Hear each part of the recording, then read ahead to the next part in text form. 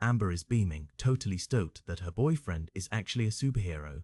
So Mark, who's still in his beat-up suit, tells her he's just glad to finally have that secret off his chest. She's leaning in, wide-eyed, demanding that he tells her absolutely everything. Mark looks a little hesitant because, honestly, the news covers most of the basics already, but Amber isn't having it. She grabs his hand and tells him to start right from the very beginning. And then they just sit there on the bed, Mark looking at his hands, while Amber prepares for a long night of stories. Mark agrees, rubbing his neck while trying to figure out where the story actually starts. Amber repeats herself with a serious look. The beginning, Mark. He gives a little awkward grin, trying to define what the beginning even means in this crazy life. Amber just gives him this, really, look, totally unimpressed by his stalling.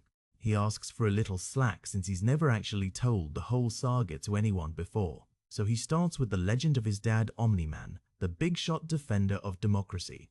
Amber nods along because, yeah, everyone knows who Omni-Man is. Mark explains that until he was 7, he just thought his dad was a writer who traveled a lot. She's surprised he didn't suspect a thing even back then. He confirms he had zero clue until his dad finally sat him down for the talk. Flashback to little Mark playing with toys while his dad tells him about the planet Viltrum and the World Betterment Committee. Mark stares off, remembering that story about the good guys coming from space. Amber's listening intently, soaking up all this alien lore. He mentions how his dad promised him he'd probably get powers like flight and super strength too. She can't believe he was told all this at only 7 years old. Mark explains that his dad expected the powers to kick in around puberty, like 13 or 14. Amber asks the obvious question, did they actually show up when he was 14? He laughs it off, calling himself a late bloomer since they didn't show up until he was 17. He admits it was actually pretty disappointing to wake up every day back then and still be grounded. His mom even tried to comfort him, saying it was totally fine if he just stayed a normal human, but Mark had almost given up entirely on the idea of being a hero. Then we see the moment it happened, Mark tossing a trash bag at work and watching it soar into the clouds. He looks up with a smirk thinking, it's about time. Amber smiles, imagining how crazy that must have felt. Mark describes the following weeks as a total blur of testing his new abilities and moving fast. He says school became a total drag when he knew he could be out there doing literally anything else. He laughs at his first costume, which was just rubber gloves, a bandana, and sweatpants. Amber wishes she could have seen that ridiculous look in person. He tells her he's still got the old gear except for the gloves his mom used for dishes. So his dad eventually saw that mess and took him to get a real suit. Mark explains it was this super secret tailor, a real friend of the family. Once he had the suit, he just dove headfirst into the hero gig, meeting other supers and fighting bad guys. He eventually even got to go on some real deal missions with his dad. Flashback to the duo in action, fighting off an army of green aliens while the sky burns with explosions. Mark stares into space, looking a bit melancholic as he thinks about those days. Amber notices the shift and asks him what's going on.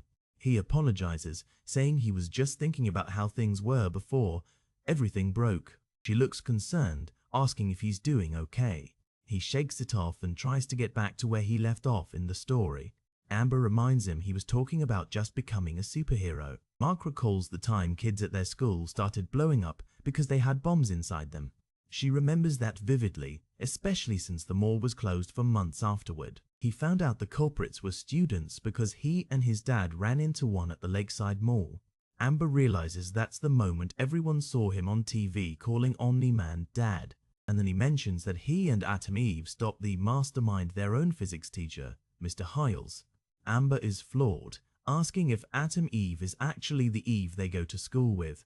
Mark confirms it, telling her to keep it quiet or Eve will be furious. She promises he can trust her, wanting him to feel safe sharing this. Mark smiles, saying he wouldn't be telling her if he didn't trust her completely.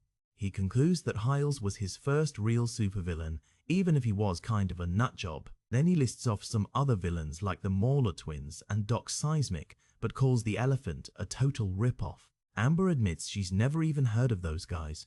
He jokes that it's because she's not in the business like he is. She counters that she watches the news and sees plenty of villains, just not his guys. Mark's expression gets serious again, saying things were smooth until right before they got together. The mood turns dark as he mentions the Guardians of the Globe being wiped out in a single day. Amber whispers, "Nobody knew who did it, right?" Mark clenches his teeth, saying he had absolutely no idea at the time. She asks how long it took before he finally discovered the truth. He looks down, saying it was about a month later. And then she asks the big question, "How did you find out?" Mark takes off his mask, looking absolutely devastated. He says he's never talked about this part before. A single tear runs down his face as the weight of the memory hits him. Amber immediately tries to comfort him, saying he can stop if it's too much. He persists, explaining that the Immortal, the leader of the Guardians, had somehow come back to life. And then the Immortal went straight for Mark's father, and Mark flew there without knowing why.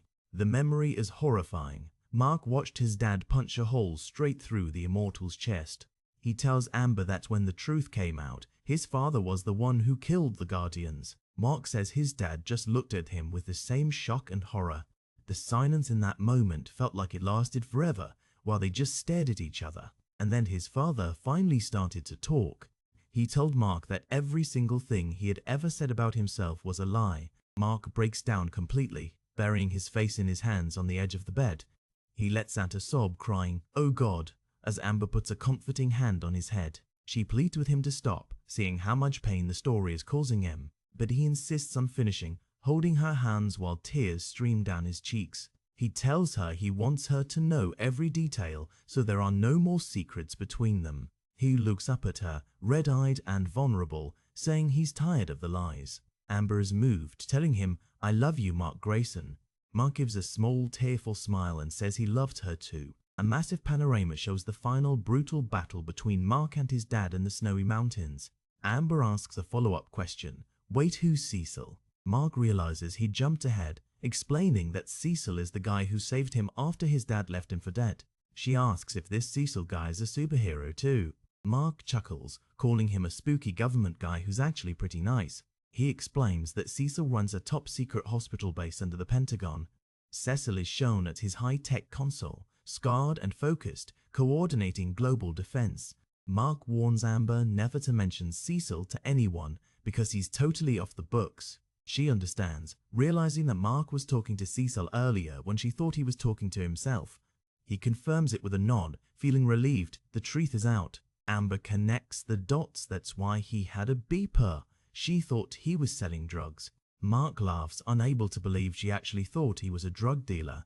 She wonders how he even finds time for high school with all this world-saving business. He says it's not always constant. Sometimes weeks go by without a single call. But then there are the Mars weeks where he's working non-stop until he's exhausted. Amber's jaw drops. She had no idea he actually went to Mars. He mentions it was right before college, and he wants to apologize for being so flaky before. Flashback to Mark in full costume fighting a giant cyborg while Amber screams in the background. She comforts him, saying everything is better now that they're being honest. Mark smiles as she gives him a sweet kiss on the cheek. He tells her that's the whole story, the full SuperHero Mark package. Amber whispers it to herself, still amazed. "My boyfriend is a superhero." Mark leans into her, looking content and happy for the first time in a while. Amber just stares at him, her eyes full of affection.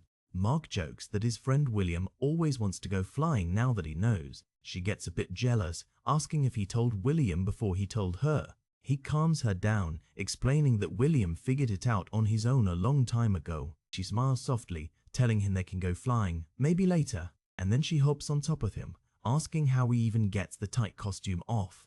Mark is caught totally off guard, stuttering while she moves in close.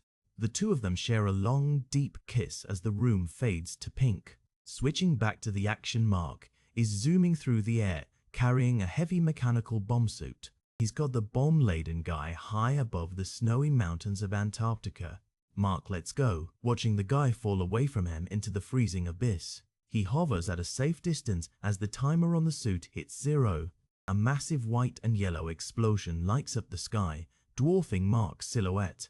The force of the blast sends Mark spinning wildly out of control through the smoke. He slams into the thick snow with an incredible impact. Everything is quiet for a second until Mark's hand suddenly bursts through the snow. He hauls himself up, looking a little dazed, but otherwise totally fine. He brushes the snow off his arms and lets out a long sigh of relief. Then he takes off again, thinking he's going to give himself a heart attack if he keeps this up. Flashback to 4 months ago at the Grayson house, a simple 2-story suburban home. Mark's mom is pounding on the bathroom door, telling him he's going to give himself a heart attack. Inside, Mark is just sitting on the toilet, casually reading a comic book and telling her he'll be out in a minute. His mom looks frustrated, reminding him he needs to stop reading and get ready for school. He reaches for the toilet paper, promising he won't be late. Sure enough, he walks into the kitchen all ready to go, bragging that he has 10 minutes to spare. He starts rummaging through the fridge, asking if his dad ever came home last night. His mom looks a little worried, saying Nolan has had a lot of trouble at work lately. Mark asks her to turn on the TV while he makes himself a sandwich. The news is reporting on a dragon monster enslaving Taiwan, with Omni-Man fighting it for 10 hours straight. Mark munches on his sandwich, casually observing that now they know where Dad is. At Reginald Vell Johnson High School, Mark is walking through the crowded courtyard with his backpack on. His friend William catches up to him, shouting for him to wait up. William asks if Mark wants to hang out at a place called Shenanigans later tonight. Mark checks his watch and says he can't, he's got a shift at Burger Mart in 20 minutes. William waves him off, saying it sucks to have a job while the rest of them have fun. Later, Mark is at work, dragging a heavy white trash bag out of the back door of the Burger Mart. He looks tired, standing under the big BM sign while flies buzz around the trash. He goes to the big dumpster, lifting the heavy metal lid with one hand. He winds up, preparing to heave the bag into the bin like he's done 1,000 times.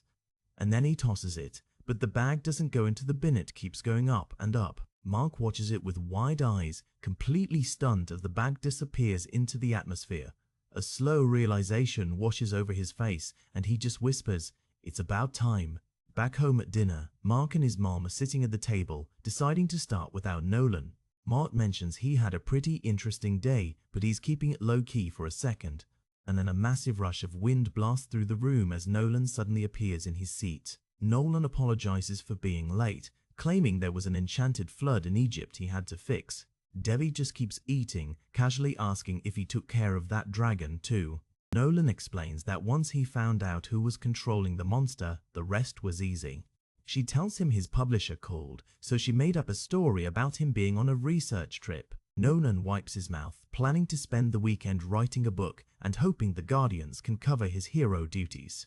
Debbie turns back to her son, asking Mark how his day went. Mark smiles around a fork full of food and says he thinks he's finally getting his superpowers. Nolan just nods calmly and asks Mark to pass the potatoes like it's the most normal thing in the world.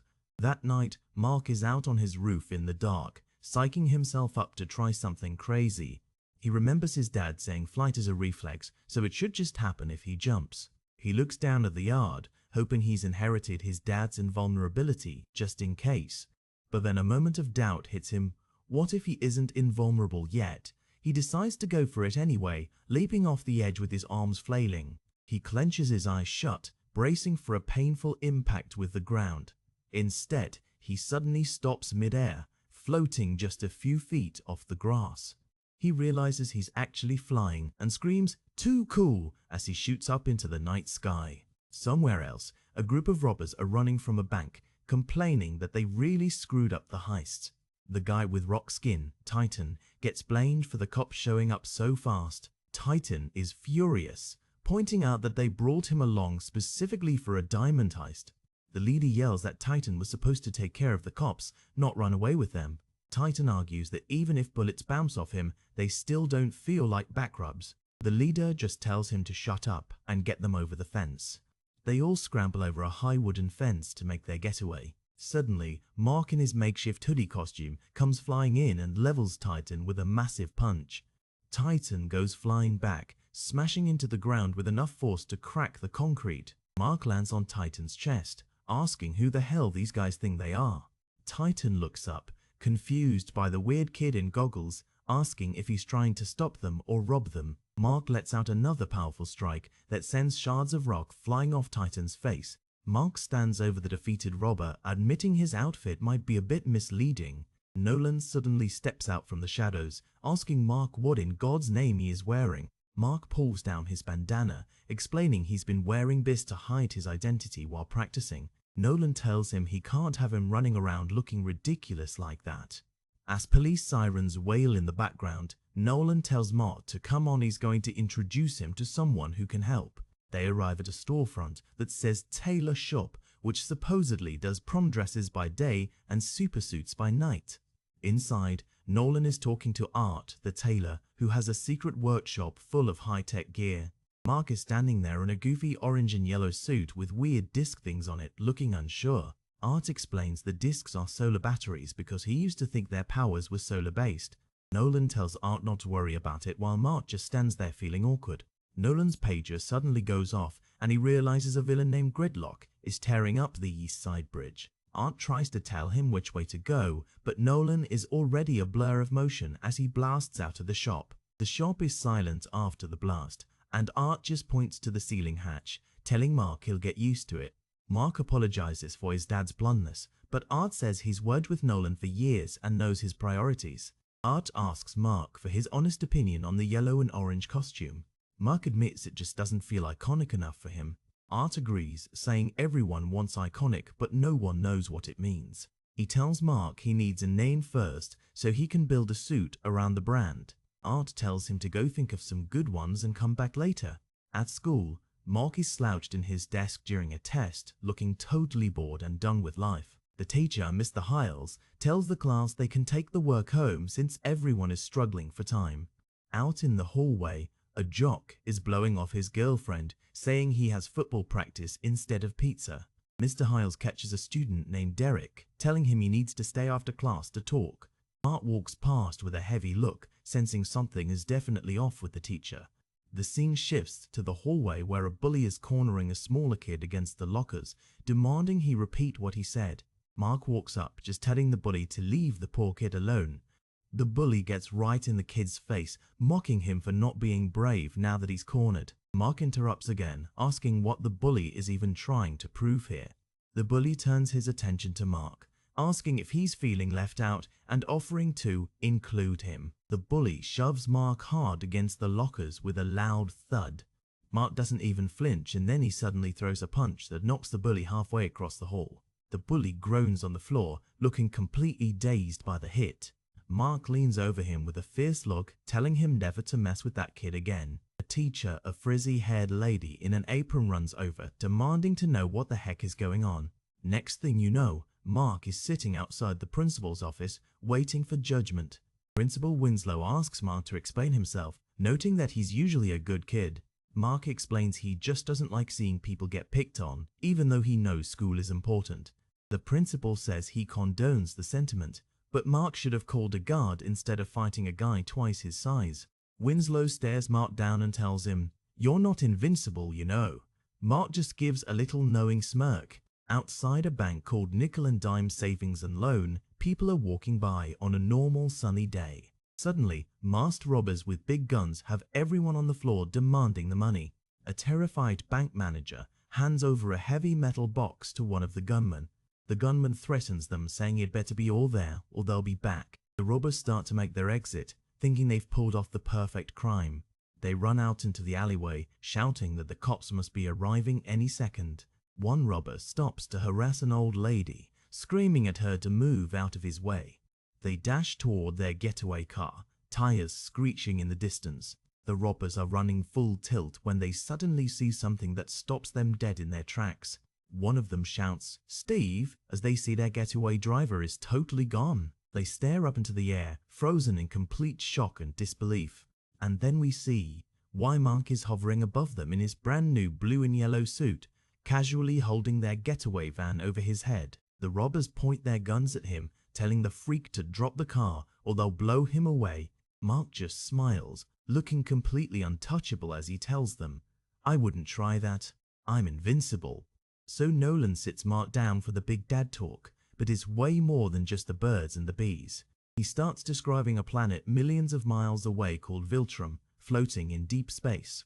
It looks like a utopia where everyone has super strength, speed, and can fly. It's basically a world of supermen. And then he explains that their High Council didn't want to just sit around being perfect while the rest of the galaxy struggled. The council members decided they had a responsibility to help lesser developed races reach their level. Everyone was on board with the plan, giving a big unanimous thumbs up to the idea. They formed the World Betterment Committee to go out and spread their advanced ways. Step 1 was finding planets that had potential but hadn't quite figured things out yet.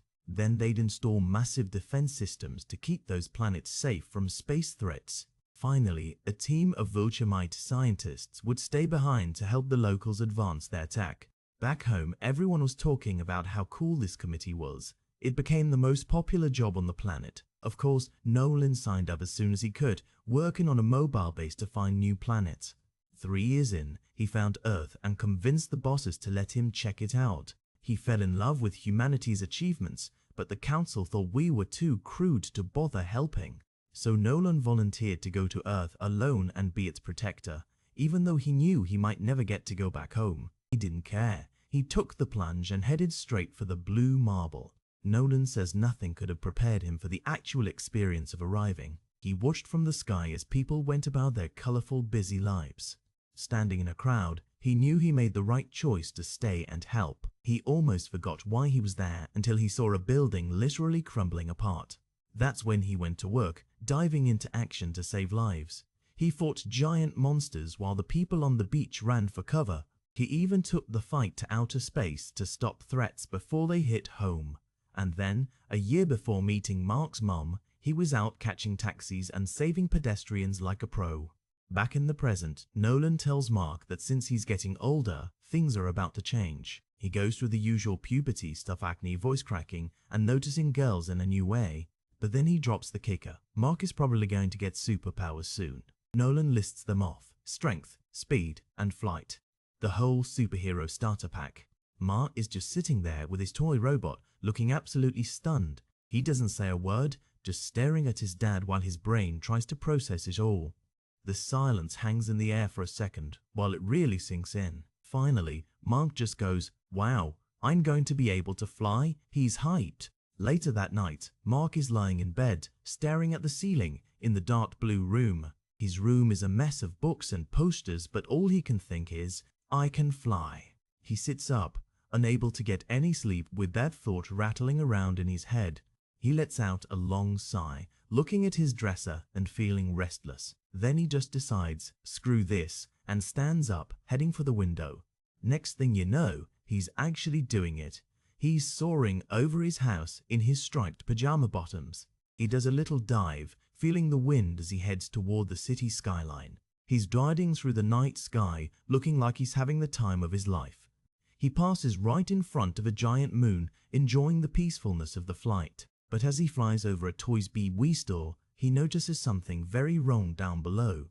Mark's eyes widen as he spots a break-in in progress. What the dassing! He watches as a massive blue giant with a nose ring hauls a huge crate out of the building. Is he stealing game boxes? Mark swoops down ready to play hero, and the giant blue guy finally notices him. The giant tells him to back off and swings a heavy punch, sending Mark flying backward. Mark crashes through a wall and hits the ground hard, tumbling into the building. The Marla twin towers over him, mocking him for being out past his bedtime. Mark gets back on his feet looking determined. He's not backing down. He charges forward, throwing a punch with everything he's got. The impact creates a huge explosion of dust and debris as the two clash. Suddenly, a group of colorful heroes on floating bikes and flying through the air arrives on the scene. One guy in goggles jokes about the surprise, while the giant blue guy looks confused. Things get chaotic fast as another explosion goes off during the confrontation. The goggled hero Rex apologizes to a robot-looking teammate for ruining the plan. The robot tells him to leave the good ideas to the professionals as the Mauler giant attacks again. The blue giant is absolutely fuming, ready to crush whoever is in his way.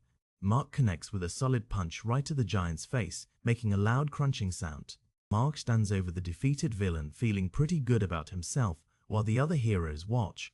The robot teammate tells Kate to pull the Mauler out of the way so they don't attract too much attention. One of the girls comments on Mark's costume, which is still just his pajamas. She looks at him closely and says he actually looks kind of familiar. The robot introduces the teen team: Robot, Atom Eve, Rex explode and duplicate.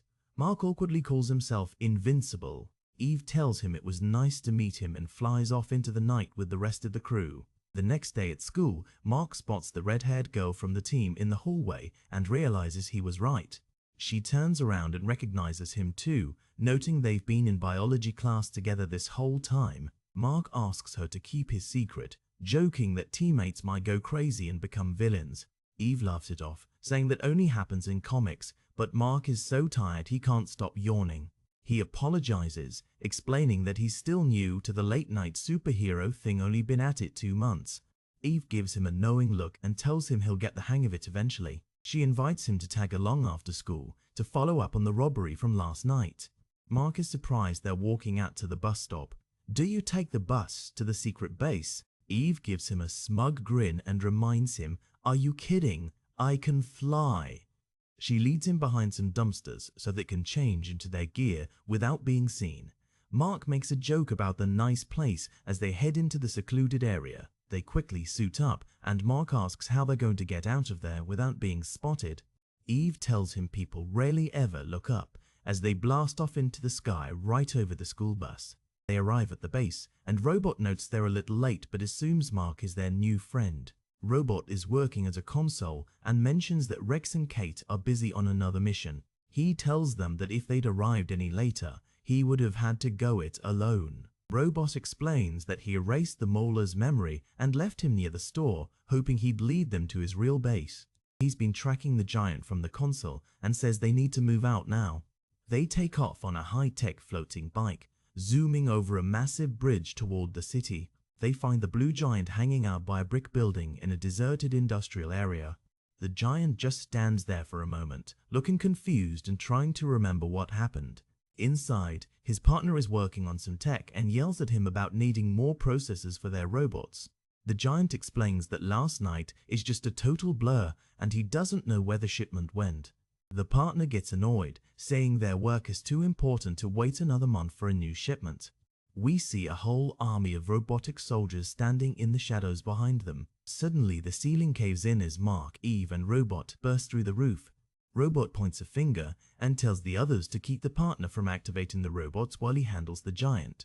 The giant partner laughs, asking why they think they even need the robots to win the fight. Mark gets grabbed by the blue giant, who tells him to let go as they struggle. Robot blasts another giant back, telling him he's clearly in over his head. The giant retorts that Robot isn't paying attention as he swings a massive cable. There's a bright flash as the battle heats up in the dark laboratory.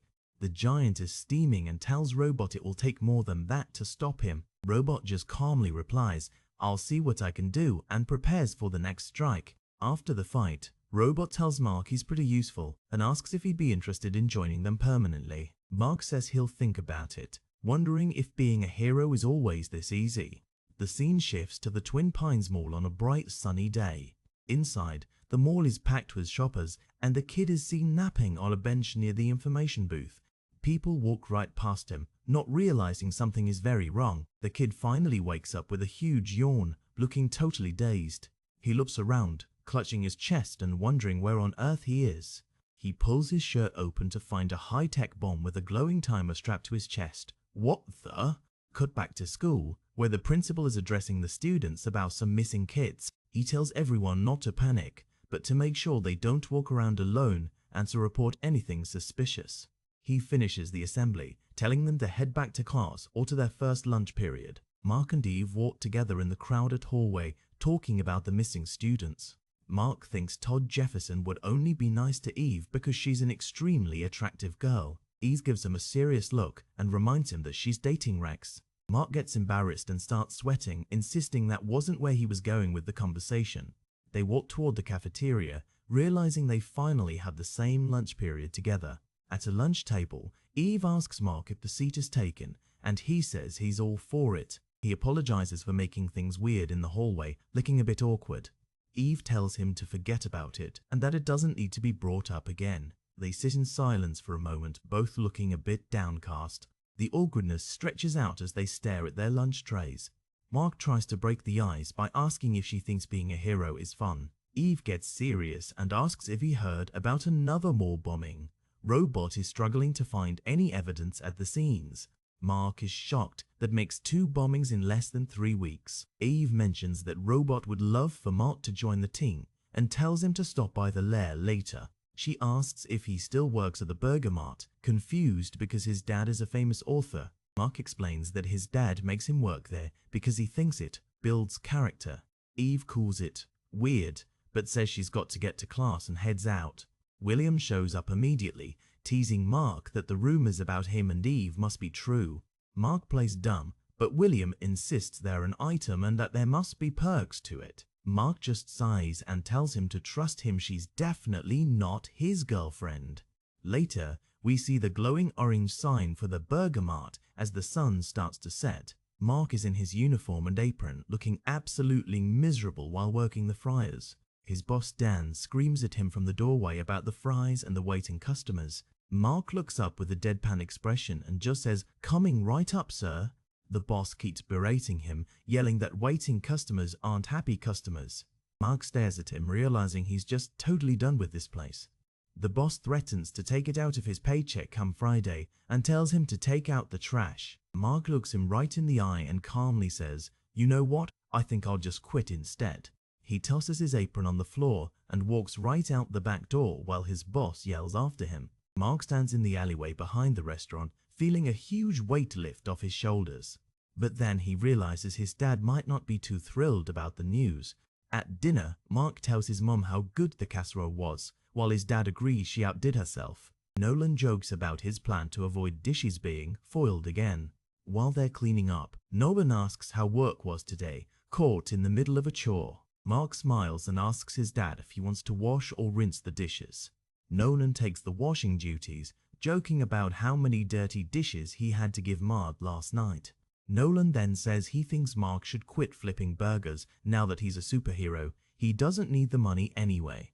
Mark is relieved and happily tells his dad that he thinks he could manage that. A bit later, Mark is putting on his hero suit when Nolan pops his head into the room. Mark explains he's getting ready to go out on patrol and fly around the city to keep an eye on things. Nolan asks if he can tag along, saying they're about due for a father-son team-up. Mark is stoked and tells his dad that would be great. They both blast out of the window and head into the clouds together. Nolan tells Mark he's doing pretty well as a hero, especially for someone so new to the game. Mark starts to thank him, but then they hear a loud whooshing sound nearby. Nolan quickly zips away to handle a chemical fire at a university lab, then returns a second later. He gets back to his point, telling Mark he's truly impressed by his work over the last 3 months. Mark says that really means a lot coming from his dad, and Nolan tells him just to keep it up. Suddenly, Mark points and yells for his dad to look out because a dam is about to break. Nolan zips off to fix it in the blink of an eye, and Mark just mutters, "Show off." As they continue their flight, Nolan casually asks if Mark wants to grab some lunch. They sit at an outdoor stand called Beefy Frank's, talking about how flight speed will increase as Mark gets older.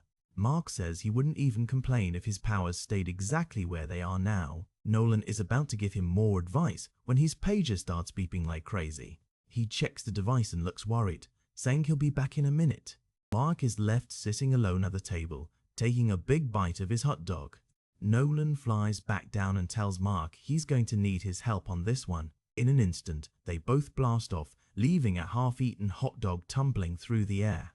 They arrive at a massive aerial battlefield filled with jets, explosions, and strange alien invaders. Nolan tells Mark there's no time to be shocked and dives right into the middle of the chaos.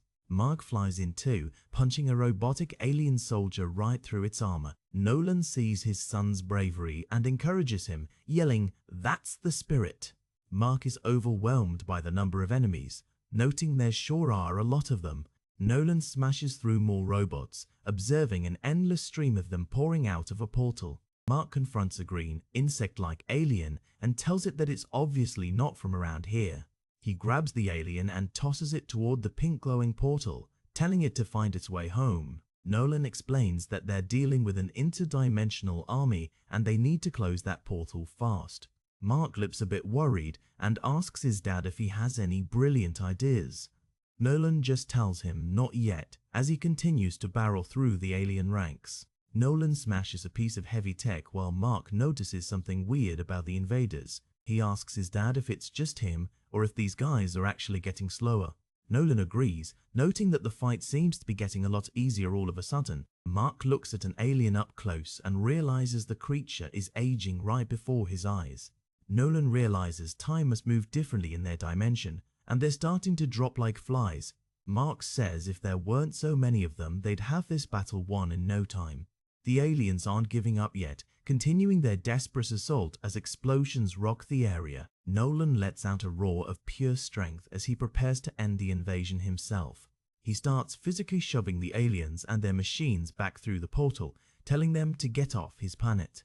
The last of the aliens tumble back through the glowing pink energy as it starts to shrink.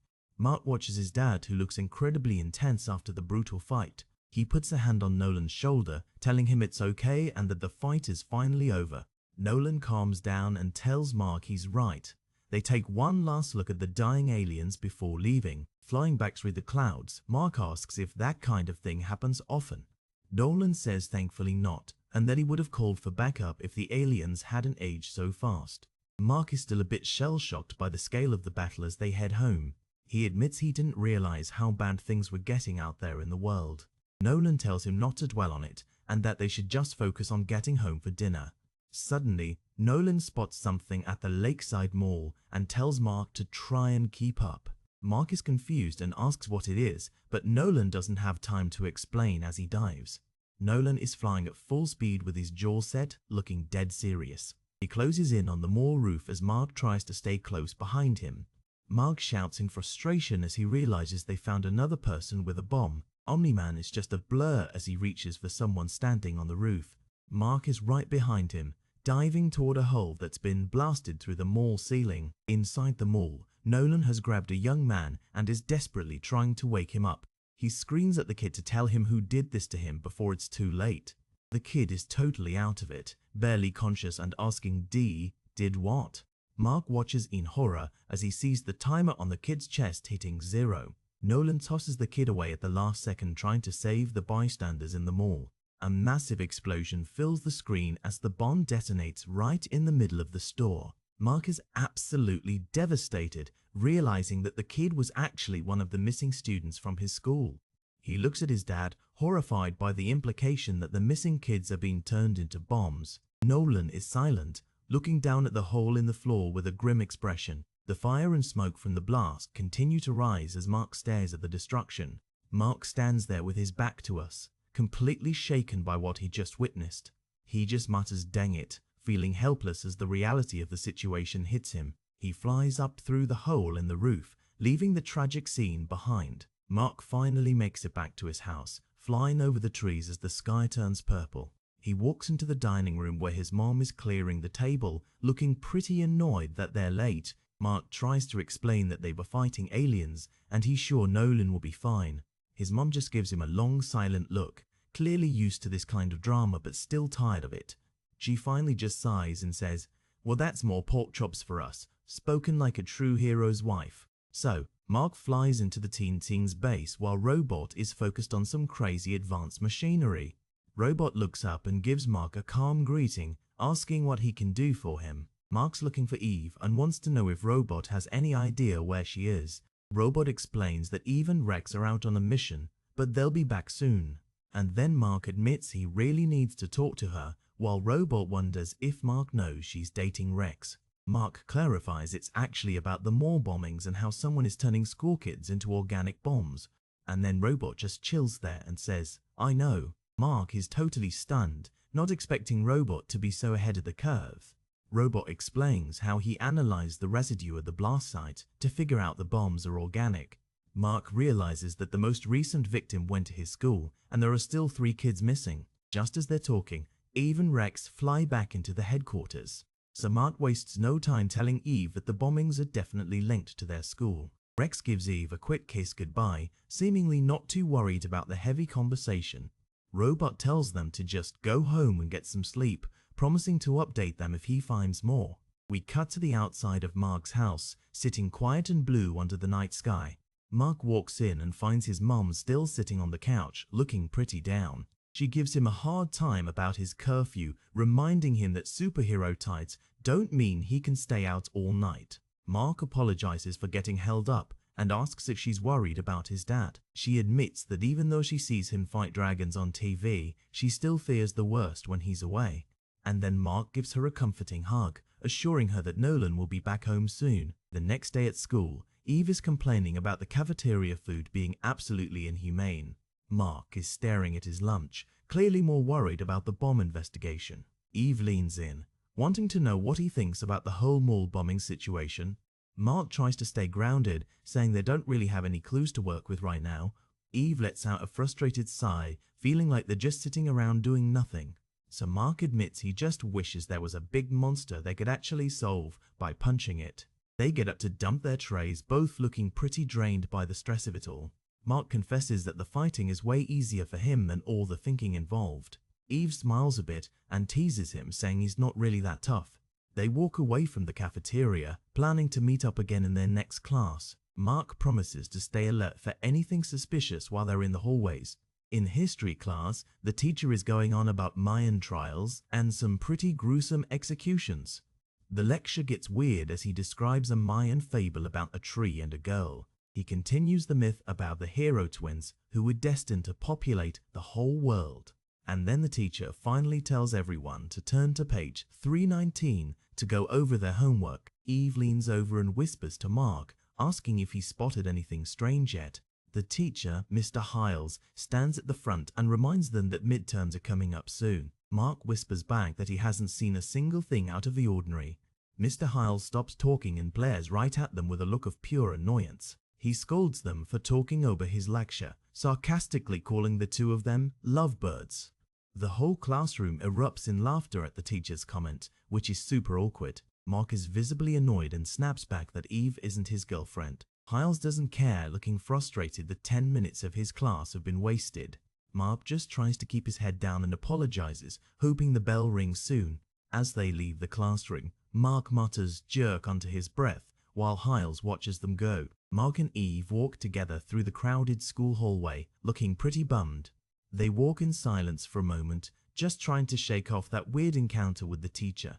So Mark finally admits that the whole situation was incredibly uncomfortable. Suddenly, a phone starts ringing right as they're trying to have a serious talk. Eve pulls out her pink cell phone and sees who's calling her. She answers it, greeting Robot and wondering what he's found. We jump to Robot, who is in the middle of a massive battle but still calmly explaining his investigation. Robot leaps through the air as explosions rip apart the ground below him. There's a loud sound of stone cracking as he continues his explanation about background checks. He's been cross-referencing school employees with the skills needed to build organic bombs. Robot surveys the battlefield, noting that his search hasn't been a dead end after all. And then he drops the bomb, literally revealing their physics teacher, David Hiles, is a former weapons engineer. Robot is calling the police, but he gives the heroes the address so they can check it out first. Back in the hallway, Eve finishes her call and gets ready to move. She turns to Mark with a shocked expression, saying he won't believe what she just heard. They start running, Eve shouting that they have to get changed right away. So Mark finds it funny that a super advanced machine like Robot uses a regular cell phone. Eve explains that her signal watch is in the shop, so the phone is the only option left. And then she bursts through a set of doors, catching a couple of other students by surprise. The student yells at them to find their own spot, clearly not realizing the emergency. Later, Invincible and Atom Eve are flying over a house discussing their next move. They drop down and confront the silhouette of a man standing in the doorway. It's Mr. Hiles, and he admits he didn't expect to get caught quite this early. He casually invites Mark and Samantha inside, revealing he knows their real names. Eve is totally caught off guard, wondering how on earth he figured it out. Hiles just gives them a dry look, pointing out that they aren't even wearing masks. He tells them to follow him so he can show them the fourth missing student. He leads them into a dark, creepy basement area, while Eve looks around in shock. Hiles starts a dark confession about his son's suicide and how it ruined his life. They find a kid named Derek strapped into a horrifying mechanical bomb suit. Hiles rants about the popular kids who spend all their time at parties instead of studying. Mark looks down at the poor kid, horrified by what Hiles has done to him. Hillis explains that he turned the kid into a living instrument for his revenge. Suddenly, Hiles reveals that he's turned himself into a bomb too, and the timer is ticking down fast. He looks at the countdown on his chest, realizing he started it just a bit late. Mark isn't waiting for the timer to hit 0. He grabs the teacher and gets ready to fly. So there's a huge crash as Mark bursts right through the roof of the house. Mark tells Hiles that his behavior in class today was totally uncalled for. And then he adds that the teacher really went and ruined his whole afternoon. They soar higher and higher into the atmosphere, leaving the world far behind. Mark prepares to leave the madman where the explosion won't hurt a single person. He lets go of Hiles, watching the teacher drift away as the timer finally expires. A massive fireball lights up the sky as the teacher detonates in a giant explosion. Mark watches the smoke cloud from above, falling back down toward the earth. He slams into a snowy field with a massive impact, sending snow flying everywhere. After a moment of silence, his hand slowly reaches up out of the deep snow.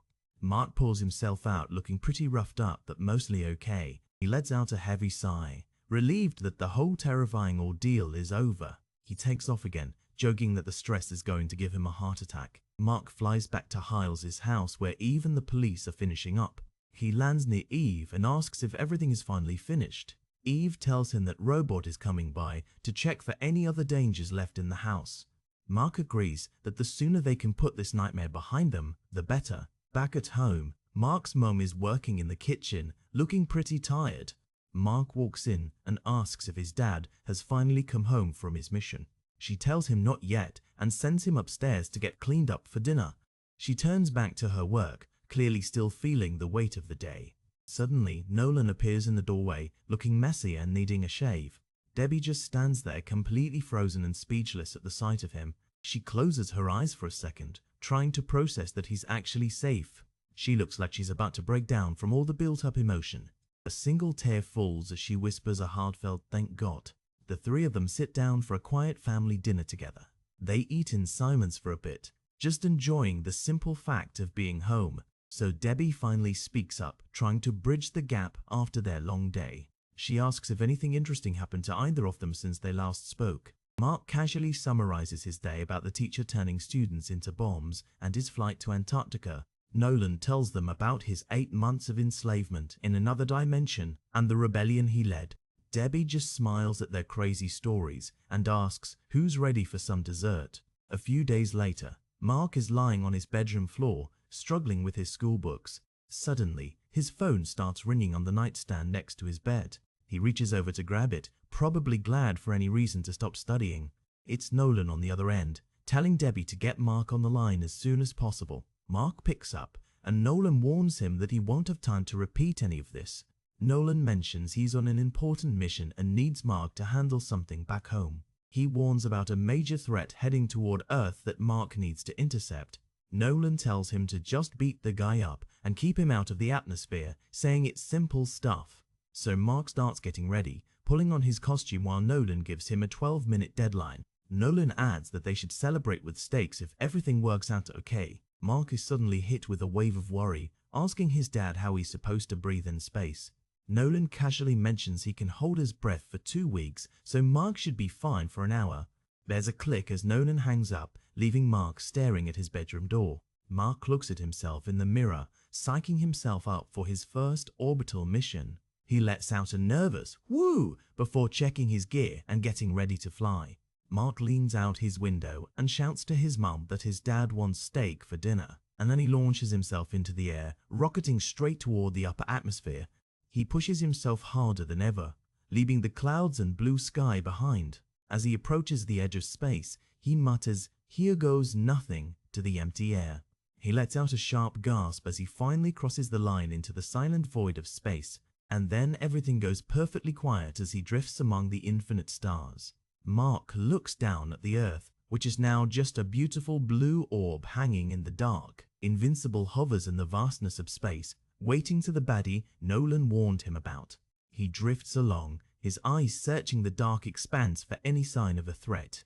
Everything seems peaceful, which is actually making him a little bit more nervous. He starts to get impatient, wondering when the intruder is finally going to show up. Suddenly, a huge pink alien rockets into the frame and slams a massive fist into the back of Mark's head. The alien, who has one huge eye and a pink vest, looks down and tells Mark he's early. Mark tumbles through the void, trying to get his bearings after that surprise wallop. He manages to stop his spin, glaring back at the intruder with serious determination. Invincible flies forward with all his speed, aiming a heavy punch at the alien's face. The alien effortlessly dodges the blow, thinking to himself that Mark's move was not bad. The alien telepathically tells Mark that if he wants to slam him into something, the moon is the best bet. And then the alien casually flies around him, looking completely unfazed by the fight. Mark is shocked and asks how he's able to hear the alien's voice inside his own head. The alien explains that telepathy is just the best way to communicate in a vacuum. So Mark wonders if the alien actually speaks English, which seems pretty unlikely. The alien just gives him a smug, "Of course." As they continue to grapple in the dark, they lock together and go flying toward the lunar surface at an incredible speed. The alien thinks nice one as Mark manages to land a solid, heavy-hitting move. Mark sends a thought back, asking the alien if he really thinks this is some kind of game. The alien's response is a calm, direct, "Absolutely not," as they keep on tumbling. The alien realizes that Mark is way more talkative than the guy who guarded Earth before him. He thinks that being silent is a sign of weakness and concentration, not real strength. With a massive swing, the alien knocks Mark away, sending him flying across the lunar horizon. Mark gasps as he tries to recover, the cold silence of space pressing in on him. He realizes that he actually needed this kind of challenge to see what he's made of. He draws in a mental breath and charges back into the fight with another sharp gasp. Mark rockets toward the alien like a guided missile, his fist ready for impact. The alien just sighs, thinking not again as he sees the young hero coming for him. He asks Mark if he remembers the last time he tried this particular move. But then the alien realizes he might have underestimated Mark's timing with a quick, "Oh." They both crash into the surface of the moon, kicking up a giant explosion of grey lunar dust. Mark stands up and demands to know what the alien meant by his predecessor. The alien, dusting himself off, asks if Mark means the previous champion of the planet. He explains that he's talking about the person Mark replaced as Earth's chosen guardian. The alien starts thinking that Mark might not be the right person for the job after all. Mark just wants to stop the violence and suggests that they actually try talking for a change. The alien agrees, saying Mark is entitled to at least one short break in the fighting. Mark gets right in his face, asking how he's entitled to anything from an alien invader. The alien is totally confused, wondering if anyone ever bothered to explain the protocol to Mark. And then Mark tells him to just assume that he doesn't know anything at all. The alien mutters about the lack of preparation and says he doesn't even know where to start. He introduces himself as a champion evaluation officer for the coalition of planets. Mark looks even more baffled by the title, not following the alien's logic at all. The alien explains his job is to defend the coalition against minor orbital threats and other general stuff. He mentions he visits each planet every 3 years and will be back to Earth for another 50. Mark points out that most people on Earth don't even believe in aliens, let alone join a space committee. The alien pulls out a small computer and shows Mark the mandate for the planet Urath. So Mark finally gets the joke and tells the alien that this planet is actually Earth, not Urath. The alien stares down at his screen, his single eye widening in complete shock. The only word that crosses his mind is a very disappointed crap. He panics, realizing he's wasted 15 years coming to the wrong planet for evaluations. Mark actually feels bad for the guy and offers a sympathetic thought. The alien worries about getting fired, but then decides he just has to get moving immediately. They share a friendly handshake as the alien introduces himself as Alan and asks for Mark's name. Alan waves goodbye and rockets off into space, telling Mark he'll see him around. Mark stands there in the silence of the moon, watching the pink streak fade away. He takes a long look at the stars, just saying, "Whoa," as he processes the whole encounter. Invincible walks along the lunar surface for one last look at the distant shining Earth, and then he takes off, flying back home as fast as he possibly can. Mark arrives home just as dinner is being set, and Nolan mentions he had a bit of help today. Nolan asks how the situation in space went, while Mark gets ready to eat. Mark explains that the alien had been coming to the wrong planet for nearly 15 years. Nolan looks absolutely stunned, his mouth hanging open in total disbelief. And then Nolan admits he's actually impressed by how Mark handled the conversation. They sit down and enjoy their celebratory steak dinner, everything feeling normal again. Mark admits he's totally exhausted and is planning to go to bed early tonight. His mom tells him to at least make sure he rinses his plate before he leaves the table. She teases Nolan, saying someone should start using his brains more often than his brawn. Nolan looks offended, wondering how he was supposed to know the alien was just lost. And then Nolan takes a sip of his drink and grumbles that it was just beginner's luck for Mark. So Nolan and Mark are just hanging out way up in the sky, casually tossing a baseball back and forth like it's a normal Saturday morning at the park. Nolan brings up something that's been on his mind. He tells Mark that after he got pulled into that portal, he heard Mark screaming for him. He points out that Mark didn't yell for Omni-Man, he yelled for his dad at the top of his lungs. Mark gets that awkward teenage look, realizing he broke the whole superhero persona thing in a moment of panic. He asks if that's a bad thing. Nolan says it could have been. He mentions that even though there's no footage, people know Mark's name now, and villains might come looking for him to get to Nolan. Mark catches the ball with a loud slap into his glove and says he'll be ready for whatever comes his way. Kid's got confidence, I'll give him that. Then Mark asks when his buddy William is supposed to get to the house for their college visit trip. Nolan looks at his watch and realizes it's almost noon. Mark's appointment at the university is at 1, so they are cutting it super close. And then they stop the game and start diving back toward Earth at top speed. Talk about a morning commute. The two of them plummet through the air, heading straight for the roof of their house in the suburbs. Inside, Debbie is just trying to have a quiet moment, looking over the morning newspaper with her coffee. Suddenly, the wind from them flying inside blows everything off the table. Papers are flying, coffee is spilling. It's a total mess. Debbie is not having it. She yells at them about the no flying in the house rule for the millionth time. Mom is definitely the boss here.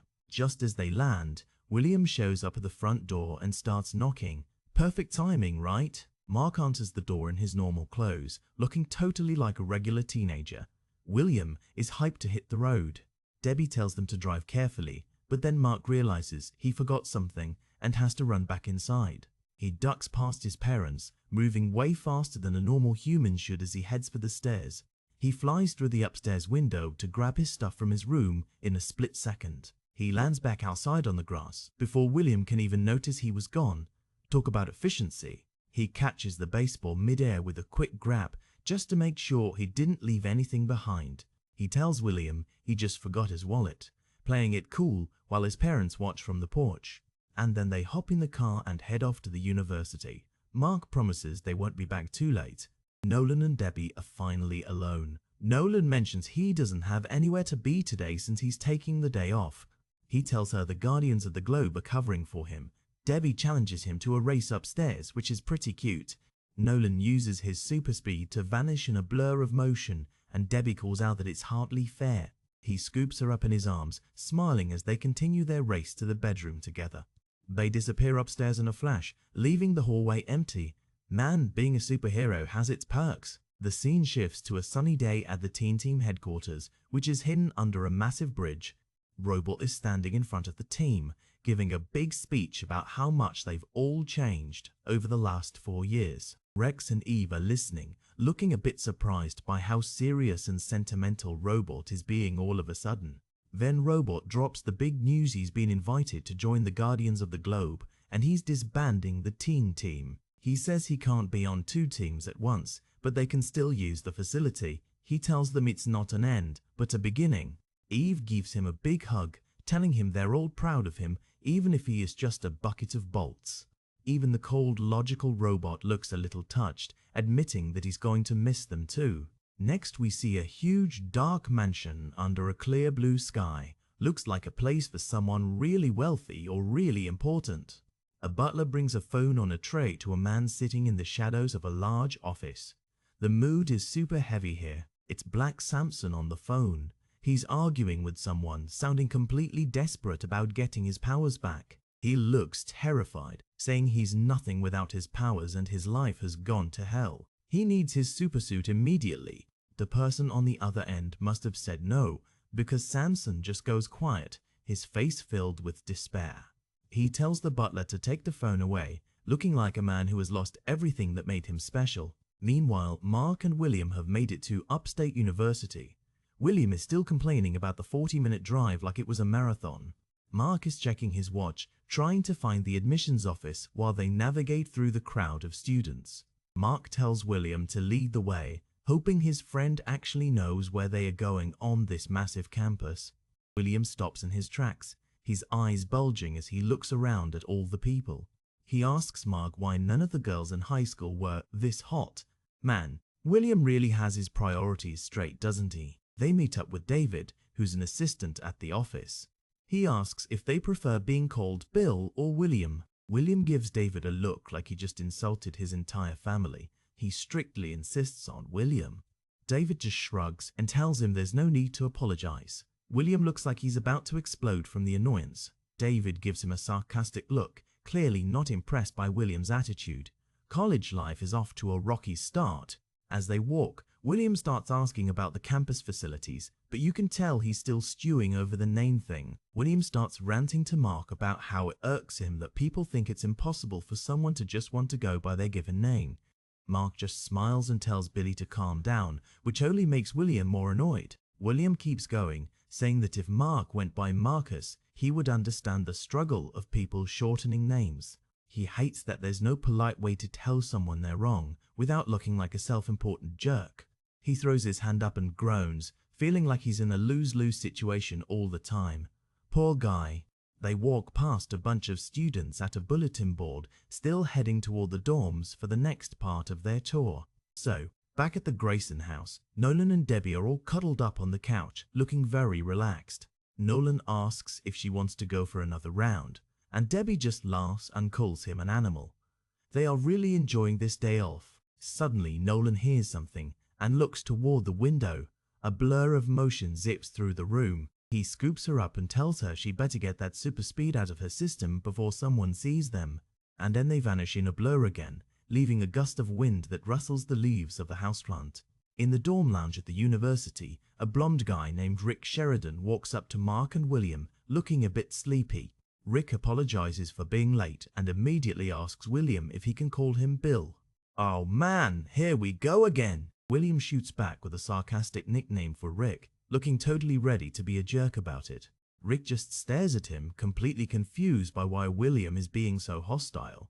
Welcome to college, I guess. Later, Mark and William are walking outside. Mark tells him he really came off like a jerk in there and that Rick seemed cool. Mark looks around and says that unless something else comes up, this university is definitely the place he wants to be. They walk through the courtyard and William mentions he just wanted the day off from school to relax. He gets excited about them being roommates and becoming chick magnets on campus. He's already planning their social life. They sit down on the bench, but suddenly a loud, rhythmic thudding sound echoes from nearby. They both look around, startled. A massive, terrifying cyborg with a skull-like face and blue armor bursts right through the stone wall behind them. Mark jumps into action, yelling for William to take cover as he prepares to face the metallic monster. William is panicking, clutching his head and looking around for Mark, who has seemingly vanished in the chaos. A campus security guard tries to intervene, putting a hand on the cyborg's shoulder to stop it. The cyborg just swats the guard away like a fly, sending him flying across the pavement with a sickening sound. Mark flies back into the scene, now in his invincible suit, and shouts for everyone to get out of the way. He lunges at the cyborg, demanding that it stops its rampage right now. But the cyborg is incredibly fast, catching Mark with a heavy blow that sends him spinning backward into the air. A girl nearby screams in terror as the monster turns its glowing red eye toward her. Things are getting bad. Mark streaks across the screen, grabbing the girl and pulling her away from the monster just in time. The girl hits the ground safely as the cyborg looms over her. Mark is struggling to keep up with this thing. The cyborg continues its mindless advance, while people run for their lives in the background. Mark lands between the monster and the students, telling everyone to be a little more careful. The cyborg crouches low, preparing to make another deadly leap toward the crowd.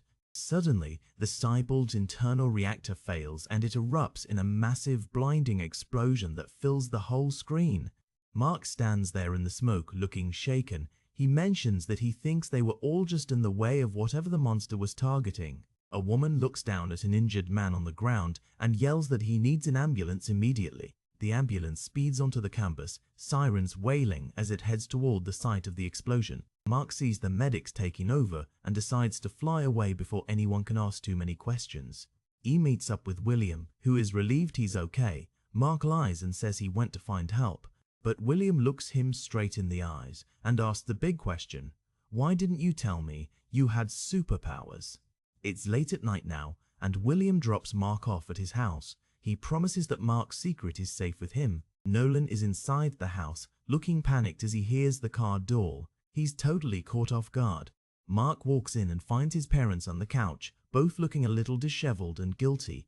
It's super awkward. Debbie stares up at Mark, her face turning bright red from the embarrassment of getting caught. She realizes that Nolan put his shirt on backwards in his rush to look presentable. She swats his back, calling him a big goof. Suddenly, Nolan's phone starts ringing. He picks it up, his expression immediately turning serious. Debbie heads off to go change, while Nolan listens intently to the message. Something is definitely up. Later that night, Nolan and Mark head over to a building labeled Tailor Shop. Looks like a secret base of sorts. They meet Art, who was developing a new supersuit for Black Samson, but he tells them it's been stolen. Art explains that he was knocked out before he even knew someone had broken in. The thief only took the suit. Nolan looks worried, realizing that a powerful weapon is now in the wrong hands. Art mentions that Black Samson has been mentally unstable since losing his powers and he might have gone insane. He feels terrible, saying it's all his fault that someone now has a suit capable of leveling entire cities. Cut to a bridge under the moonlight. The whole scene is very quiet and lonely looking. Eve is flying above the bridge, her long ginger hair trailing behind her as she looks down at the water. She lands on the bridge and calls out, wondering if anyone else is around in the middle of the night. Her face is filled with sadness.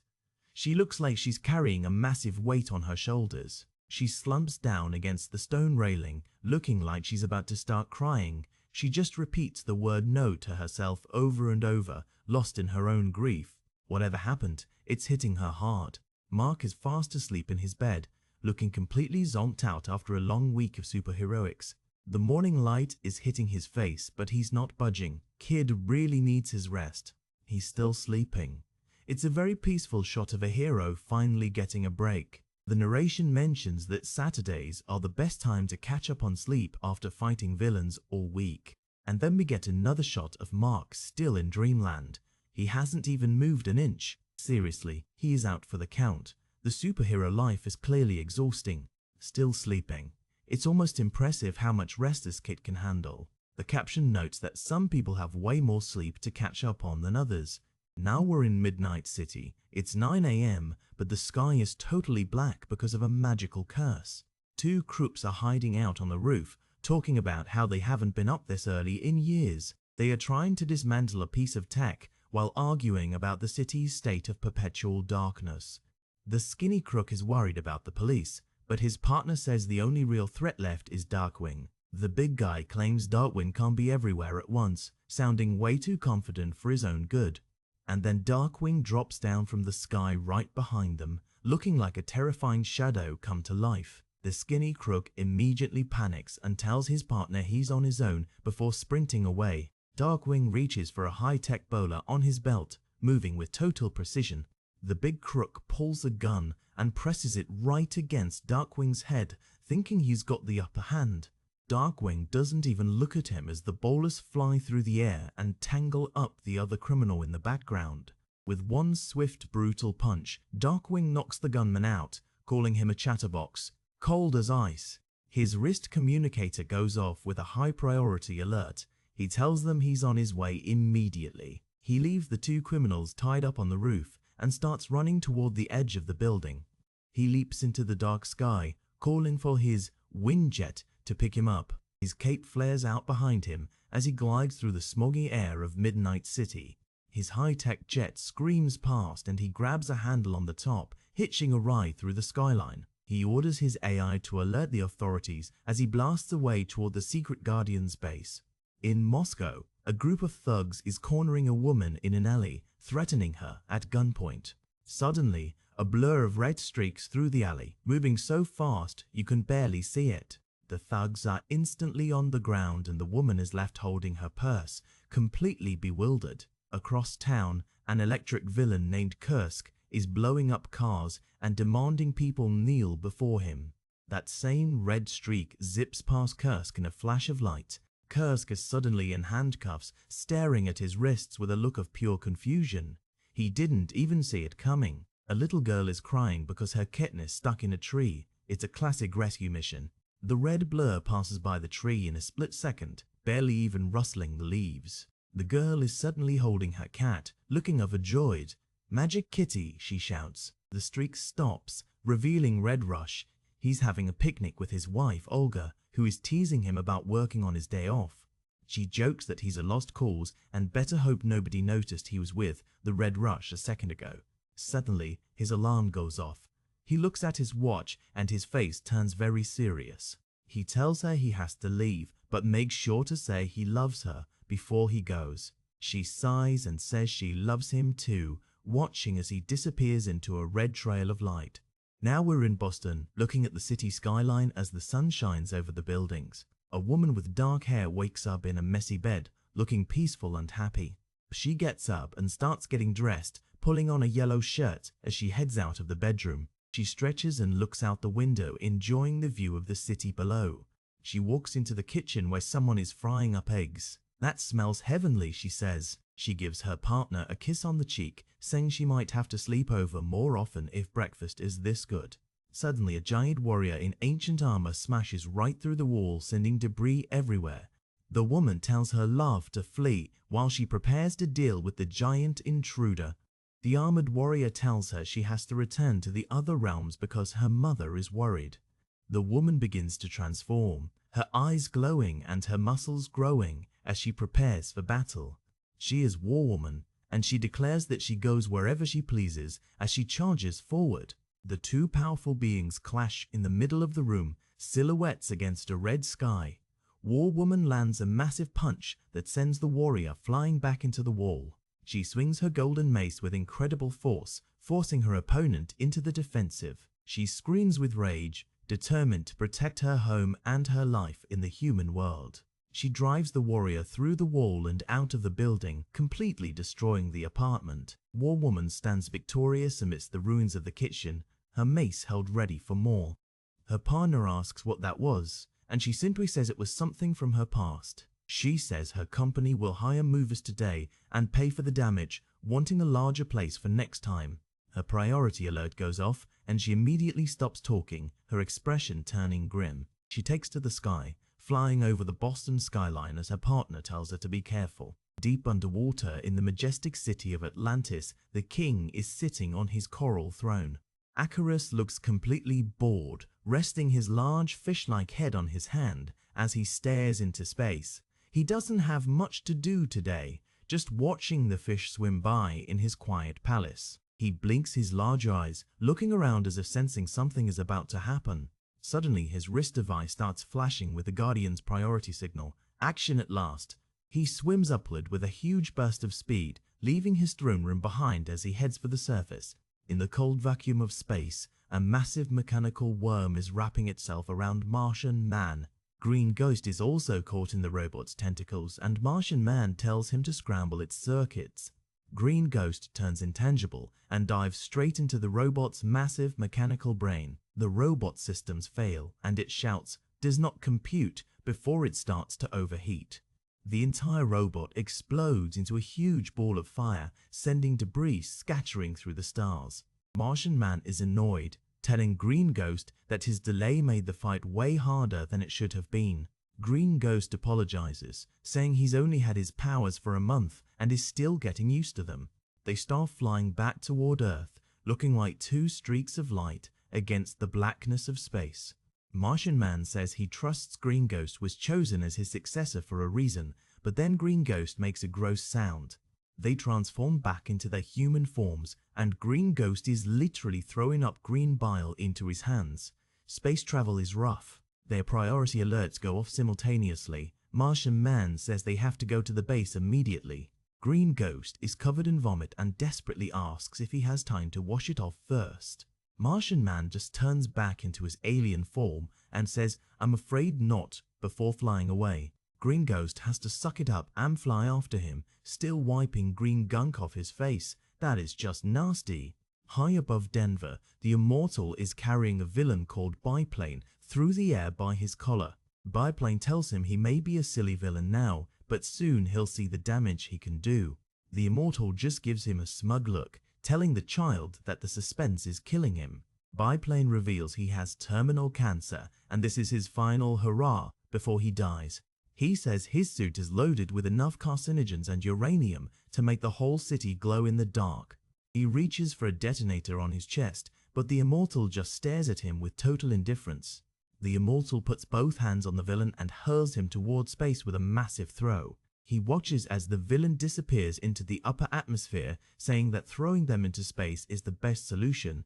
His communicator goes off with the priority alert, and he immediately heads toward the coordinates. He streaks across the sky, his long hair and cape trailing behind him as he hits top speed. He's a blur of motion, determined to reach the base as fast as his powers allow. He crosses into Utah, zooming past a billboard as he heads deep into the desert canyon. He reaches a specific rock wall and shouts a voice-activated password into the air. A secret entrance in the cliff face opens up, allowing him to fly directly into the hidden base. The high-tech force field reactivates behind him, sealing the secret headquarters once again. The entire team of Guardians is standing in the dim light of the base, wondering why they were all summoned so urgently. Out of nowhere, Omni-Man appears and strikes Aquarius with a blow so powerful it explodes the fish hero's head. Blood sprays everywhere as Aquarius's body slumps to the ground, dead before he even realized there was a fight. War Woman turns in shock, but Omni-Man is already on her, delivering a bone-shattering punch to her face. Martian Man tries to wrap his alien limbs around Omni-Man, but the powerful hero just rips right through him like paper. Red Rush tries to save Darkwing, but Omni-Man is too fast, catching the speedster and crushing his head between his hands. The Immortal screams with pure rage, calling Omni-Man a coward as he stands among the bodies of their friends. Omni-Man looks at him with cold, terrifying eyes and tells him that he never liked him anyway. And then, with one final brutal move, Omni-Man decapitates the Immortal, blood gushing everywhere. It's a massacre! Omni-Man stands alone in the center of the room, covered from head to toe in the blood of the Guardians. He looks like a monster. This page is full of letters from fans talking about how much they love the series so far. Little do they know what just happened. Check out this cover art. It shows Invincible flying high while Omni-Man hovers behind him, looking all stoic and fatherly. Another awesome cover here, with Mark fighting off some nasty-looking purple tentacles. This kid is really getting into the thick of it. So, Nolan is standing outside with this mysterious faceless detective, and they're talking about the horrific massacre of the Guardians. Nolan looks totally devastated, while a pink streak that's Eve flies off in the background. The detective asks Nolan what he knows about Black Samson, and Nolan mentions that Samson had a suit being developed to get his powers back, but it was stolen. When asked if Samson could have done this, Nolan is like, no way, he wasn't strong enough to take on the Guardians even at his peak. They keep debating it while Invincible flies overhead. The detective still thinks Samson is the prime suspect, but Nolan isn't so sure. And then we cut to Mark flying right into Eve's bedroom window. She's sitting on the bed, totally crying her eyes out, telling him it was horrible and that there was more than one of her. Mark is standing there in his costume, looking completely confused. He's like, what do you even mean? Eve just lets it all out, shouting that Rex was cheating on her with that multi-slut duplicate. She's heartbroken, man. Mark is just standing there with his jaw dropped. It finally clicks for him why she's so upset. She explains she went to the base to see if Rex wanted to hang out, and she caught them right out in the open. Mark tries to comfort her, saying Rex was always kind of a jerk anyway. Suddenly the door swings open and it's Mark's mom. She starts to ask when he got home, but then she sees Eve on the bed. Mark jumps back, totally panicked, yelling, "Mum, hey!" while Eve just looks up, caught in the middle of her meltdown. His mom is not happy. She just glares and says, "Downstairs, both of you, now." So they're walking down the stairs and Mark is desperately trying to explain that they're just friends.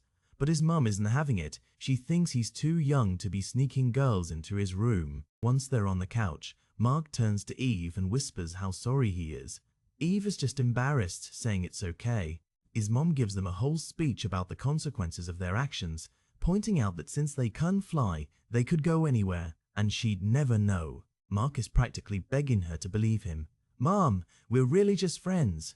Nolan walks in then, looking surprised to see Eve. He interrupts the lecture to remind Mark that they have a funeral to attend tomorrow. Nolan's face is so grim. He just stares off, saying, "The guardians of the globe are dead." It really brings the mood down. The next day, we're at Reginald Vell Johnson High School. Business as usual, even if things are crazy in the hero world. Mark is at his locker when his buddy William walks up and asks what's going on. Mark's complaining about his new physics teacher, and William jokes about whether Mark is going to blow this one up too. Mark tells him to keep it down, reminding him that the last teacher blew himself up and he doesn't want his secret identity leaked. Just then, Amber, the girl Mark has a crush on, walks up and hands him a small pink envelope. Mark is totally stunned. She tells him to open it later when he gets home and then just walks away coolly. Mark and William are just staring at the envelope like it's a piece of alien tech. William's like, "Did that just happen?" And Mark is just, "Yeah, wow." But then Mark's eyes go wide as he sees someone down the hall. Hold the phone. He sees this guy walking through the doors and asks William if that's who he thinks it is. It's Derek Sanders. William is shocked Mark didn't know he was back, since the whole school is buzzing about it. William remembers how Derek had his organs rearranged and turned into bomb timers by their old teacher. He thought the guy would be out for the year. He tells Mark that the tech put inside Derek is actually keeping him alive now, though he basically has a metal torso under his shirt. He thinks Derek wants to thank Mark for saving him. Mark gets nervous and reminds William that Derek doesn't know he was the one who stopped Mr. Hiles. Derek walks right past them looking pretty intense. Mark just awkwardly says, "Hey, welcome back, man." Derek stops for a second, looks back at Mark, and just says a simple thanks before moving on. William is surprised that Derek wasn't more of a jerk like he used to be. Then he asks Mark if he wants to hit the Burger Mart after school with their friend Chad. Mark declines, telling him he's got that funeral to go to later today. William gets loud, realizing it's the Guardians of the Globe funeral. "I guess you got invited because of your dad." Mark snaps at him to keep it down for the 100th time. He's really stressed about his secret getting out. Amber walks back by and asks if that was Derek. Mark confirms it while looking a bit distracted.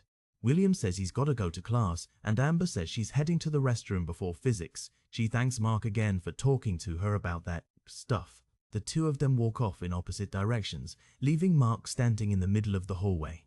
Mark just lets out a huge sigh. Being a hero and a high schooler is a lot to handle, man. So then we see Invincible in action. He delivers a massive punch right to the face of this huge guy in an elephant suit. Blood splatters everywhere. Mark is hovering over the defeated villain, mocking him for not being as tough as he claimed. Then Nolan flies in, looking annoyed. Nolan tells him they need to move or they'll be late for the funeral. Mark apologizes, saying he got sidetracked on his way home from school. Classic Mark. Later, Nolan is in the bathroom, shirtless and brushing his teeth. You can see his reflection in the mirror. The guy is built like a tank. Debbie walks in and asks how long he's been home. Nolan mentions Mark is getting ready too, and they need to leave soon. Nolan pulls on his Omni-Man gloves. Debbie asks if he's thought about what they're doing for Mark's birthday this year. Nolan looks completely blank for a second. Mark's birthday. Debbie gets that "are you kidding me" look on her face. She reminds him their son's birthday is next week and tells him not to say he forgot. Nolan plays it off, saying there's just a lot going on. Debbie softens up, apologizing because she didn't realize the Guardians' deaths were hitting him this hard. Nolan just looks down, his face unreadable. There's definitely more on his mind than just mourning. The funeral is at Arlington National Cemetery, and it's a huge event for the hero community. Dragon is talking to the faceless detective who says he's ruled out Samson as a suspect because his grief was genuine. The detective says they have no real suspects and he's focusing on villains. A woman in a star-spangled outfit tells her family she's going to find their seats. The detective just stands there among the rows of tombstones, letting out a simple "Herm." He's definitely deep in thought. Omni-Man is at the podium giving the eulogy. He talks about how the Guardians were mentors to him when he first came to Earth and lists all their names: the Immortal, War Woman, Aquarius, the Legends. The crowd is filled with heroes and their families, all looking super somber. You can see Mark in the back row, looking respectful. Suddenly, Nolan's eyes widen. He stops his speech and demands, "What are you doing here?" He's looking at the Mauler twins. They're in suits, looking surprisingly civilized. They tell him to continue and that they just want to pay respects to a worthy adversary. Mark floats up next to his dad, telling him he'll keep an eye on them and that they probably won't try anything with all these heroes around. And then a massive explosion rips through the air right behind Nolan. Fire and smoke go everywhere. A man in a gold high-tech suit blasts out of the smoke, screaming, "No, they were mine." He looks absolutely unhinged. The heroes on the ground are in shock. One guy recognizes him and gasps, "Es Sanford." Dragon and the Star-Spangled Hero spring into action. They need to end this fast because there are civilians all over the place. Sanford is screaming that the Guardians can't be dead until he has his revenge for what they did to Samson. He's literally foaming at the mouth. While heroes provide cover, others ask who this guy is. The answer? He's Black Samson's butler. Talk about a dedicated employee. Sanford charges forward, determined to destroy the bodies of the Guardians. A metal clang rings out as someone tries to stop him. Mark is busy protecting the civilian tailor, Art. He tells him he's got to get him out of there unless his tailoring skills make him invulnerable. Sanford is ranting about how the Guardians abandoned Samson when he needed them most. He fires a beam that hits a hero in the chest with a bright flash. Nolan doesn't mess around. He flies in like a bullet and delivers a crushing punch right to Sanford's head. Sanford hits the grass hard. Dragon shouts out his name as the fight ends, just as quickly as it started. Black Samson himself is there, cradling his unconscious butler. He's devastated, asking, "What have you done, old friend?" Robot just mocks how long it took to beat the guy. After the chaos, Mark is talking to Dragon. An ambulance is taking Sanford away in a straitjacket. Mark asks if all funerals are like this, and Dragon sadly says more often than not. Mark looks pretty disturbed by that. He's like, "Geez, don't tell me that." Dragon notices something and points it out to Mark. They both look over at the Mauler twins. Mark agrees that those two are definitely up to something. They're standing there way too calmly for a couple of supervillains at a hero funeral. Nolan flies down and asks Mark if he's ready to head home. The cemetery is clearing out as heroes fly or walk away. So we transition to a sunset view of a bridge. A pink light is streaking across the sky. It's Eve again. She flies toward a circular base and calls out for Robot as she descends. She peeks around a corner asking anyone home. Her face is full of expectation, maybe hoping for some support. Instead, she finds Robot working on some machinery, while Rex and Duplicate are flirting in the background. Rex has his arm around her, and they're both smiling. Eve's face goes from sad to absolutely furious in a heartbeat. "Oh, I see how it's going to be now." She turns and storms out. Rex tries to call her back, looking a bit guilty but not really doing much to stop her. Rex stands at the exit as Eve flies away into the night sky. He tells her it doesn't have to be this way, but she's long gone. Mark gets home and heads to his room, tossing his costume aside. He's exhausted, muttering, "What a day." He sees his backpack on the bed. He looks a bit more hopeful now. He's probably thinking about that note from earlier. He reaches into his bag and pulls out the pink envelope Amber gave him at school. It says to Mark from Amber with a little heart on it. He's holding it like it's the most important thing in the world. He carefully unfolds the paper inside. You can see the crease marks as he opens it up. It says, "Call me," with her phone number. Mark has this huge goofy grin on his face. This is the highlight of his week, man. Suddenly there's a light tap at his window. He spins around, totally confused. What the? He looks out and sees William standing on the roof. Mark yells at him to cease fire as another rock hits near him. William just looks up and shrugs. "Oops, sorry." The guy has zero boundaries. Mark is excited, telling William that Amber wants him to call her. William calls him the Stort, while Mark admits they've never even spoken before. William jokes that she just wants to get to know him. Then he asks, "So, what's up?" William mentions he's been thinking about Mark's powers since their trip to Upstate University. He says every boy has always wanted to do what Mark can do. He gives Mark this hopeful, pleading look. He's clearly about to ask for a favor. Mark just lets out another sigh, looking up at the sky. He knows exactly where this is going. And then we see it. Mark is flying through the night sky, carrying William in his arms like a bride.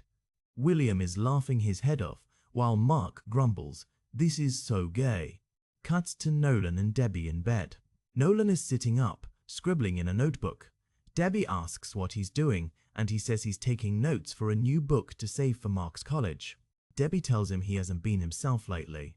Nolan tries to brush it off, asking, "I'm fine, why do you ask?" He gets defensive, snapping that 7 of his colleagues were just murdered. His expression is pretty harsh. Debbie isn't backing down. She says she's seen him mourn before, but this is different. He's acting preoccupied, distant. Nolan just glares at his notes, repeating, "I'm fine."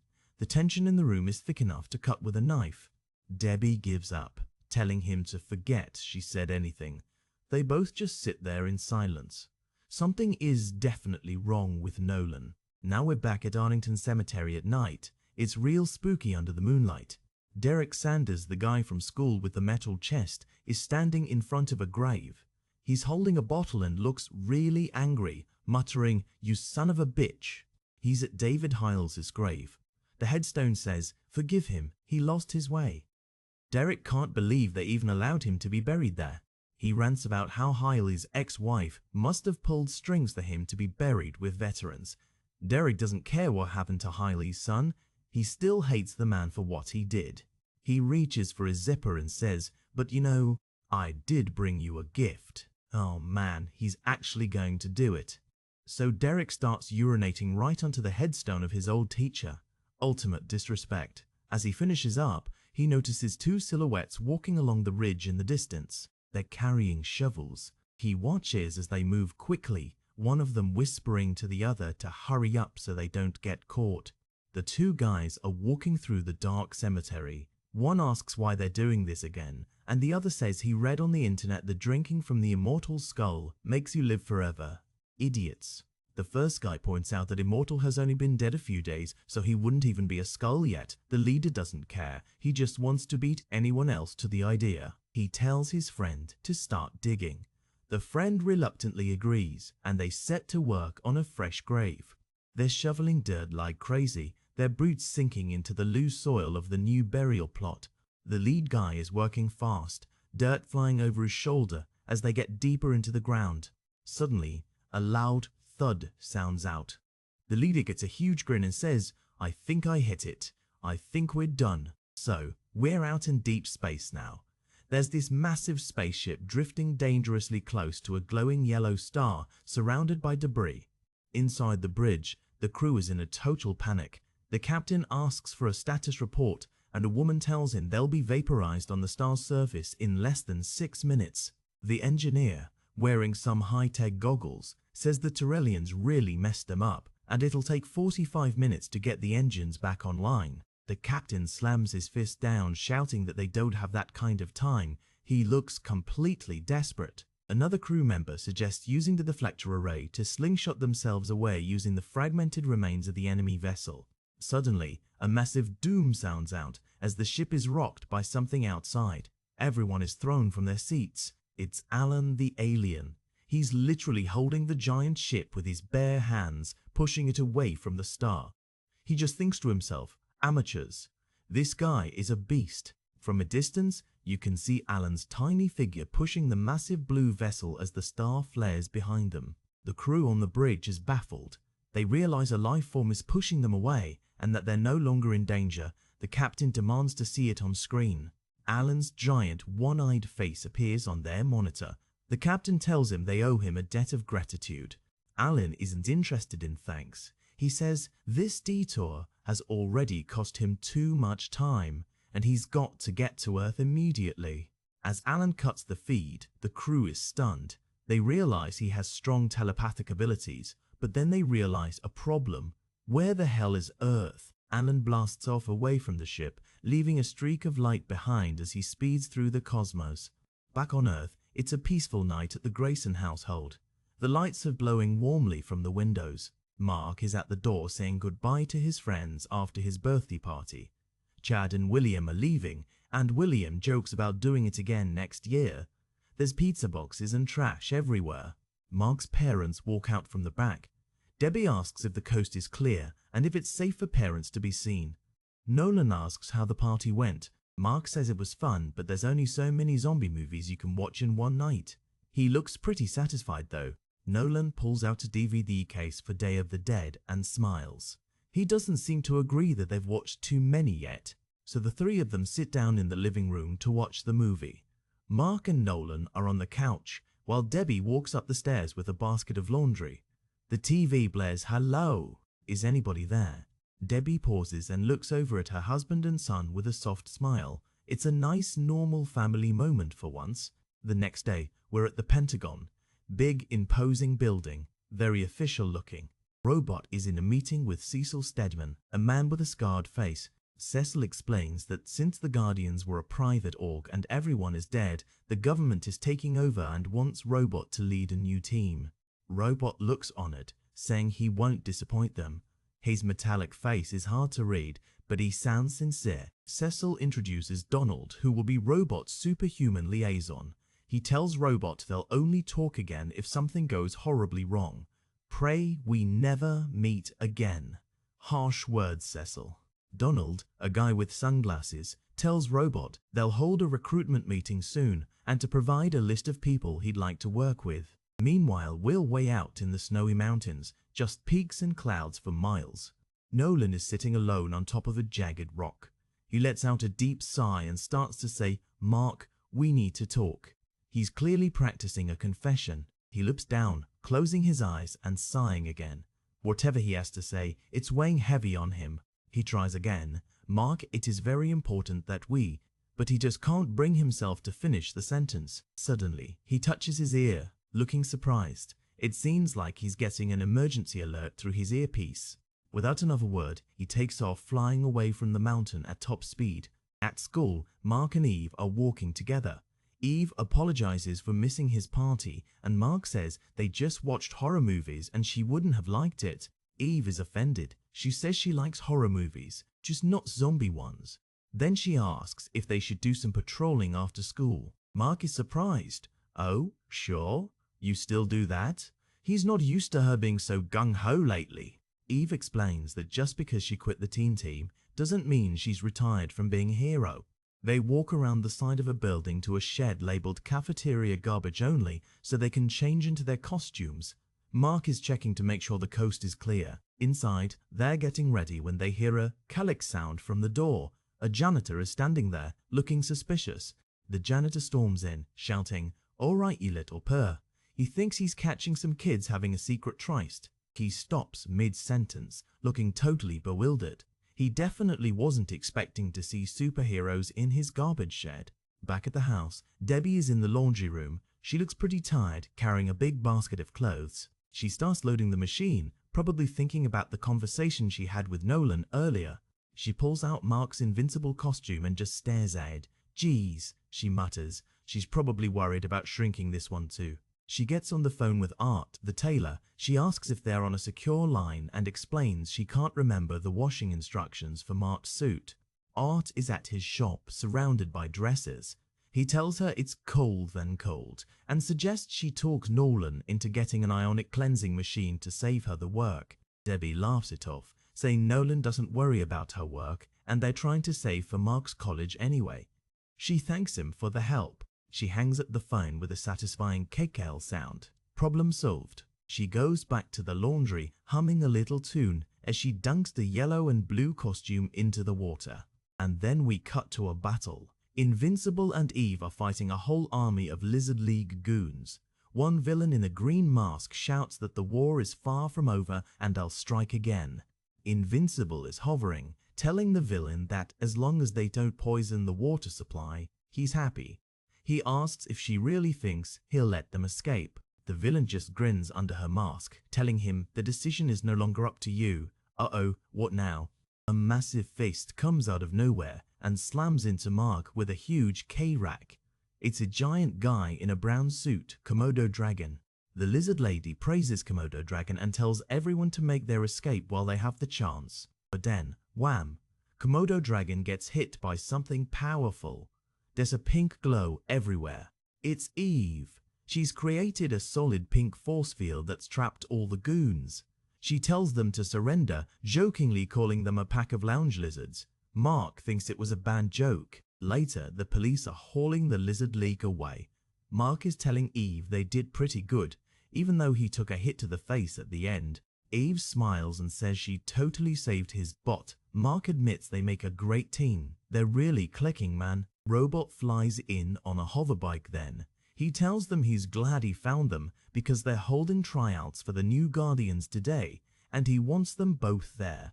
Mark says he's too busy with schoolwork to be a member but would love to see who's trying out. Robot turns to Eve and asks what she thinks. Eve's face goes cold. She says she has somewhere to be and tells Mark to have fun. She's still upset about the teen drama. She blasts off without another word, leaving a trail of pink light. Mark just watches her go, looking a bit sad. We see a wide shot of a massive government hangar. There are rows of planes and all kinds of tech around. This must be the tryout spot.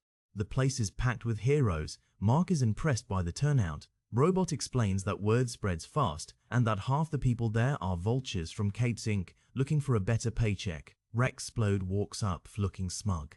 He and Mark just exchange brief, tense greetings.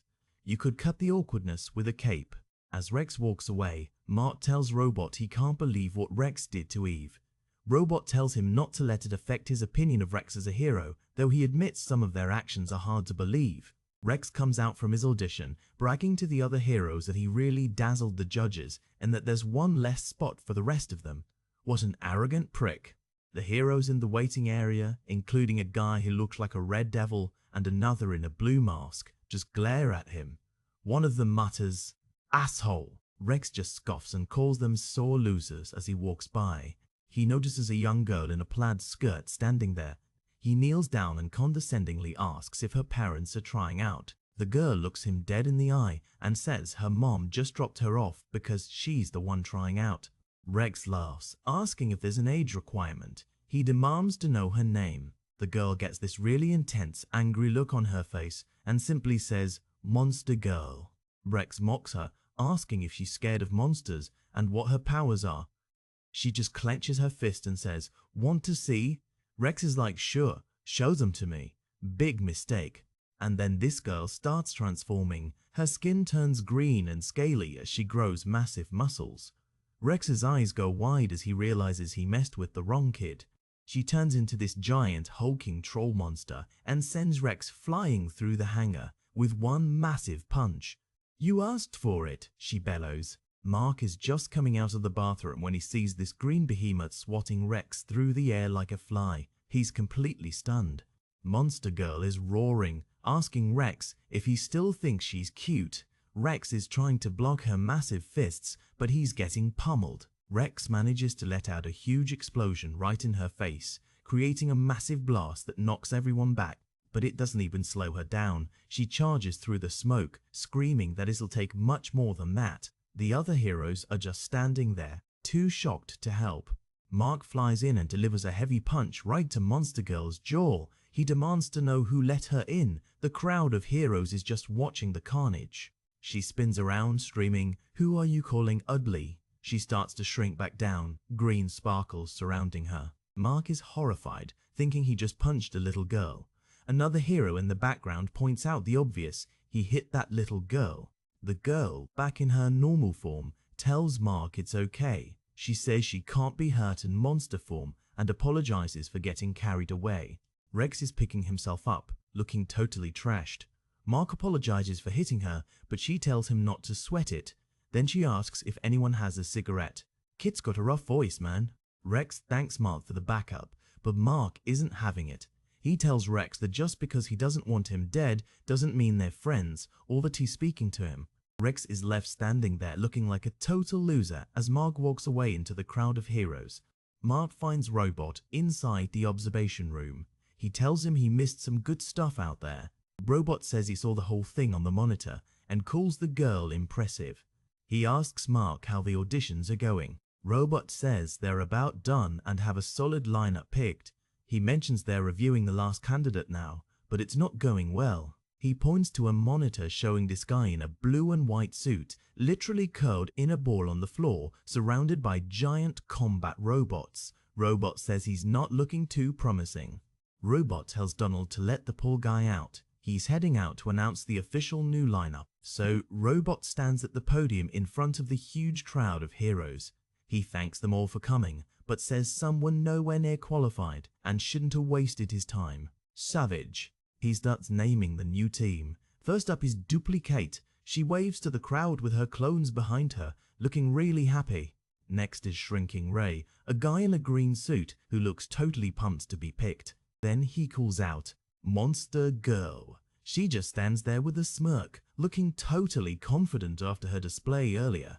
He adds Black Samson to the team. Samson looks determined, like he's ready to prove himself again. And finally, he picks Rex Splodebert with the condition that he promises to behave.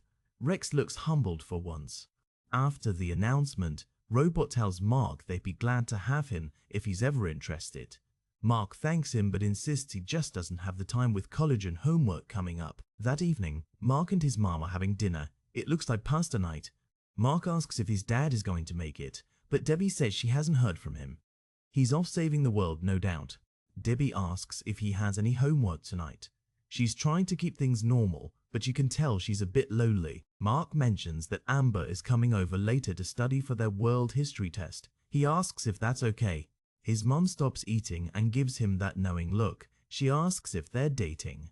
Mark is halfway through his meal looking embarrassed. He insists they're just friends, but his mom doesn't believe him. She reminds him he used the same excuse with Eve. He takes a long drink of milk, swearing that nothing is going on between them. He's definitely blushing a little.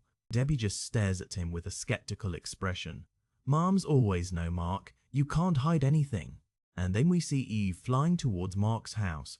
She looks a bit nervous, maybe coming to apologize or just talk. She hovers outside his bedroom window, but her face immediately drops. She sees two people inside. She watches through the glass as Mark and Amber are sitting on the couch, laughing and studying together. It looks really cozy. Suddenly, they lean in and share a sweet, lingering kiss. Eve is frozen, just watching them from the darkness outside.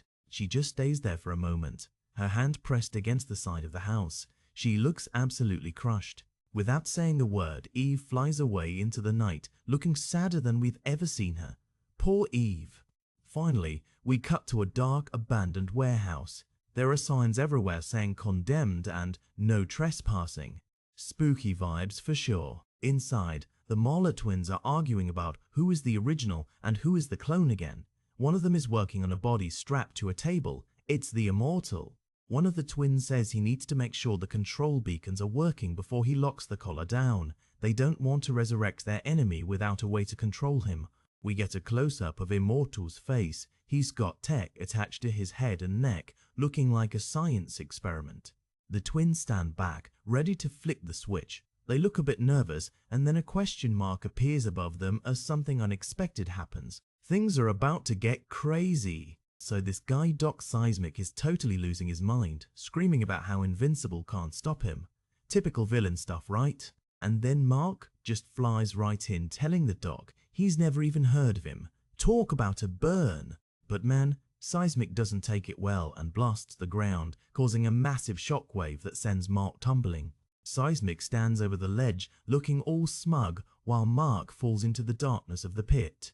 Mark is down there thinking to himself that his witty banter definitely needs some work, because that line was super cheesy. Suddenly, Doc Seismic comes diving down after him, yelling that everyone is a critic. They're both just silhouettes against the light, as the Doc chases him deeper into the earth. Then Doc Seismic lets out another massive blast of energy, lighting up the whole cavern.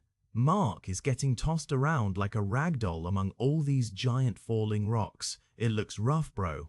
The Doc is climbing back up, muttering that Mark learned a lesson he won't forget anytime soon. He starts sighing to himself, wishing he'd just spent the money on a jetpack a long time ago. Hilarious. But wait, Mark flies up and grabs him by the back of his shirt, telling him he's getting a lift straight to jail. Seismic tries one last desperate blast right in Mark's face while they're mid-air.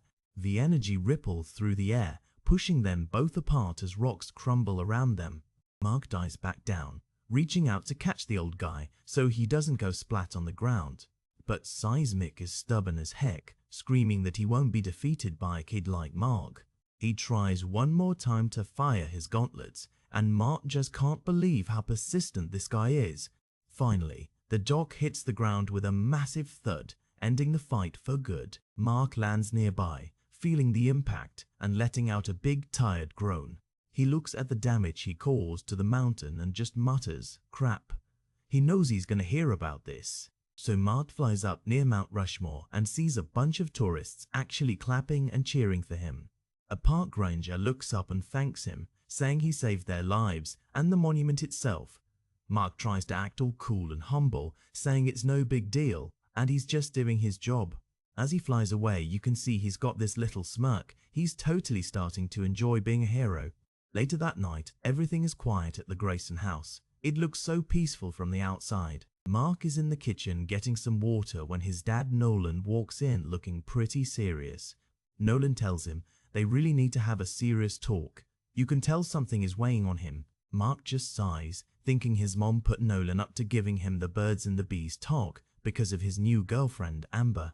He tells his dad he's not in the mood and that he's got school tomorrow, so he just heads back to bed. Nolan just stands there in the dark kitchen with this really intense, sad look on his face. Something's definitely wrong. In their bedroom, Nolan is lying in bed wide awake while Debbie is fast asleep beside him. He's just staring at the ceiling, lost in thought. He looks like he's carrying the weight of the world. Suddenly, a beeper on the nightstand starts going off, breaking the silence of the room. In an instant, Nolan is gone. The sheets are flying through the air from the sheer speed of his exit. Debbie wakes up all annoyed, complaining about that damn beeper always interrupting their sleep. Next morning, we're at Reginald Vale Johnson High School. Just a normal day for everyone else. Mark is walking with a girl, talking about seeing each other in physics class later. Seems like things are going well. Then his friend William runs up, yelling that he's been looking all over the cafeteria for Mark. William asks Mark if he even goes to class anymore since he's always roaming around, and then brings up Red, that's Eve. Mark insists that he and Eve are just friends, especially since her boyfriend is out of the picture now. William doesn't seem to care and asks if Mark wants to hit Bergamard with him and their friend Chad after school. Mark says he's got to go to the comic shop first to get his books and invites the guys to come along. William looks totally offended, saying there's no way he's going into a comic shop and being seen as a geek. Mark just smirks and points out that he's the one with a girlfriend, which totally shuts William up. Back at the house during the day, the sun is shining and everything looks perfectly normal again. Debbie is sitting at the kitchen table, drinking coffee and catching up on the morning news. Nolan walks in through the back door, looking absolutely exhausted. Debbie asks if he's home for the day. She's worried because she's barely seen him all week and wants to know what's going on. Nolan sits down and explains that the new Guardians aren't very efficient, so he's been doing all their work. Then his beeper goes off again. He looks at the beeper with a tired expression and tells her that duty calls yet again. He pauses for a second, looking back at her. He tells her he loves her, almost like he's saying goodbye. Debbie looks a bit surprised by the sudden intensity, but softly tells him she loves him too. Switching gears, we're at a crime scene where this detective guy is telling a guard he has high-level clearance to be there. It turns out this is Damien Darkblood, the demon detective. He's got red skin and looks super intimidating. He walks into the room where all the Guardians were killed, and it's still a total mess with blood everywhere. Some agents are there too. Darkblood warns them that he used to be a lot more violent and that they should stay out of his way while he investigates. One of the female agents just stands there looking completely shocked by what he just said. The other agent with the eye patch just watches Darkblood walk away, looking suspicious of the whole situation. Now we're at a high-security prison. The walls are thick and there's barbed wire everywhere. A guard is leading a guy in big golden armor down the hall. That's Black Samson, a former hero. They stop at a cell that looks more like a fancy hotel room. Samson is there to visit his old friend Sanford. Sanford is the one who took care of the armor, and he's sad that Samson had to go through so much trouble. Sanford says he did what he had to do because he couldn't stand what they were doing to Samson. He's got no regrets. Samson tells him that since he's part of the New Guardians now, he's going to use his influence to get Sanford into counseling instead of jail. Meanwhile, Mark is at the mall and there's a huge line stretching all the way across the second floor. He asks a guy what's up, and it turns out Thimip Sharf, the creator of Science Dog, is there for a signing. Mark's eyes go wide. He's a massive fan and he can't believe he stumbled into this. The guy in line turns around to keep talking, but Mark has already vanished into thin air. The guy is just standing there talking to nobody, looking like a total weirdo to the people passing by. Then suddenly, Mark is right back in the same spot, looking like he never left. Mark is holding a huge box of comics and tells the guy he just went to his car to grab his collection. The guy is completely stunned, muttering about how fast Mark was. He has no idea he's talking to a superhero, so Mark just waits patiently in the long line, holding his box and looking like any other fanboy. Finally, Mark gets to the front and meets Felix Schaff. He's super excited and brings a ton of stuff for him to sign. Mark tells him how amazed he is that the comic comes out every month without ever being late. He's really impressed. Schaff tells him a secret. Sometimes he just reuses old art for dramatic pauses when things don't change much. Meta joke alert. Mark just stares at him for a long silent beat. The silence stretches out over the next few panels. They're still just staring at each other. This is exactly what the artist was talking about. Mark finally asks if Schaff doesn't think that's a little bit cheap to do in a professional book. Schaff looks at him with his deadpan expression. No emotion at all. He's still just looking at Mark, letting the moment hang there as the line waits behind them. Finally, he just says, "Not really," and goes back to signing. That was some legendary level 4th wall breaking, bro. Suddenly, a giant purple sea monster starts attacking a boardwalk. People are screaming and running for their lives. Omni-Man flies in and catches one of the falling roller coaster cars, saving everyone inside from a watery grave. He puts them down safely on the beach and tells the kids not to worry because he's got this under control. He blasts off back toward the monster with incredible speed, leaving a streak of light behind him. He flies straight through one of the monster's giant tentacles, causing a massive explosion of purple goo. The creature lets out a horrific shriek as Omni-Man continues his relentless attack. He's wrestling with the giant beast, using his raw strength to force it back into the ocean. Once it's over, Nolan stands on the beach, letting everyone know they're safe. But the peace doesn't last long. Out of nowhere, a figure slams into Nolan from the sky with the force of a meteor, kicking up a huge wall of sand. It's the Immortal. He's back from the dead and he's absolutely livid, screaming at Nolan, "Why did you do it?" The two of them rocket straight up into the air, leaving a massive shockwave on the beach below. High above the clouds, the Immortal has his arms wrapped around Nolan, trying to crush him while they fly. He's grit his teeth, telling Nolan that he doesn't know how he survived, but that Nolan should have stayed dead. Nolan headbutts the Immortal with a sickening crack, trying to break free from his grip. The Immortal just gets even angrier, flying back in and yelling that he wants some real answers about what happened. Back at the comic shop, everything is normal until someone notices something on the TV screens. Mark is talking to the clerk about the signing when he sees the breaking news report about the beach attack. The clerk is showing Mark some new issues, but Mark is totally focused on the screen behind him. Mark asks the guy to turn up the volume. He can see his dad on the screen and he knows this is bad. The news anchor is reporting that Omni-Man was attacked by a man witnesses say looks like the recently deceased hero, the Immortal. The clerk says something as Mark starts to walk away, but Mark is already gone. He's on his way to help. The news report shows the giant crater left on the beach and explains how the two heroes flew up into the clouds. Debbie is at home doing laundry when she sees the same report. She drops the basket, her heart sinking. She looks at the screen with a worried expression as the reporter says they might never know what's happening up there. The camera zooms in on Debbie's face. You can see the pure dread in her eyes. She knows her husband's secret is coming out. Up in the sky, the Immortal is punching Nolan repeatedly, screaming at him and asking why he killed the rest of the team. He lands a massive blow that sends Nolan reeling back through the air. The Immortal is not holding anything back. Then Nolan finally snaps. He punches the Immortal right in the face with a bone-jarring impact, yelling that he'll kill him again. Mark finally arrives on the scene, but he stops dead in his tracks. He's seeing something he never expected. The Immortal challenges Nolan one last time, yelling that he's welcome to try and finish him off. And then, in a move that's absolutely brutal, Nolan's hand goes right through the Immortal's chest. Blood sprays everywhere. Then, with one final horrific motion, Nolan literally tears the Immortal in half.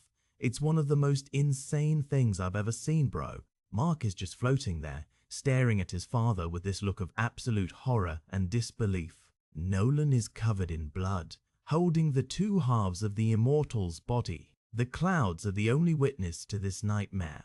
Nolan looks at Mark, his face splattered with blood, and tells him he's decided to finally tell him the truth about where he really comes from. He starts telling the story of Viltrum. He says it achieved a perfect global society, but it wasn't an easy journey. He describes how they decided to eliminate the weak from their planet to achieve intergalactic dominance. It was a bloodbath. When it was over, half the population was gone, and what was left was a fierce, unbeatable race of warriors standing in the ruins. They repaired their planet and then turned their sights on the rest of the galaxy, wanting to build a massive empire. The entire planet was in agreement. Every single Viltrumite gave the plan a big thumbs up. They were all in. Nolan explains that they formed a world-conquering committee to lead the charge into the stars. The first step was locating planets that were developed enough to be useful, but not so strong that Viltrum couldn't crush them. Then they would install watchtowers to monitor the entire planet from orbit and keep it under their thumb. A team would go down to the surface to announce the takeover. If the locals cooperated, they'd get access to Viltrumite technology. But for those who resisted, it was over. Nolan stands tall over a pile of dead alien soldiers. He looks totally heartless here. With their early successes, the Viltrumites doubled their efforts, mapping out even more worlds to conquer. They even started using the races they'd already conquered as soldiers to help expand the empire even faster. Even though these slave armies weren't as efficient as the Viltrumites themselves, they still helped out a lot with the workload. By the time Nolan was born, Viltrum was the center of one of the first great empires in the history of the galaxy. Being a conqueror became the most popular job on the planet. Everyone wanted to be a hero of the empire. When Nolan came of age, he signed up immediately. He started on the search committee looking for new targets. But he wasn't happy just watching. He wanted to be the one on the front lines, doing the actual conquering. For 3 years he trained and auditioned, even destroying giant robots to prove how strong he was.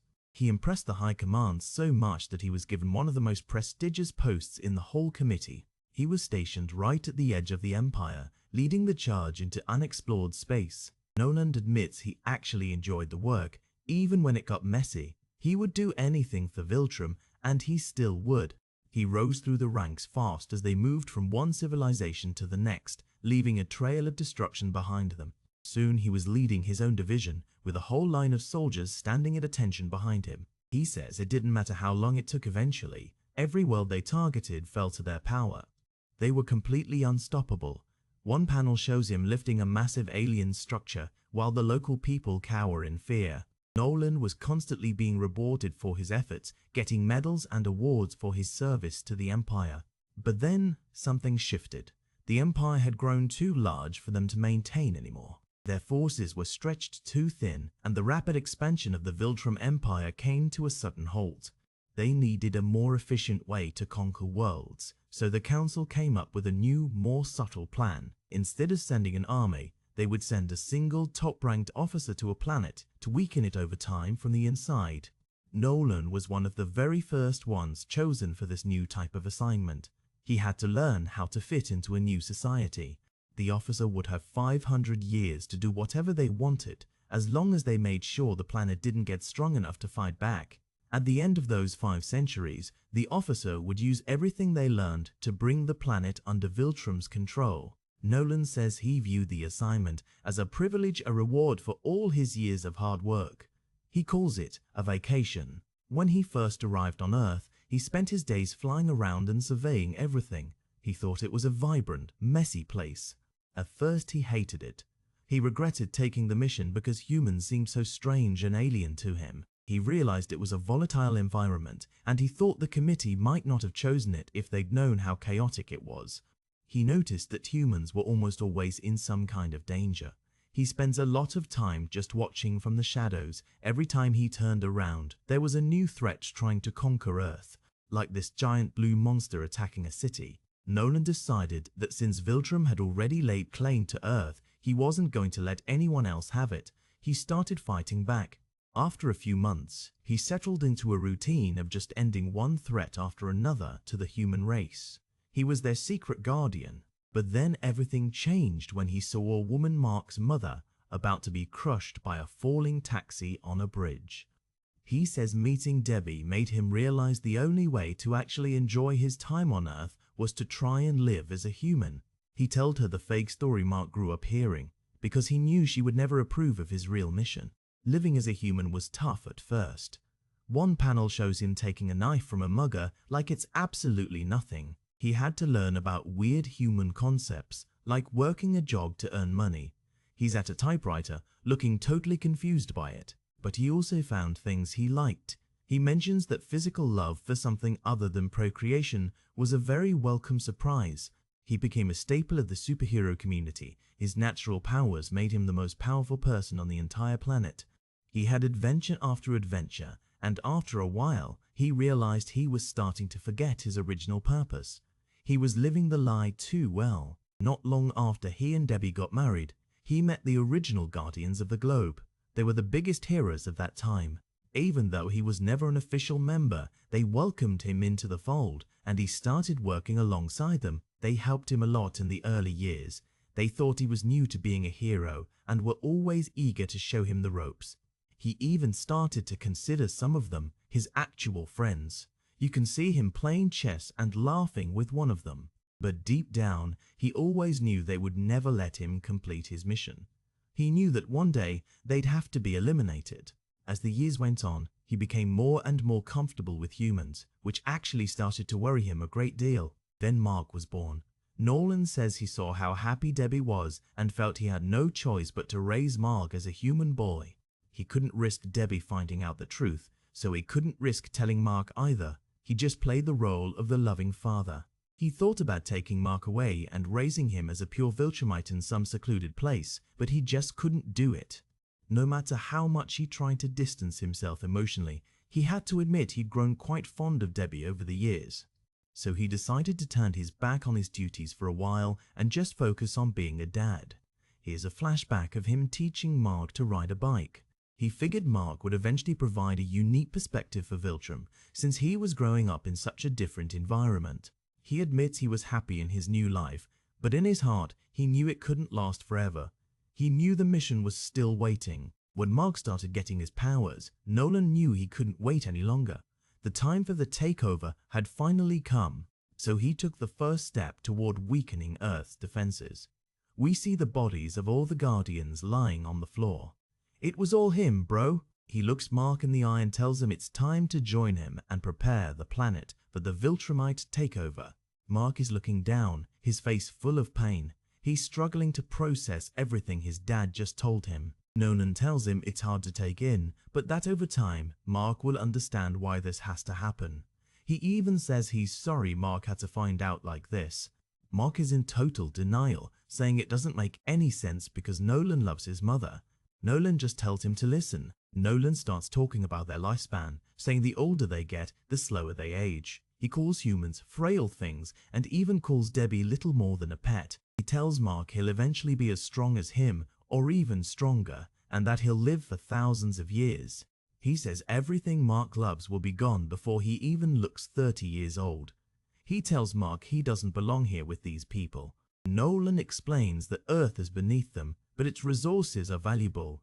They could rule this place together for centuries. He reaches out and puts a hand on Mark's shoulder, telling him to trust him and that this is the only way forward. Mark snaps. He smacks his dad's hand away, screaming, "Don't touch me," with everything he's got. Nolan stays calm and just tells Mark to settle down, using that stern dad voice he always has. But Mark is not having it. He yells back that he will absolutely not calm down after hearing all that garbage. He tells his dad this is insane and asks if he really expects Mark to enslave his friends for a bunch of aliens he doesn't even know. Nolan looks at him with those intense eyes, telling Mark he's not thinking this through and that they have a responsibility to their homeworld. Mark is screaming now, his face inches from Nolan's. He says he doesn't care about Viltrum or living a million years. Earth is his home and he's going to protect it. Nolan's expression turns cold. He tells Mark he doesn't understand what he's saying and that he can't let Mark interfere with the plan. This is about to get ugly, bro. So check this out. The city is getting absolutely wrecked by a massive energy beam and everyone on the street is just frozen in shock as the skyscrapers start coming down. And then the whole building just gives way, sending a giant cloud of dust and debris everywhere as it collapses into the street. It's just total carnage, man. Nothing left of that office block but a massive pile of jagged concrete and twisted metal beams. But look, Mark is still in there, buried under all that heavy rubble but trying to push his way out from the wreckage. He finally breaks through a gap in the concrete, reaching out from the mess and looking totally exhausted and beat up. Poor guy is just sitting there staring at his own bloody hands, probably wondering how things ever got this insane. Then he looks up and sees his dad Nolan just floating there in the air like nothing happened, telling him this isn't his world anymore. Nolan is being super cold, man. He's just lecturing Mark about how human lives are totally insignificant and beneath them. Mark isn't having any of it though. He's screaming back at his dad, defending his mom and everything he knows about their life together. But Nolan just doubles down with the coldest look ever, telling Mark right to his face that his mother means absolutely nothing to him. That's the final straw for Mark. He lunges forward and drives his fist right into Nolan's gut with every bit of strength he has left. Nolan just floats higher, looking down at his son with this terrifying calm, telling him he's finally speaking the truth for once. And then things get real brutal. Nolan grabs Mark and smashes him right through a subway train, causing a massive explosion of light and metal in the tunnel. They end up in the burning wreckage of the subway, with Nolan standing over Mark and calling the people of Earth nothing more than livestock. Mark manages to get a kick in even while he's down, shouting at the top of his lungs that Nolan is wrong about everything, so Mark flies back at him, landing a solid punch on Nolan's jaw and telling his dad he's seen the good in him before. He keeps swinging, reminding Nolan that he lived as a human for years and said he was actually happy raising his son. Mark sends Nolan crashing through another concrete wall, desperate to believe that their whole family life wasn't just one big lie. But Nolan just stands there, taking the hits and staring at Mark as the tunnel continues to shake and crumble around them. Everything is just a dark, twisted mess of mangled train cars and shattered concrete down there now. The scale of the destruction is just massive, cutting a huge smoking path right through the city's underground. Then Nolan just rockets out of the debris like a missile, dragging Mark along with him as they head straight for the upper atmosphere. They're flying way up now, reaching the edges of space, where the sky starts turning those crazy shades of pink and purple as the sun sets. Mark is still fighting back with everything he's got, trying to shove his dad away even while they're miles above the ground.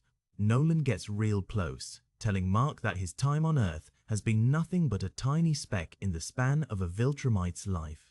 He's pointing out at the horizon, admitting he was happy for a time, but saying he always knew it couldn't last. You can see the cold determination in Nolan's eyes as he says his loyalty is to the Empire, not this pathetic excuse for a civilization. He even tells Mark he can die with the humans if he wants, because he can always just go have more kids later. Man, that is just heartless. Mark is absolutely fuming now, calling his dad a bastard and throwing a heavy punch with all his remaining rage. But Nolan just brushes it off like it was nothing and hits Mark back so hard he goes tumbling back through the clouds. Nolan stays right on him, delivering another massive strike mid-air that sends Mark flying even faster through the sky. It's just a one-sided beatdown at this point, with Nolan launching himself at his own son like he's trying to put him through the planet.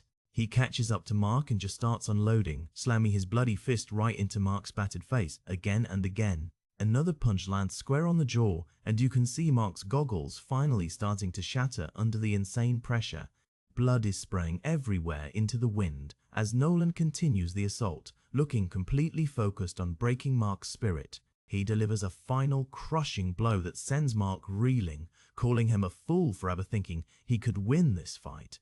Then he just grabs a nearly unconscious Mark and keeps flying, telling him how much of a disappointment he's been. They hit the ocean with a massive splash, cutting right through the surface of the waves like a high-speed torpedo.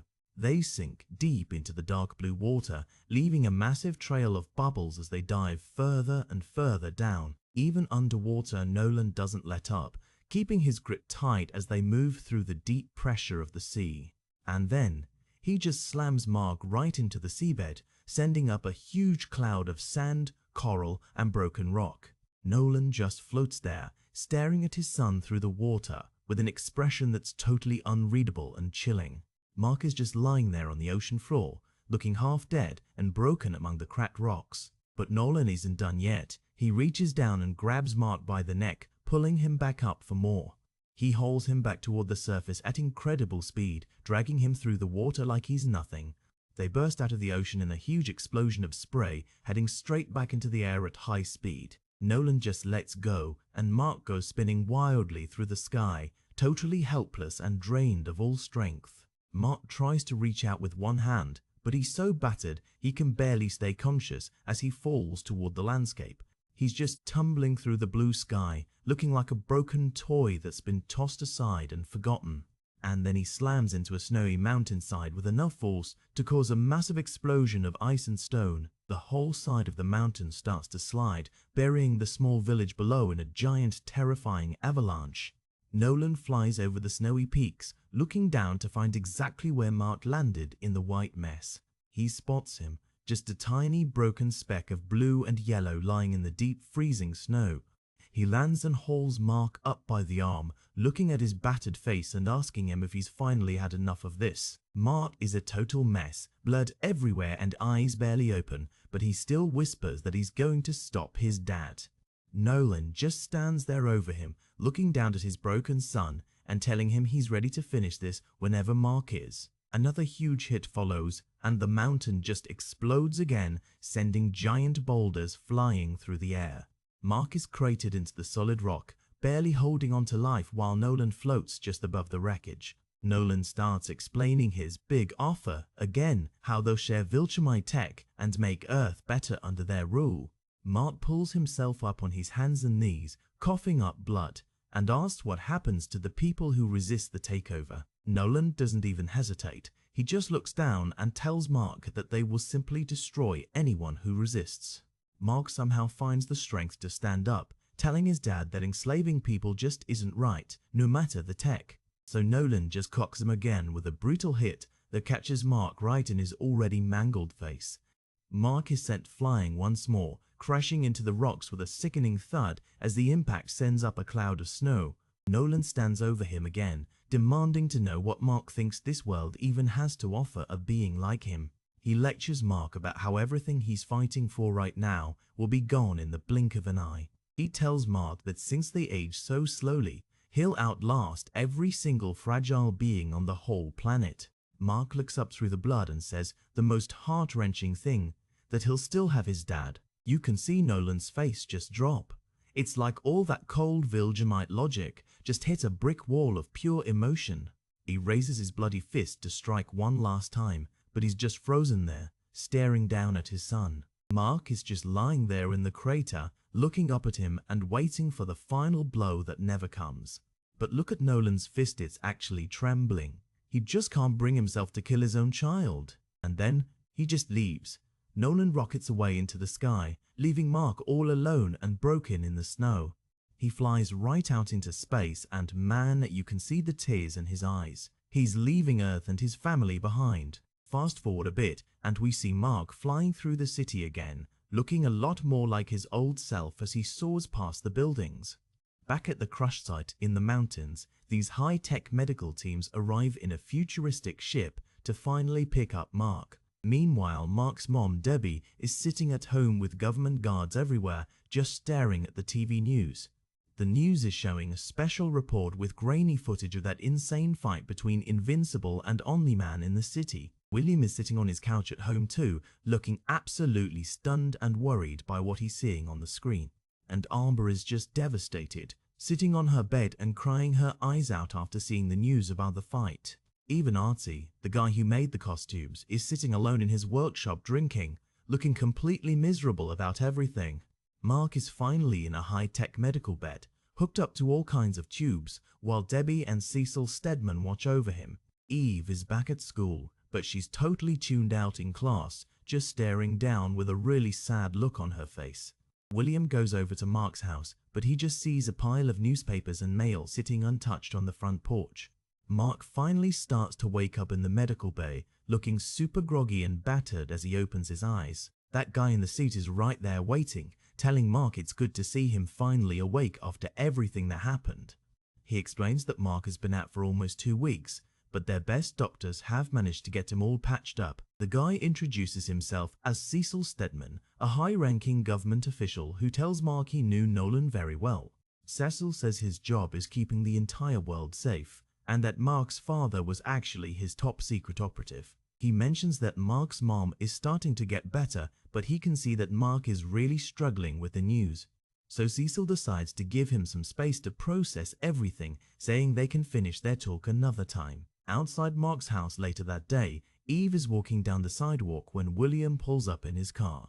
Eve stops and looks a bit surprised to see him there, her expression showing how much she's been through. William greets her, sounding a little awkward as they both stand there in the quiet neighborhood. They start talking about Mark being missing for 2 weeks and how worried everyone is getting. Suddenly, Eve gets this shocked look as she realizes that William knows Mark's big secret identity too.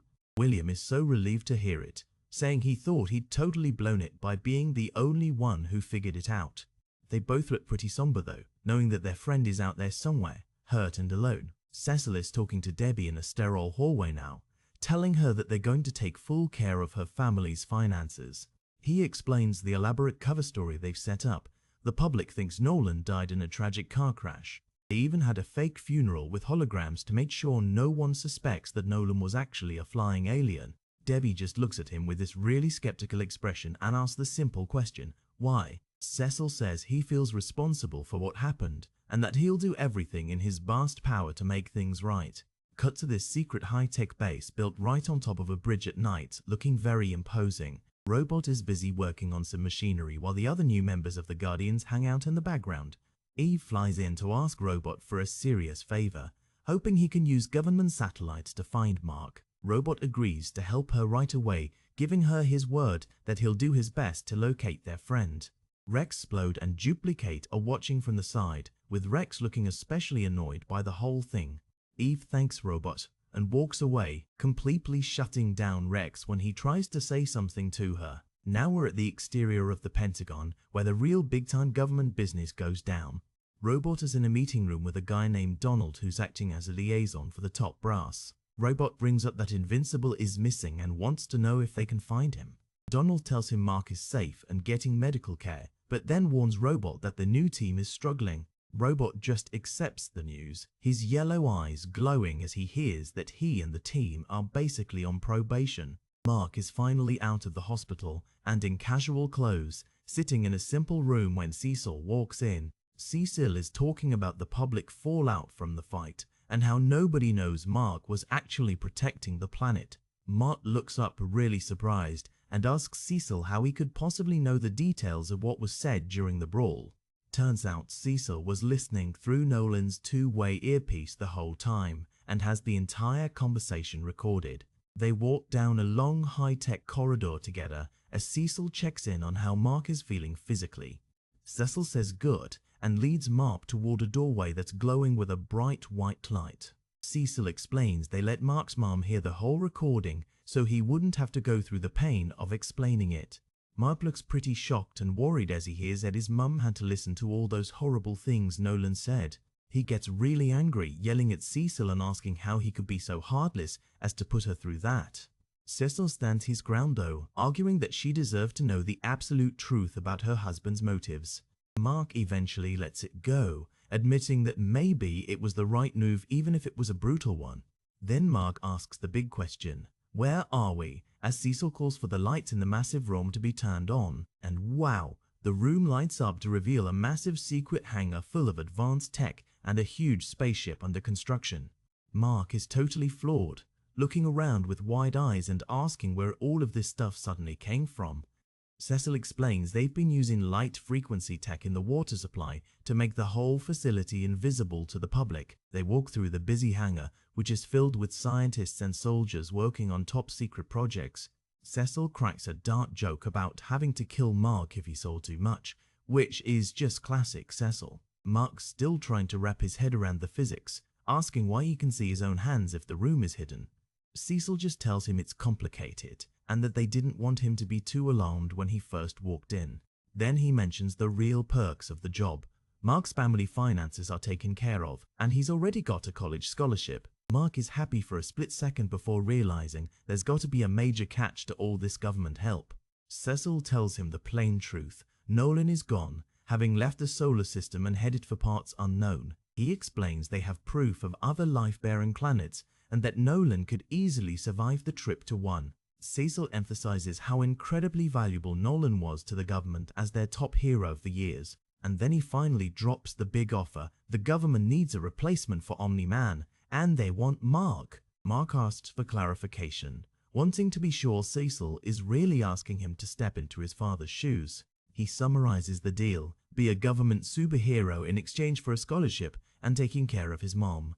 Cecil confirms that's the whole plan, looking at Mark with a very serious expression. Mark gives a small, determined smile and tells Cecil to count me in for the new job. Cecil welcomes him aboard as they walk off together to get Mark fitted for his new hero gear. Later that day, Eve shows up at Mark's house again, looking a lot more composed than before. William answers the door and is relieved to see her, making a joke about how he didn't have a good excuse for being there. He immediately asks if she's heard anything new from Mark since he's been missing for so long. Eve tells him the news she got from the government. Mark was injured, but he's safe and healing up well. You can see the relief on William's face as Eve tells him that Mark should be back home very soon. William is so happy he actually asks Eve if she wants to go out and get something to eat to celebrate the news. Eve just gives him this blank, surprised look, like the idea of a date is the last thing on her mind. Night falls over the Grayson house, which is still looking pretty cluttered with all those old newspapers on the lawn. Mark and Debbie have finally come home, but the atmosphere between them is still really heavy and awkward. Debbie doesn't even stop to talk. She just starts heading straight up the stairs to go to bed for the night. Mark watches her go, sounding really worried as he asks her if she's finally feeling okay. She doesn't even look back at him, just says no, not even close, and keeps walking up the stairs. Mark is left standing all alone in the dark entryway, looking totally heartbroken for his mom. He slowly wanders into the dark living room, the whole house probably feeling way too empty now. He sits down on the sofa and just buries his face in his hands, finally letting the weight of everything hit him. Suddenly, a loud high-pitched beeping starts coming from the coffee table where he put his new gear. The beeping just keeps going, breaking the silence of the house and pulling Mark out of his thoughts. Mark sits up and looks at the device, looking totally surprised and a little bit confused by the noise. He grabs the government beeper Cecil gave him, realizing that his new job is starting sooner than he thought. The screen is flashing a message that says TREBI in space, which is one heck of a first mission for him. He taps his earpiece to talk to Cecil, asking what the situation is while he gets ready to move. Cecil's voice comes through, giving him a stern warning about keeping his hero life and his real life totally separate. Mark tells him he's on his way, pulling off his shirt so he can change into his costume and head out. And then, he just blasts out of his bedroom window and rockets straight up into the night sky toward orbit. Up in the vacuum of space, he finds this damaged satellite station floating just above the Earth's atmosphere. And who else would it be but Alan the alien, just floating there in his pink jacket like it's a casual Sunday. Alan is looking around the station, probably wondering why the usual guy isn't there to meet him this time. He's got a huge question mark in the thought bubble above his head, looking totally baffled by the empty station. Then Invincible just flies in out of nowhere and decks him with a massive punch, sending the poor alien spinning. Alan recovers and realized it's Mark, saying he thought he was too late to give him a very important warning. Mark is still a bit on edge, asking Alan what exactly he's trying to warn him about after all that's happened. Alan explains that when he got back to his people, they told him that Earth is off limits because of a Viltrumite living there. Mark just looks at him through his shattered goggles, the irony of the warning finally sinking in. Alan asks if he already knew about it, and Mark just gives him a very tired, yeah. So they both land on the moon together, kicking up clouds of grey dust as they touch down in a crater. Alan suggests they take a seat on some rocks because explaining everything is definitely going to take a while. It's a great wide shot of them sitting on the moon's surface, just two friends talking with the huge Earth hanging in the background. Alan is recapping the news that Nolan just up and left his post, which is something Viltrumites just don't do. Mark confirms that his dad is gone for good and admits he doesn't actually know much about Viltrum at all. Alan is thinking about how strange that is, since his own world was destroyed by them hundreds of years ago. He feels terrible and apologizes to Mark, wishing he'd checked his records so he could have warned him about the takeover prep. Mark wonders out loud how things would have played out if he'd known the truth about his dad from the start. Alan tells him about the desperate steps his people have taken to survive, including colonies and breeding camps. He says the coalition of planets will be very interested in Mark, since a defiant Viltrumite is the advantage they've been looking for. Mark looks down, really not looking forward to the day the Viltrum Empire inevitably returns to claim Earth. Alan asks Mark the ultimate question, now that his dad is gone and everything has changed, what is he going to do? And Mark just sits there on the moon looking back at his home planet and says he's just going to finish high school. What a way to end it. Yo, check out this cover for issue 14. Atom Eve is looking totally heroic while Invincible is diving into a sea of those green-skinned alien hands.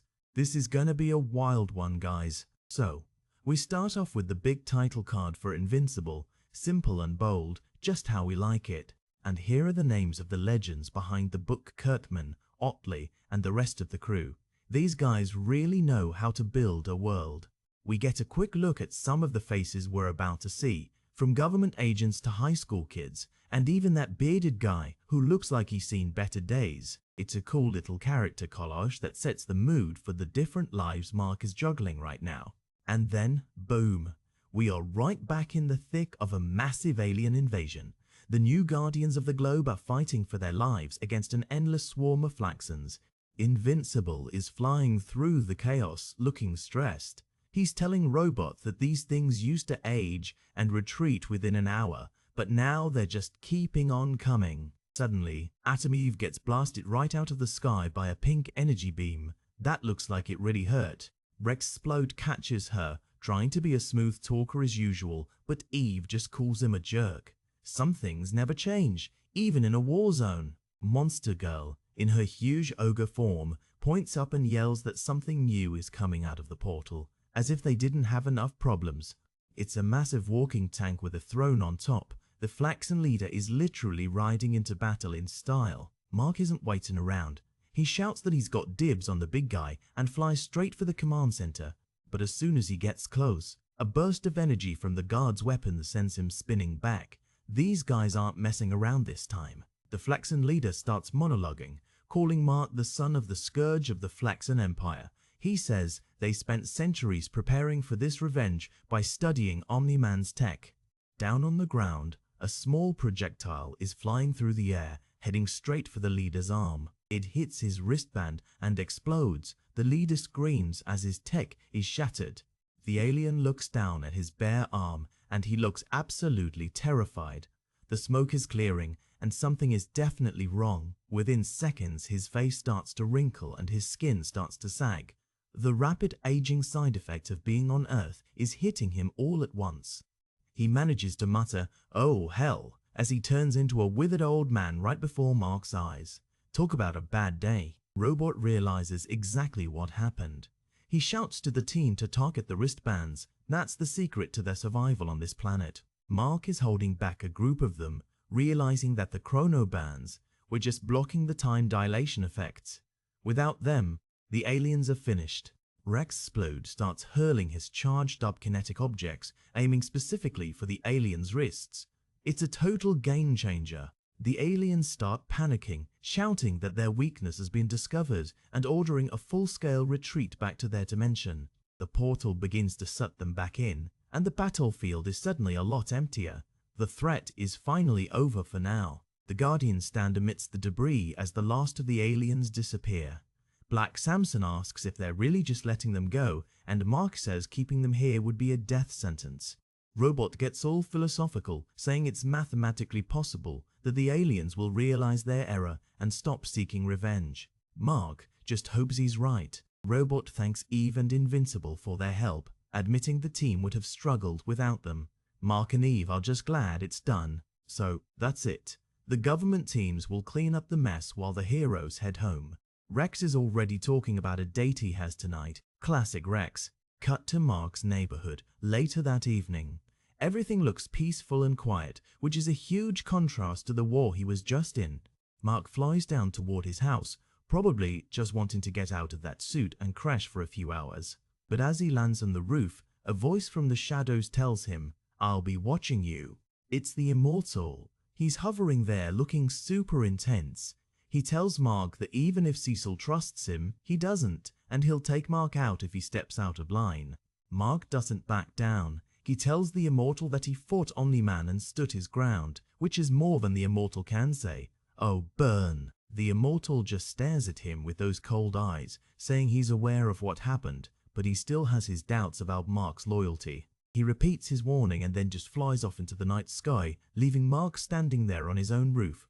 Mark climbs through his bedroom window looking tired and frustrated. Having a legendary hero stalking you can't be good for the stress levels.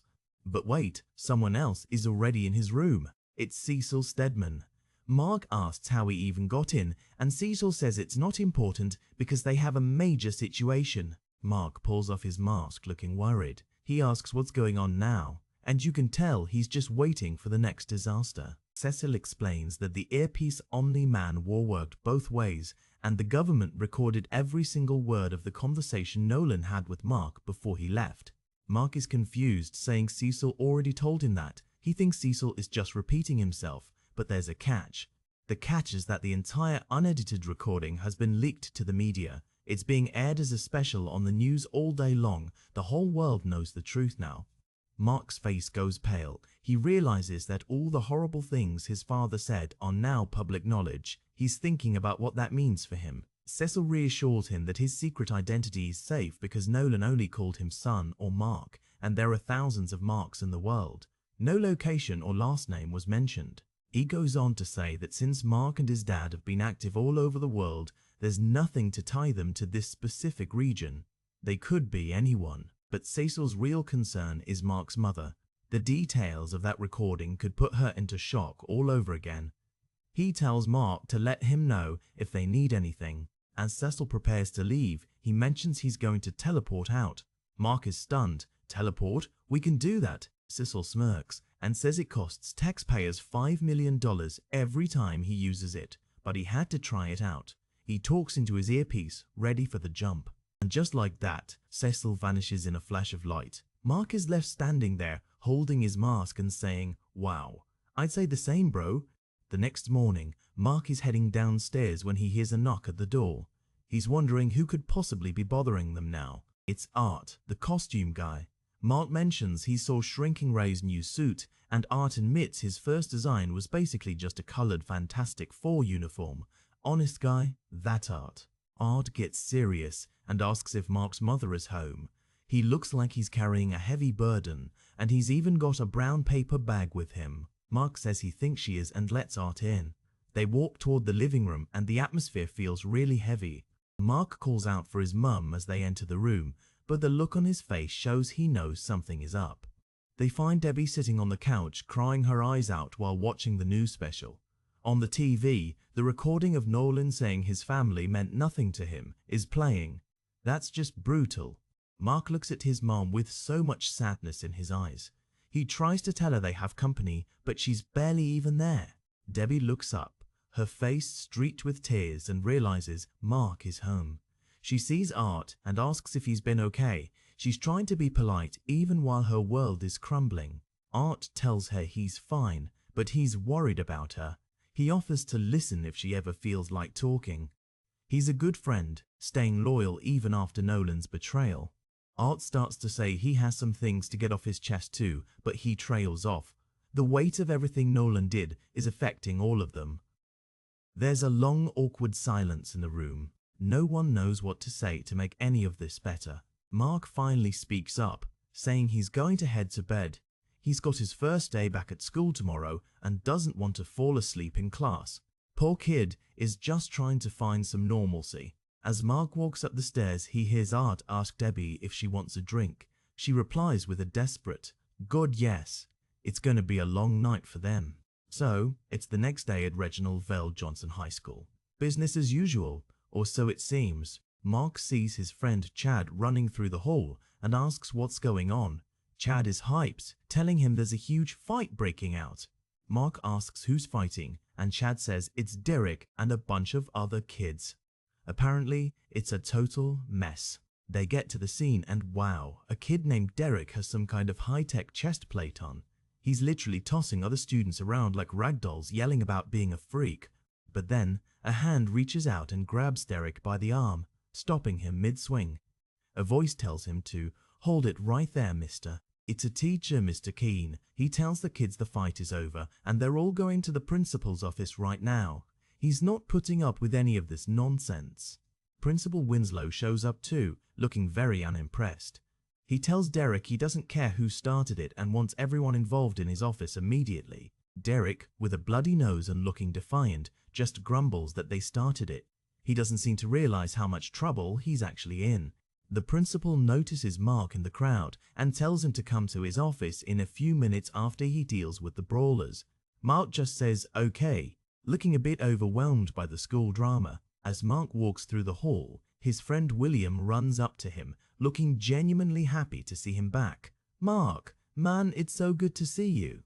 William says he's really sorry to hear about what happened with Mark's dad. Even though he doesn't know the superhero side of it, he knows it's been a rough time. William looks a bit awkward, repeating that he's sorry. It's that classic moment where a friend wants to help but doesn't quite know what to say. Mark appreciates it but asks if they can just drop the subject for now. He's had enough talk about his father to last a lifetime. William apologizes and suggests they all go to Bergamot after school to help Mark take his mind off things. Eve is standing there too, and William asks if she wants to tag along. Eve says she's busy and doesn't want to break up their little boys club, so she heads off to class. Mark is surprised, asking William since when he cares about what Eve does. William just gives a little smirk and tells Mark that he'd better fill him in later. He waves goodbye and heads off, leaving Mark even more confused. Wait, William leans back and drops a bombshell. He and Eve are totally a couple now. And he says he has Mark and his dad to thank for it. Mark is like, what? William realizes that sounded a bit wrong given the circumstances and tries to explain. But Mark just shuts it down. He's got to get to class and doesn't have time for this gossip.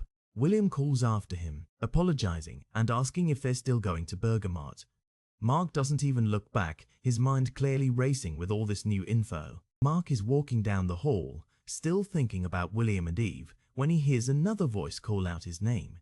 This day is just one surprise after another. It's Amber. She looks thrilled to see him, her face lighting up with a big smile as she runs over. Mark turns around sounding surprised. He didn't expect to see her here either. And then Amber just goes for it. She grabs Mark and gives him a huge kiss right there in the middle of the hallway. Mark looks completely caught off guard.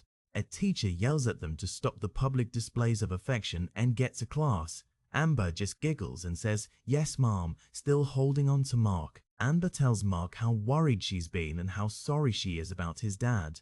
Mark lies a bit, saying he was out of town for the funeral because his dad wasn't from around here. I mean, it's technically true. She asks if she can come over tonight, but Mark says his mom might not be up for visitors yet. He promises to call her later once he sees how things are at home. Mark says he's got to go talk to the principal before class. He waves to Amber as he walks away, and she watches him go with a sweet smile. Next stop, the principal's office. This place always feels intimidating, no matter why you're there. Principal Winslow is being surprisingly nice. He offers his condolences to Mark, saying he only met Nolan once at a PTA meeting, but could tell he was a good man.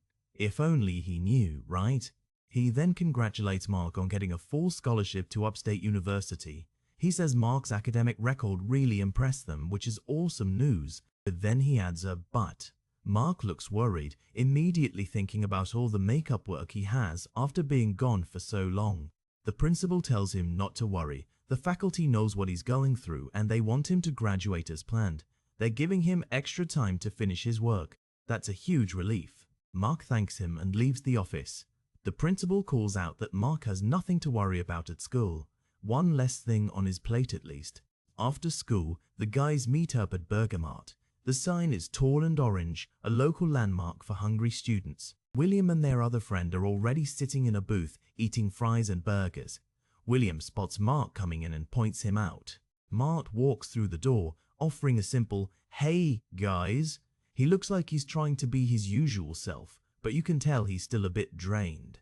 William admits he didn't know if Mark would show up after their awkward talk earlier.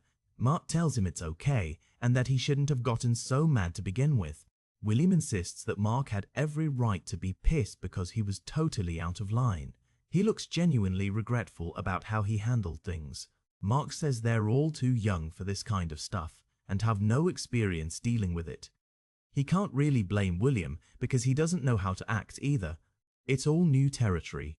William apologizes again, saying he didn't mean to bring up Mark's dad like that. He's being a good friend, trying to make things right. But then he can't help himself. He tells Marv that's enough heavy stuff and asks, "You and Eve, what's up with that?" He's dying to know the superhero gossip. Their other friend is just chilling, taking a huge bite of his burger and adding a muffled, "Wild, huh?" He's just here for the food and the drama. Mark admits he wouldn't have expected that in a million years. The idea of William and Eve together is definitely a shock to the system.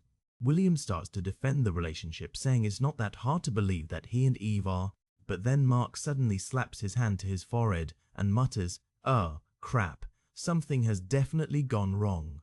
A very large, angry-looking man in a striped shirt is standing right behind them. William asks what he said, but Mark is looking at the man, who turns out to be his old boss from the burger joint. The boss, Dan, starts laying into Mark, saying he hasn't seen him since he quit and asking if he ever got a new job. He's being a real jerk about it. Mark looks him right in the eye and asks if they can please do this another time. He is so not in the mood for a lecture from his ex-boss. But Dan keeps going, asking Mark if he's not up for a confrontation. He thinks Mark can just walk away and never face him again. He tells him to think again, kid. William jumps to Mark's defense, calling the guy a jerk face and telling him to leave Mark alone. Dan is outraged, asking if William really just called him that. It's getting heated. Mark just lets out a long, weary sigh. He survived an alien war and a battle with his father, and now he's stuck in a middle school level argument at a burger joint. Life, man. Switching gears, we see a beautiful sunset over some rugged-looking mountains. Looks like a secret base location if I ever saw one. Inside, Cecil and Robot are walking through a high-tech facility. Cecil is giving Robot a performance review, saying the team did okay against the Flaxons, but they're still not fast enough. Cecil introduces a new hero named Bulletproof. He says he's as fast as Red Rush and almost as invulnerable as Omni-Man, but not nearly as evil. Well, that's a plus. Robot asks how they secured this base, since he thought the other heroes wouldn't allow it. Cecil explains that having this central location should improve the team's dynamic. Cecil tells Robot he can thank their new consultant for that. Robot turns around, clearly curious about who this mysterious person could be. It's the Immortal again. He's standing there looking all stoic. Cecil says he had some involvement with the previous owners and can be very persuasive. Robot is a bit taken aback. He asks if he's being demoted since the Immortal is a legend and he's just, well, a robot. Cecil clarifies that the Immortal is just a consultant. They're equals, and Robot is still in charge of the team, but he should definitely listen to the veteran's advice. Robot just stares at him with those glowing yellow eyes. You can tell he's processing this new power dynamic, and he might not be entirely happy about it. Cecil finishes up, saying he'll leave them to get acquainted. He calls for Donald and they head toward the exit. Talk about an awkward first day at work. Donald asks if Cecil wants a lift back, but Cecil is already reaching for his ear. He wants to use the teleporter again, even though Donald says they should only use it for emergencies. Donald points out that it's expensive and Cecil has already used it 6 times this week. Cecil just gives him a little smirk, clearly not caring about the budget. Cecil admits, "I think I'm addicted," and then disappears in another flash of light. Well, if I could teleport, I'd probably do it all the time too. Back to Mark's house. The lights are on, but everything seems very quiet. You can tell there's an uneasy feeling in the air. Mark walks through the front door, calling out, "Mom, I'm home!" He's still got his backpack on and looks like he just wants a normal evening. He doesn't get a response. He looks around the living room, his expression changing from tired to concerned. "Mom, where are you?" He walks into the kitchen and sees something that stops him in his tracks. The kitchen is a mess, and something is definitely wrong. Mark finds his mum collapsed on the floor, crying her heart out. She's completely broken, and Mark rushes over to her, looking absolutely devastated. He drops to his knees beside her, asking what happened and if she's okay. He's trying to be the strong one, but you can see how much this is hurting him too. Debbie is sobbing, saying she had forgotten Nolan was gone. She was making dinner for 3 people before she realized. "It's just heartbreaking, guys." Mark pulls her into a hug, telling her it's okay and that he's here now. He's trying to comfort her, but he looks like he's about to cry himself. Debbie starts questioning everything. She asks why Mark had to fight him and why he had to drive Nolan away. She's so overwhelmed, she's lashing out at the only person she has left. Mark just sits there taking it. He's got tears in his eyes as he holds her. There are no easy answers to those questions, and it's a heavy moment for both of them. And now we have the first page of the P Invincible's letter column. Robert Kirkman is talking about how big issue 14 is and thanking the fans for their support. He also mentions the new letterer, Russ Wooten. The second page of letters is full of fans reacting to the huge twist in issue 12. People are shocked, confused, and excited to see where the story goes. Kirkman is having a blast responding to everyone. More fan letters. Someone asks about a possible Invincible cartoon, and Kirkman says he'd love to see one too. Little did he know back then, right? He also promises a monkey scene in the next issue. The final page of letters wraps things up with more fan theories and praise for Ryan Ottley's art. Kirkman lists his other books, like The Walking Dead and Marvel Knights Captain America. Busy guy. Check out this pinup of Atom Eve. She looks incredibly powerful, hovering in front of a bright light with her hair flowing everywhere. The art style here is really cool and unique. And another pinup. This one shows Omni-Man, Invincible, and some other heroes in the middle of an explosive bank robbery battle. It's got that classic superhero action vibe with flames and flying rubble. We move on to the cover for issue 15. This one is in black and white and shows Mark being grabbed underwater by some kind of fish person.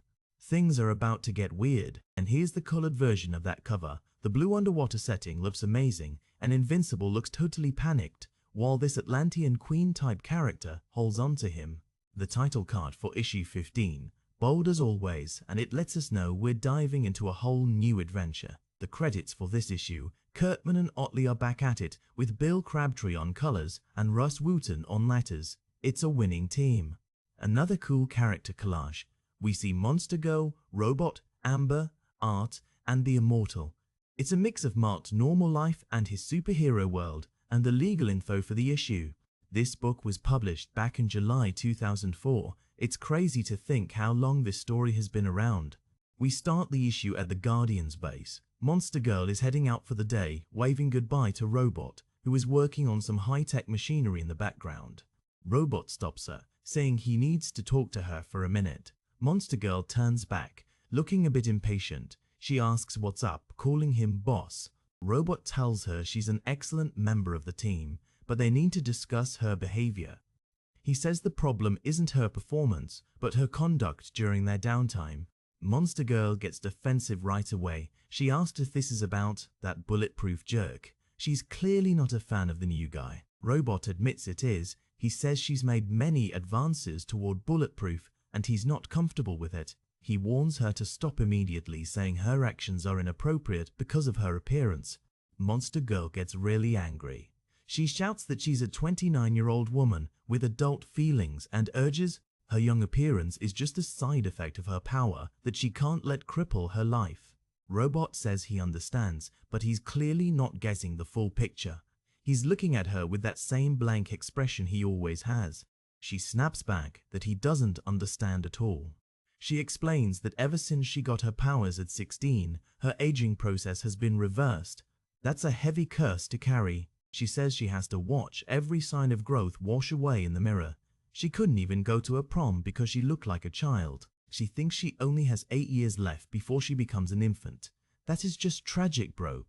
Robot suddenly pokes her shoulder with a mechanical finger. Monster Girl yells ow and asks what on earth he's doing.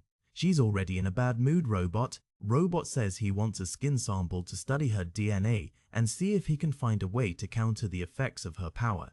He tells her to refrain from hitting on her teammates in the meantime. Typical Robot. Monster Girl just waves him off, saying, "Okay, thanks, Robot." She walks away, clearly done with the conversation. Robot just watches her go, already focused on the science. Back to Mark's house. It's daytime and everything looks bright and sunny, but the atmosphere inside is still probably pretty tense. Mark walks into the kitchen, his backpack still on his shoulder. He sees his mom sitting at the counter, reading the newspaper and having a cup of coffee. Mark grabs a plate of food and a glass of juice. He offers a quick thanks to his mom, and he looks like he's trying to keep things low-key.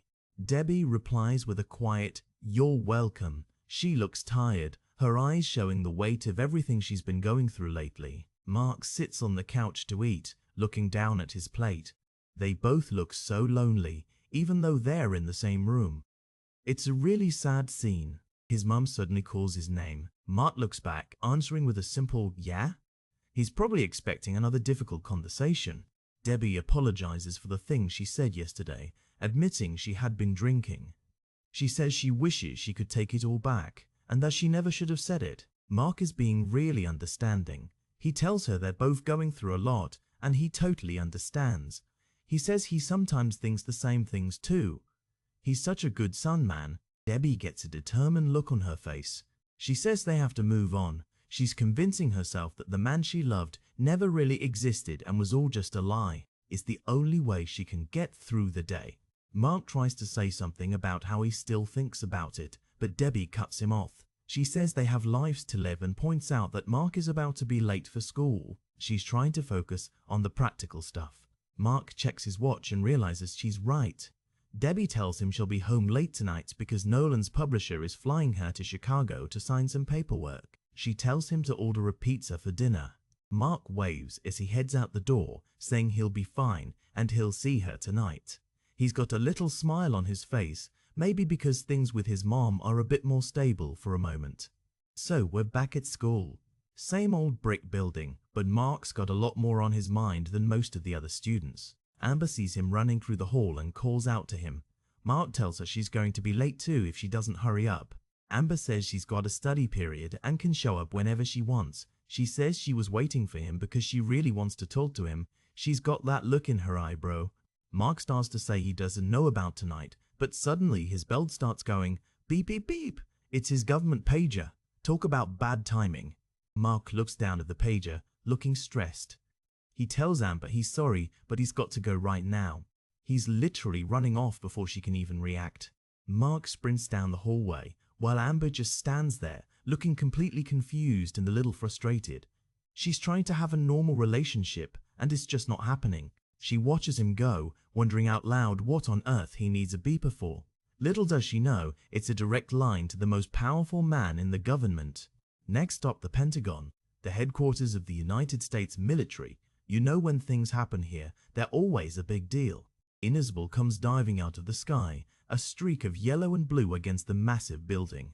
He's not wasting any time answering the call. Mark lands near a group of men in suits, including Cecil. He asks what's going on, and Cecil tells him they've got a major situation on their hands. Suddenly, a fish person with a trident appears out of nowhere. He yells at Cecil, demanding that they turn over him at once so they can leave.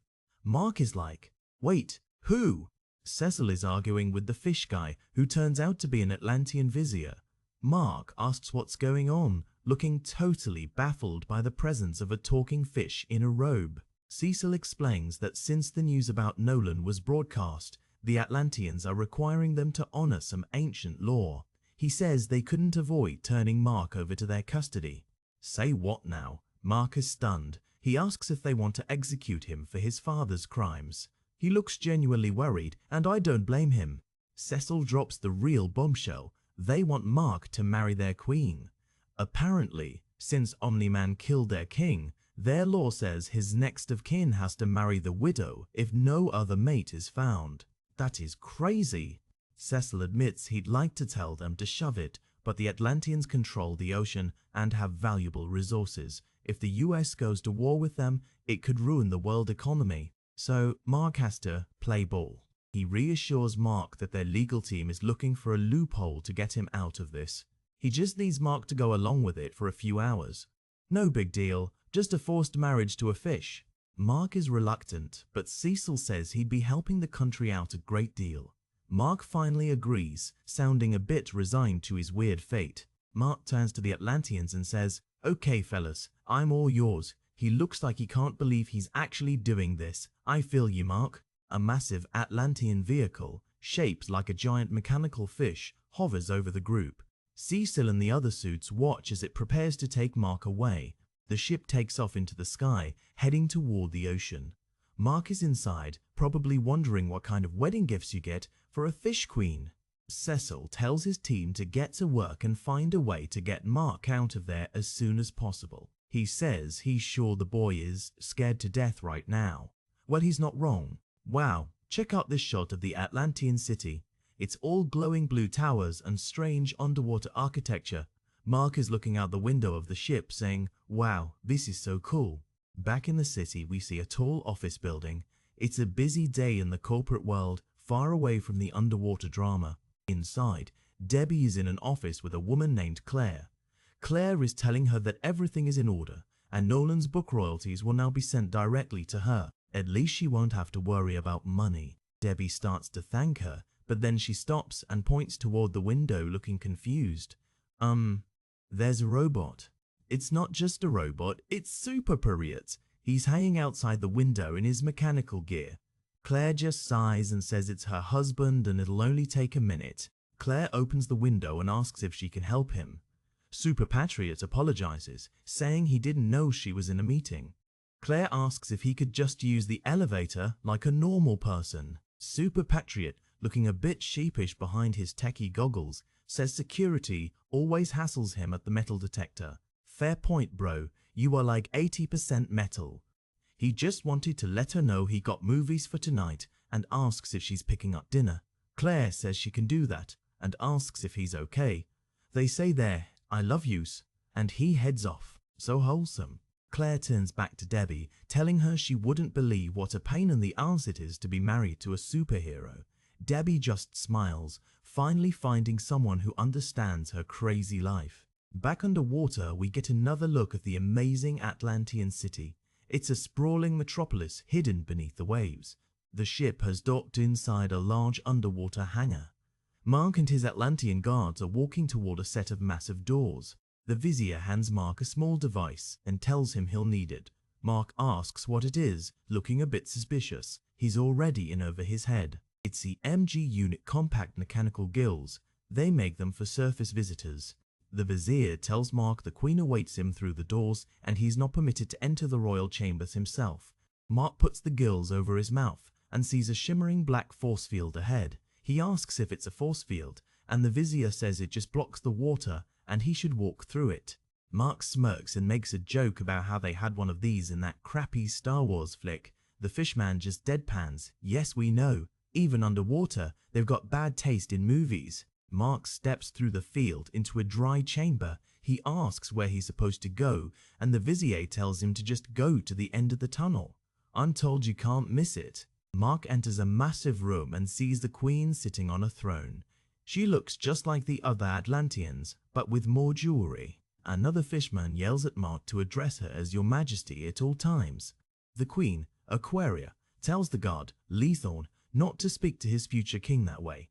Leatham immediately apologizes, sounding a bit down. Interesting. Mark is being his usual awkward self, saying he's not offended. He asks when the wedding is supposed to happen, maybe in a week or a month. The Queen looks at him with a serious expression and says, "Oh no, the ceremony is today." Mark's face just drops. Today? That's fast even for a fish. Mark just stands there looking totally stunned through his goggles. Oh, today.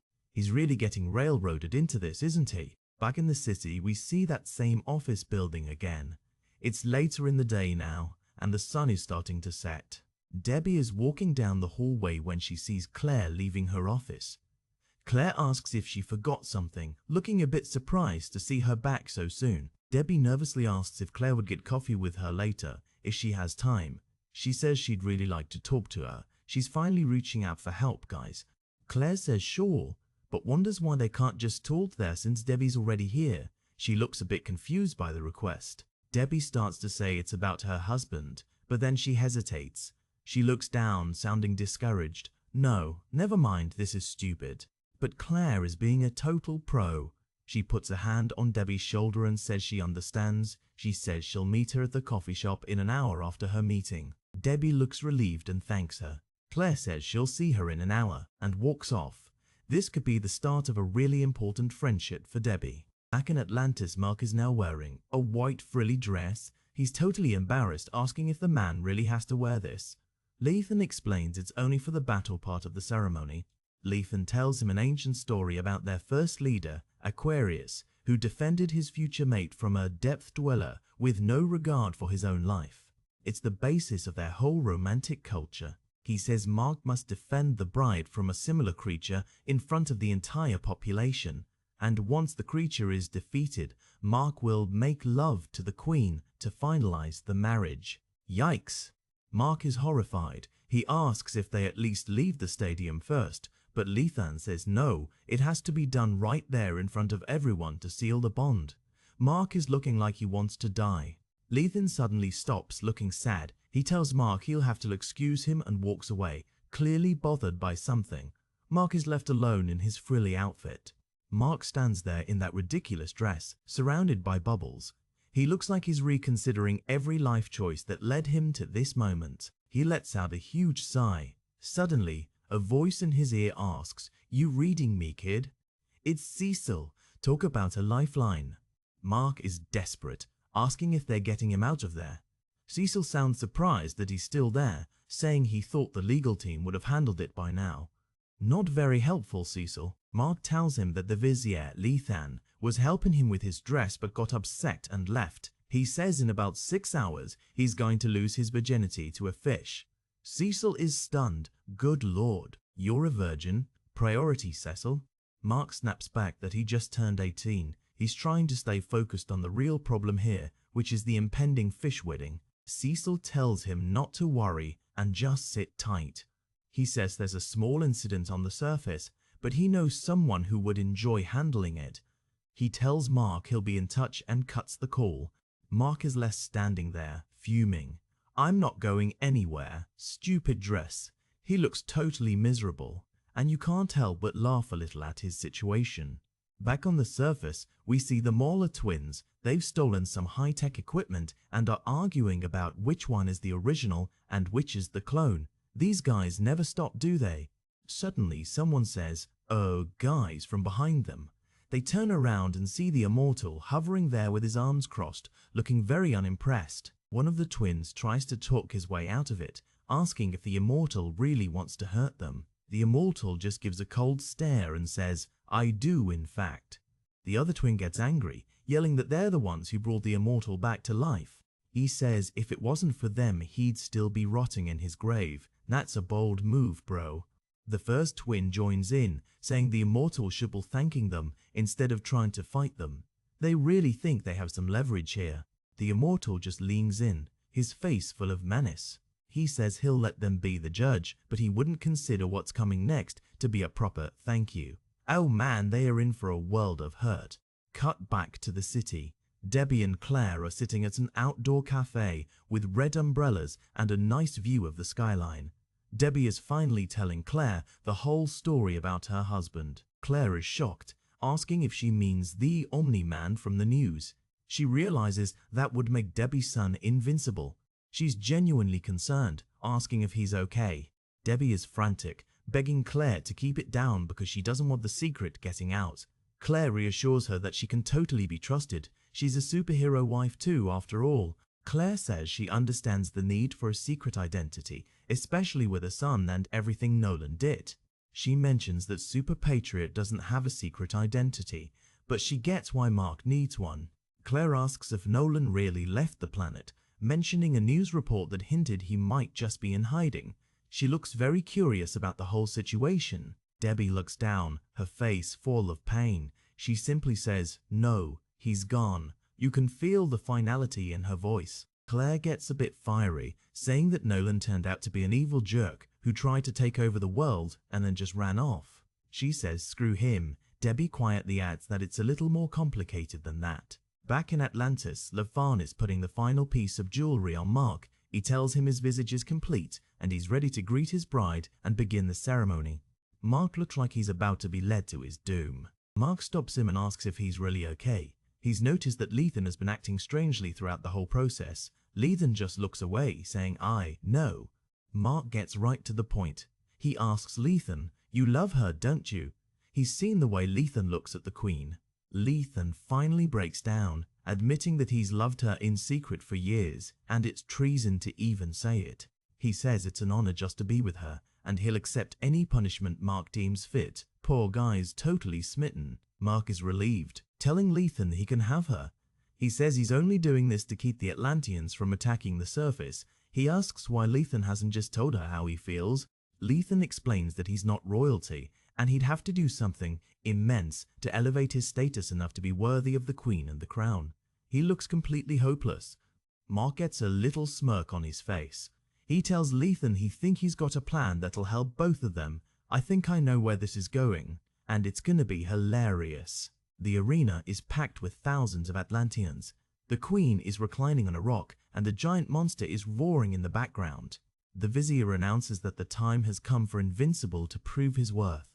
The crowd is going wild, cheering and waving their arms. This is the biggest event in Atlantis for centuries, and they are ready for some action. Mark is standing in the arena looking terrified. He yells, "I can't. I'm too scared." He's doing a great job of acting like a total coward, bro. Lethan, who is hovering nearby, tells Mark he must save the Queen or she'll be killed.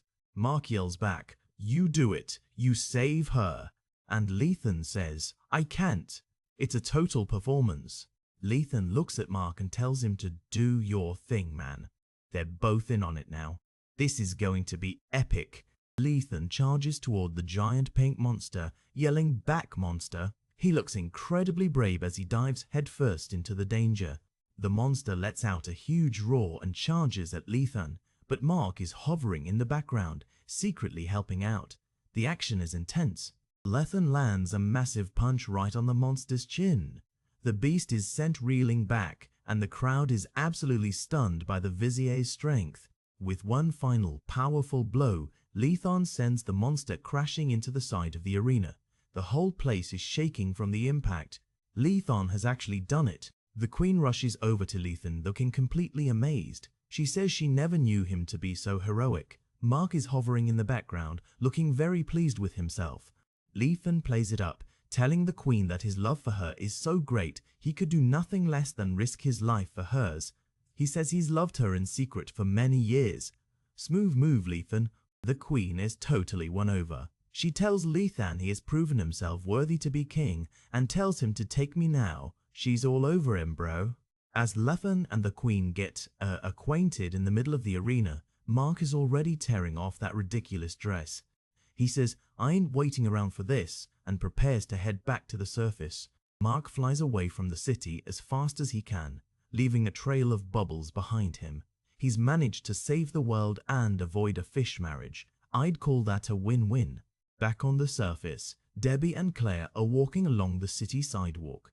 Debbie is thanking Claire for listening, saying it helped just to be able to say those things out loud. Claire tells her she hopes Debbie is prepared to return the favor since she and Super Patriot just got married and she might need some advice too. She says Debbie's got her number. Claire apologizes for Debbie missing her flight, but Debbie says it's not a big deal. She left a message for Mark and he'll be here soon. She looks so much happier than she did this morning. And just then, Mark comes flying down toward them. Debbie introduces him to her new friend Claire. Mark looks a bit surprised to see his mom hanging out with a superhero's wife. Mark whispers to his mom that he's kind of got a secret identity to worry about, but Debbie just smiles and says she's his mother and can tell whomever she wants. Plus, Claire is one of them. Mark is stunned when he hears Claire is Super Patriot's wife. He asks, "You know Super Patriot?" Claire just shrugs and says she knows him well enough to be married to him. Mark thinks that is so cool. Debbie says they'd better get going because Mark has school tomorrow. They wave goodbye to Claire, who says she'll talk to them soon. It's a surprisingly normal ending to a very weird day. Mark carries his mom through the air, flying back toward home over the city skyline. He asks, "Can I still order that pizza? Even superheroes need a good slice of pepperoni sometimes." We see a quiet suburban house at night. A car is parked in the driveway and the porch light is on. Everything seems peaceful and still. Inside, Mark and Eve are lying on a bed, just hanging out and talking. Mark asks how she found out his secret identity, and Eve says she recognized him when they teamed up. She met him in costume first. Mark is surprised, asking if she means in costume. Eve just looks at him and says, "I'm Atom Eve. I thought you already knew." Mark's face is a total picture of shock. Eve asks why he's looking at her like that. She thinks it was obvious. Mark is still processing the fact that his friend is also a major superhero. Talk about a small world. Mark holds up a finger, sounding totally impressed. "So you can fly?" "Yeah, of course." He's finally putting all the pieces together. Eve takes Mark's hand and they start floating up into the air, flying through the ceiling and out over the neighborhood. Mark is laughing, saying, "This is so gay," and they both look like they're having the time of their lives. And here we have the start of another P. Invincible's letter column. The fans are still buzzing about all the big changes in the series, and Kirkman is as interactive as ever. More letters. Fans are talking about Monster Girl and Rexplode, and someone even calls the comic really good comics. Kirkman is humbled and promises even more twists to come. A quick close-up of a fan letter saying, "Invincible is so good. It's very, very, very good." I couldn't agree more, bro. It really is just great storytelling. Another page of fan feedback. People are loving the new Guardians of the Globe and asking about the Immortals' return. Kurtman says he's like Humpty Dumpty, just put the pieces back together and he's good to go. The last page of letters for this batch. Kurtman answers questions about Mark's future and promises that we'll see more of the Marler twins. He signs off by thanking the fans and saying, "See you all next month." Check out this awesome pinup of Atom Eve. She's flying through a city with clouds and smoke all around her. The pink energy trail behind her looks super cool and the whole pose is very dynamic. And another one. This pinup shows Invincible and Omni-Man in a brutal battle high above the clouds. Mark is landing a punch that's sending blood flying everywhere. It's a really intense and visceral piece of art. Finally, we get a teaser for issue 16. It's in black and white and shows Atom Eve, Robot and Invincible standing on some ruins. It says it's an Eisner Award nominee for Best New Series. These guys were really on a roll. Yo, check out this cover. We've got Atom Eve, Robot and Invincible standing on some floating rocks. Looks like things are getting cosmic, man. So we kick off issue 16 titled Invasion. Prepare yourselves, because this one is a wild ride. Shout out to the creative team for bringing us this heat, Robert Kirkman, Ryan Otley, and the rest of the crew. Check out these close-ups of our main players. Everyone looks super intense, especially that dude with the hat and the red skin. Just the usual fine print here, but let's get into the actual story. And then we open on a total nightmare. Times Square is a wreck, buildings are on fire and black smoke is everywhere. There's this giant screen showing Invincible and he's giving this super chilling speech about how resistance is basically a death sentence. It's heavy, dude. Down on the ground, everyone is losing it. People are running for their lives as the city burns behind them. We see this guy in a yellow hoodie looking over his shoulder, totally terrified. He ducks into an alleyway, running past a dumpster.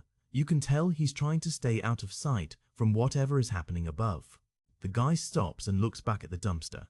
He's looking for something specific, or maybe just a place to hide. So he actually crawls inside a large cardboard box. It's a classic stealth move, but man, he looks desperate. He sits there for a second, checking his watch.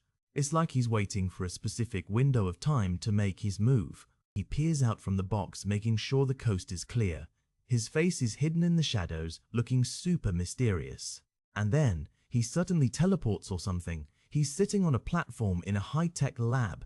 Robot is there waiting for him, and so is another dude with a beard. Robot welcomes him back, calling him Angstrom. The bearded guy turns around and immediately asks if he was followed. He looks pretty suspicious and not very happy to see this Angstrom guy.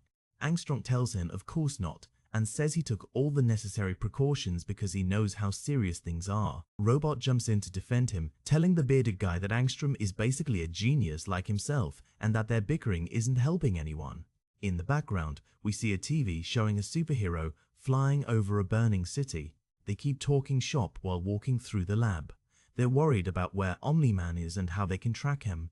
Apparently, there are only two of them to worry about. Angstrom starts complaining, saying he's doing his best, but the technology they have is just a joke. He feels like his hands are tied. The bearded guy is not having it. He calls Angstrom useless and says if it wasn't for Robot, he wouldn't even be there. Talk about toxic workplace vibes, right? Suddenly a massive crash. The ceiling explodes and Invincible and Omni-Man come crashing down into the lab. The bearded guy yells at Angstrom, realizing he definitely was followed. Invincible looks down at them with a smug little grin and tells them they really should look up more often. Total power move. Then things get brutal fast. Omni-Man just reaches out and crushes the bearded guy's head with one hand. He tells him it's a lesson for his next life. It is messy, man. Next, Omni-Man grabs Robot and starts tearing him apart. He says he's disappointed in him. The machinery inside Robot is flying everywhere. Robot is trying to talk while his head is being pulled off, saying he'll just rebuild again and that he won't let them win. He's got spirit, I'll give him that. But Omni-Man just crushes Robot's head into a pulp between his palms. He's definitely making sure there's nothing left to rebuild. Then he turns his attention to Angstrom Levy, who is cowering on the floor. Omni-Man calls him the brains and asks if he's done the math yet. Angstrom is absolutely terrified, putting his hand up and begging for his life. He's stuttering, completely broken by what he just saw. But wait, a portal opens up right behind him, and another version of Angstrom Levy wearing a blue shirt reaches through and grabs him. He tells him he's embarrassing them. This is getting crazy. The blue shirt Levy pulls the first one through the portal just as Omni-Man is about to strike. All we see are his boots disappearing into the glowing green light. Omni-Man and Invincible just stand there, totally confused. Mark asks what the heck that was, and Nolan admits he's never seen anything like it before. On the other side of the portal, the two Levies are looking at each other. The rescued one is stunned, asking who the other guy is and if this is a different dimension. The blue shirt Levy tells him to just follow him and that he'll explain everything in a bit. They start walking up some stairs together. They look out of a doorway and see a city in absolute chaos, explosions, flying heroes everywhere. Blue shirt Levy realizes he brought them to the wrong dimension. It looks even worse than the first one. They start running through the rubble. Blue shirt Levy tells the other guy to be quiet because he needs to think. He needs to rest before he can make another jump between worlds. As they run past a newspaper stand, a building explodes right behind them. This place is a straight-up war zone. The rescued Levy stops dead in his tracks, his eyes wide with shock. He's seen something that totally floors him. He's looking at a newspaper that says Invasion and shows a picture of an alien ship. He realizes there was no mistake, this is his dimension after all. He screams that he has to get to his lab immediately. Now we cut back to the main reality. It's a massive battle scene. The Guardians of the Globe are fighting off an army of those pink-skinned aliens. It is pure chaos, man. Invincible is flying through the air, punching his way through a crowd of aliens. He's worried because for everyone he knocks down, 3 more show up. He thinks they're going to lose. Black Samson is right there with him, punching an alien hard enough to draw blood. He tells Mark that losing is not an option. Monster Girl is in her huge green monster form, smashing aliens left and right. Rexplode is there too, saying he's been at it for 6 hours and hasn't even broken a sweat.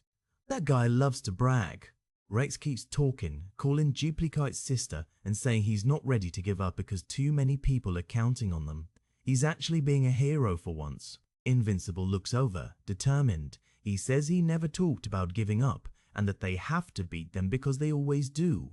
Robot is standing nearby, looking at the carnage. He says his calculations show they will eventually succeed, but he wonders at what cost. He's always so logical, even in a war zone. Robot keeps being a downer, saying the property damage will take years to fix and the lives lost will take even longer to atone for. He's watching the city burn around them. Suddenly, Atom Eve points up at the sky. She's seen something moving really fast. Invincible stops his fight to look up, totally curious. But whatever it was, it's already gone. Eve says it was moving incredibly fast. Both of them look pretty confused by it. Shrinking Ray points at the sky too, looking shocked. He tells the team to check it out because he thinks the fight is suddenly over. Sure enough, the alien ships are all flying away. The team just stands there in the middle of the crowd, looking up at the retreating fleet. Invincible asks if they're actually retreating. Black Samson is standing with Rex looking totally baffled. He says he's just confused about what the heck is going on. We see the massive crowd of survivors looking up as the last of the alien saucers disappear. Someone must have beaten them, but the Guardians don't know who or how. Mark is looking up, his expression a mix of relief and confusion. It's a weird way for a giant battle to end. Eve asks Robot if this has ever happened before.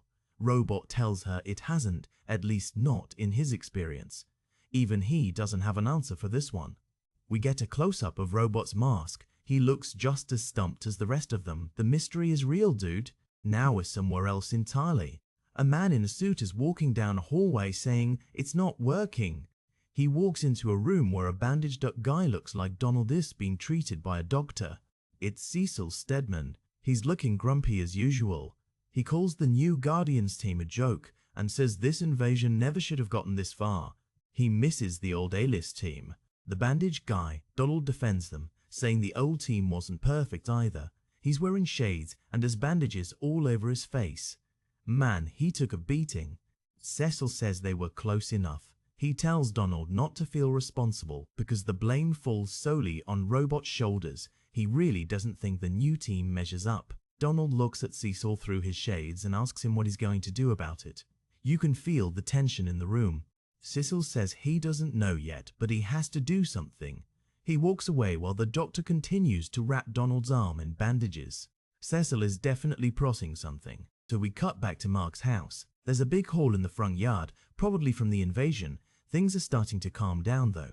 Inside, Mark's mom is on the phone. Mark walks in and checks on her. She tells him she was just talking to Claire and that everything is fine in Chicago thanks to some other heroes.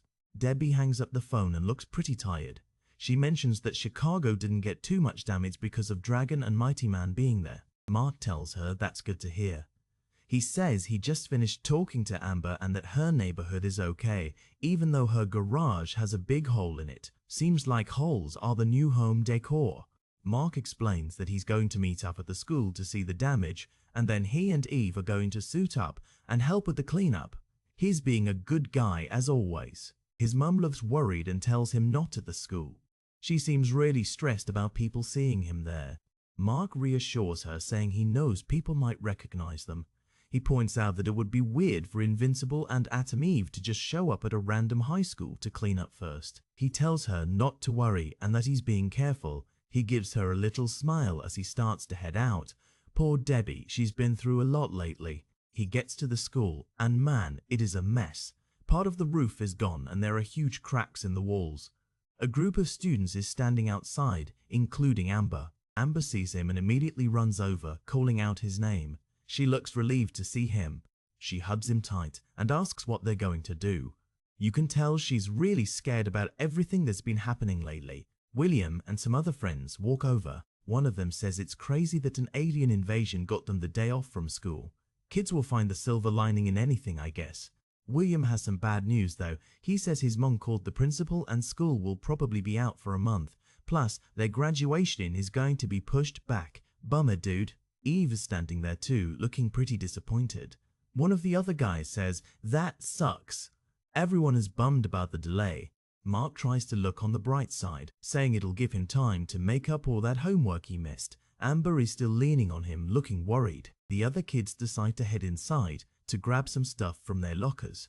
Amber pulls Mark aside and asks him if he still wants to be with her. That's a heavy question to drop in the middle of a ruins. Mark looks totally shocked. He tells her, yes, of course, and asks why she would even ask something like that. He's completely blindsided. Amber looks down, looking really sad. She says they never do anything and she misses him. It's been weeks since he was even at her house. She feels like he's pulling away. Mark looks at her, trying to find the words. He says he knows, but with his dad, it's hard to explain. He admits that feeling happy after everything that happened just didn't seem right to him. Amber softens and hugs him again. She says she's sorry and that he's been through so much. She calls herself an idiot for bringing it up now. They're really going through it together. William and the other guy come back out, carrying their stuff. They ask if they're ready to go, and Mark just says to give them a moment. He's still holding on to Amber. So then we cut to this epic sunset over some mountains. It looks peaceful, but things are about to get tense again. Cecil Stedman is there, and he looks furious. He points right at someone off panel and says those two words no one wants to hear, "You're fired."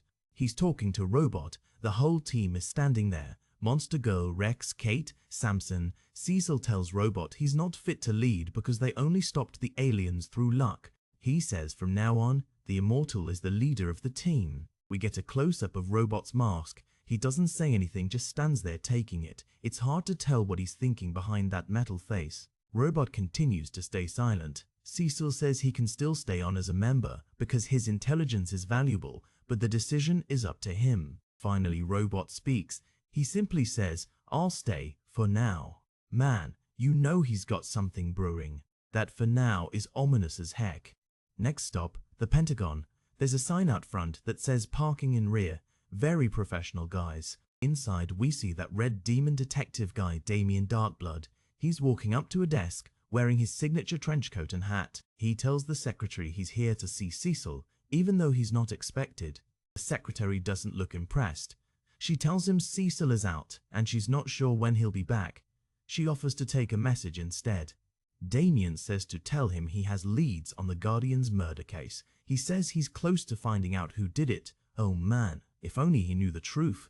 The secretary actually laughs at him. She says everyone already knows Omni-Man did it and that it's over and done with. She asks if he's even been watching the news. Cold, lady. Real cold. She keeps laughing, while Damien just lets out a disgruntled "Herm." He looks pretty annoyed that no one is taking his detective work seriously. Back in the city, Invincible and Atom Eve are helping clear away the rubble. There are cranes and trucks everywhere, trying to get the place back together. Mark asks Eve how things are going with William. Eve is flying through the air, carrying a heavy piece of debris. She says things are great, but also kinda weird. She admits the things she likes about him are also the things she hates. Typical relationship stuff, right? Mark gets a little chuckle out of that. He says he knows exactly what she's talking about, except for the cute part. Brothers, man, they always gotta tease. Eve keeps going, saying William is really temperamental. She mentions how she called him Will by accident, and he went on a whole speech about how lazy people are. He even threatened to call her Sam instead of Samantha. She says she doesn't even care because it's just a name. Mark is pushing a huge concrete wall. He says he's heard that speech from William a few times before. Seems like William has some strong opinions on nicknames. Eve adds that William didn't even know she was Atom Eve until recently. She says since he found out she could fly, they haven't spent a single night on the ground. Sounds like a pretty cool way to date, honestly. Mark is about to say something about having a week like that too, but then he suddenly stops. He looks alert, like he sensed something wrong. He tells Eve to hold on. He sees a huge guy with rocky skin digging through some ruins that say JEWL. Mark flies towards him, yelling for him to stop what he's doing. He thinks he's catching a looter in the act. The Rockman tells Mark to back off because he's working here. He's got this huge, powerful build. Mark is not buying it for a second. Mark flies in and delivers a massive punch right to the guy's face. Rocks and dust fly everywhere as Mark says, "Correction, we're working." Boom! Mark is really laying into him, asking what's wrong with him. He points out that the guy is super strong and could be helping clean up the mess instead of just stealing from jewelry stores. He's pretty disgusted. The Rockman gives up immediately, putting his hands up. He says he'll help out and just asks Mark not to hit him again. He looks a little dazed by that punch. Mark is pleased and says, "Really? Cool. Now that's more like it." He's always happy to have an extra pair of super hands to help out. The Rockman starts brushing some dust off his face. He asks what they're actually doing and if they're just moving rocks. He seems a bit unsure about the whole hero thing. Mark and Eve explain that they're clearing paths for construction equipment and piling up the rubble. Mark then asks the guy if he has a name. The guy says they call him Titan. Mark reaches out and shakes his hand, saying, "Well, Titan, let's get to work." Titan looks pretty massive compared to Mark, but he seems willing to help. We see the three of them standing in the middle of a huge field of ruins. There are bodies of fallen aliens scattered around too. It's a sobering reminder of the battle they just went through. Now we cut to a harbor. It's a peaceful scene with boats and a quiet building on the pier, but we know something secret is happening inside. Inside the building, Blue Shirt Levy is leading the rescue Levy through a hallway. He says the invasion really messed things up and it took them too long to get here.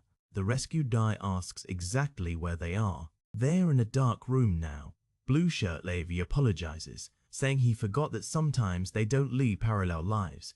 He says some of the others have had nearly identical experiences to him. The rescued Levy looks totally confused and asks, "Others?" You can see the gears turning in his head. Blue Shirt Levy says he's being cryptic, but everything will be clear soon. He stops in front of a door and gestures for the other guy to go in first, saying, "After you." He says, "Angstrom Levy, meet Angstrom Levy." The rescued guy looks absolutely shell-shocked as he peers into the room. And then holy moly, the room is full of dozens and dozens of different versions of Angstrom Levy. They're all sitting around, playing cards, talking, and hanging out. It's like an interdimensional convention at the same guy. This is insane, man. And now we've got a letters page. This is where the fans get to chime in and the creators answer their questions. It's always fun to see what people are thinking about the story. Check out this awesome pinup of Invincible. His eyes are glowing and there's light reflecting off his suit. He looks incredibly powerful and focused. Major hero vibes here. And another one. This one is a bit funny. Eve is leaning against a wall outside a bedroom window, looking shocked. Inside, we see Mark holding William up in the air. Looks like someone is showing off their super strength during a sleepover. Moving on to issue 17. The cover shows a bunch of graduation caps being tossed into the air. The title says, "An Invincible Graduation." Looks like the kids are finally moving on to the next chapter. So we see those same caps in full color against a beautiful blue sky. It's such a classic graduation moment, but with a superhero twist, since we see some yellow-gloved hands in the crowd. The title card for Invincible is front and center. It's time to get back into the action, or maybe some graduation drama. The credits roll by again. Robert Kirkman, Ryan Otley, the whole gang is back for this milestone issue. We get a few more character portraits, Mark, William, some other guys, and then a principal speaking at a podium. Everyone looks pretty happy for once. And the legal stuff again. Let's get to the good stuff. We're outside a movie theater. A crowd of people is walking out, and we see Mark and Amber right in the middle of them. In the background, there's some construction going on, probably still fixing up damage from the invasion. Mark is gushing about how great the movie was, but Amber isn't so sure. She says it had good character development, but the ending was just awful. She thought it felt like they were missing the last 20 minutes or something. Everyone's a critic, right? Mark asks her if she wants to get some milkshakes before they call it a night. He mentions a place called Shake Deluxe that should still be open. He's trying to keep the date going. Amber suggests going to Burger Mart instead because she thinks it's cheaper. She's being practical, which is nice. But Mark is totally against it. He says he's had a bad experience with that place. He insists on buying and taking them to Shake Deluxe. I wonder what happened at that Burger Mart. Maybe a villain attack during lunch. They get to Amber's car, a cool yellow Beetle. Mark asks her again if she really thought the ending of the movie sucked. He seems personally offended by her review. Amber tells him he acts like he actually made the movie himself. Typical Mark. So they're sitting in a booth at Shake Deluxe, sipping on their shakes. Amber asks him what his actual experience at Burger Mart was. She's curious now. Mark tries to downplay it, saying the manager was just a huge jerk and is uncomfortable to go in there. He then casually mentions that he actually worked there for 5 months. Amber had no idea. Amber gets a big kick out of that. She calls him Mark Grayson, burger flipper, and says she's sorry she missed those days. She bets he looked mega cute in the bright orange uniform. Mark looks a bit embarrassed. Mark tries to be suave and says that's a safe bet, but then corrects her, saying he was more rugged handsome than cute. He's got that cheeky grin going again. Amber shuts him down with a laugh. She says to be druggedly handsome, you have to actually be able to grow facial hair. Mark acts all offended and says, I'm hurt. They're so cute together, man. Mark insists that he can grow facial hair and that just because he shaves doesn't mean he can't. He even claims he could have a pretty smoking mustache. Amber just rolls her eyes and says, oh, no thanks. Smart move, Amber, smart move. Later, they're back at Mark's house. Amber is getting out of her car and asks him how he manages to get by without a car himself. Mark just shrugs and says, I manage. I mean, who needs a car when you can fly, right? Amber tells him not to get any ideas as they walk towards the house. She's being playful but firm about her boundaries. Mark reassures her that he gets it. He also mentions that his mom is home and he just meant they could talk and hang out a bit more. He's being a perfect gentleman. Amber says she'd love to stay and talk. She jokes about being on a horrible sleep schedule anyway because of all the missed school. She's worried about having to get up early the next day. They reach the front door and Mark tells her to be quiet because the lights are out and his mom might be asleep.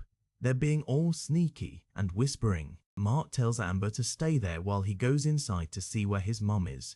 He's creeping through the house like a ninja. And then he sees her. His mom is passed out on the couch and there are empty bottles of alcohol on the table next to her.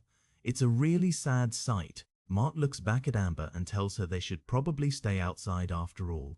They're back on the porch and Amber asks if everything is okay. Mark just says, yeah, but you can tell he's pretty upset by what he saw inside. He tells her his mom is asleep on the couch and he didn't want to wake her because she's been having trouble sleeping. He's trying to cover for her, but it's heartbreaking to see. He suggests they go sit in the backyard instead. He takes Amber's hand and leads her around the side of the house. He's trying to keep things normal for her sake. They're walking through the yard past a grill. Amber asks if he's ready for school to start back up. Mark says he's ready, but not looking forward to it. He's annoyed that they have to make up 5 weeks of school before they can graduate. He blames the stupid aliens. He adds that at least he got caught up on all the work he missed when his dad died. He stops for a second, the weight of everything hitting him again. Amber just says, yeah. Amber stops and tells him to look at her. She has this really sweet, loving expression on her face. She's really there for him. Mark looks at her, totally confused, and just asks what. He's so oblivious to what's coming next. And then Amber just leans in and gives him a big, sweet kiss. It's a really tender moment after all the chaos they've been through lately. They're still kissing, and it's clear they both really needed this moment of connection. Everything else seems to fade away for a second. They end up sitting on a bench together, still lost in their own little world. It's a rare moment of peace for Mark Grayson. We see a wide shot of the house at night. It looks so normal from the outside, but we know there's a lot of pain and secrets inside those walls. A little while later, Mark is walking Amber back to her car. He asks her if she really has to leave since it's not that late. Amber jokes that there are only so many things their hanging out can lead to, so they should probably call it a night. Mark teased her about having a dirty mind. These two, I swear. Amber laughs and says she's guilty as charged. She reminds him she has to get up early for school. She tells him see you tomorrow as she gets into her car. Mark watches her drive away down the tree-lined street. He looks a little bit lonely standing there by himself in the dark. He starts walking back to his house, grumbling to himself about having to go to school in July. He blames the aliens again. It's a funny little moment of teenage frustration. Next day, we see a huge, high-security prison building. It's grey and imposing, definitely not a place you want to spend time in. Inside, a guard is walking past some cells, telling the inmates that the warden will be by soon and he doesn't want any trouble. In one of the cells, we see the Mahler twins. They're all bandaged up and look like they've been in a major fight. Suddenly, a glowing green portal opens right inside their cell. Blue shirt Levi Angstrom peers through and tells them to keep it quiet. He introduces himself and offers them a way out if they agree to help him. The twins look totally stunned. The Maulers just stare at him, their huge blue faces looking suspicious and confused. They've never seen anything like this before. Angstrom tells them he can't keep the portal open forever and that he means them no harm. He tells them they need to make a decision right now. He's being very direct, and then the Maulers just step through the portal. Angstrom tells them they've made a wise choice as they disappear into the green light. They end up in that war-torn dimension from earlier. Everything is in ruins, and the sky is a sickly grey-white color. One of the Maulers asks if this is some kind of teleportation. He's amazed at how severe the damage is here. Angstrom explains that this isn't from an invasion, it's from a nuclear war that destroyed half of North America. He reassures them that the radiation levels are safe now. He tells them this is a different dimension and that it definitely isn't teleportation because that involves far less walking. Dude is such a snarky genius.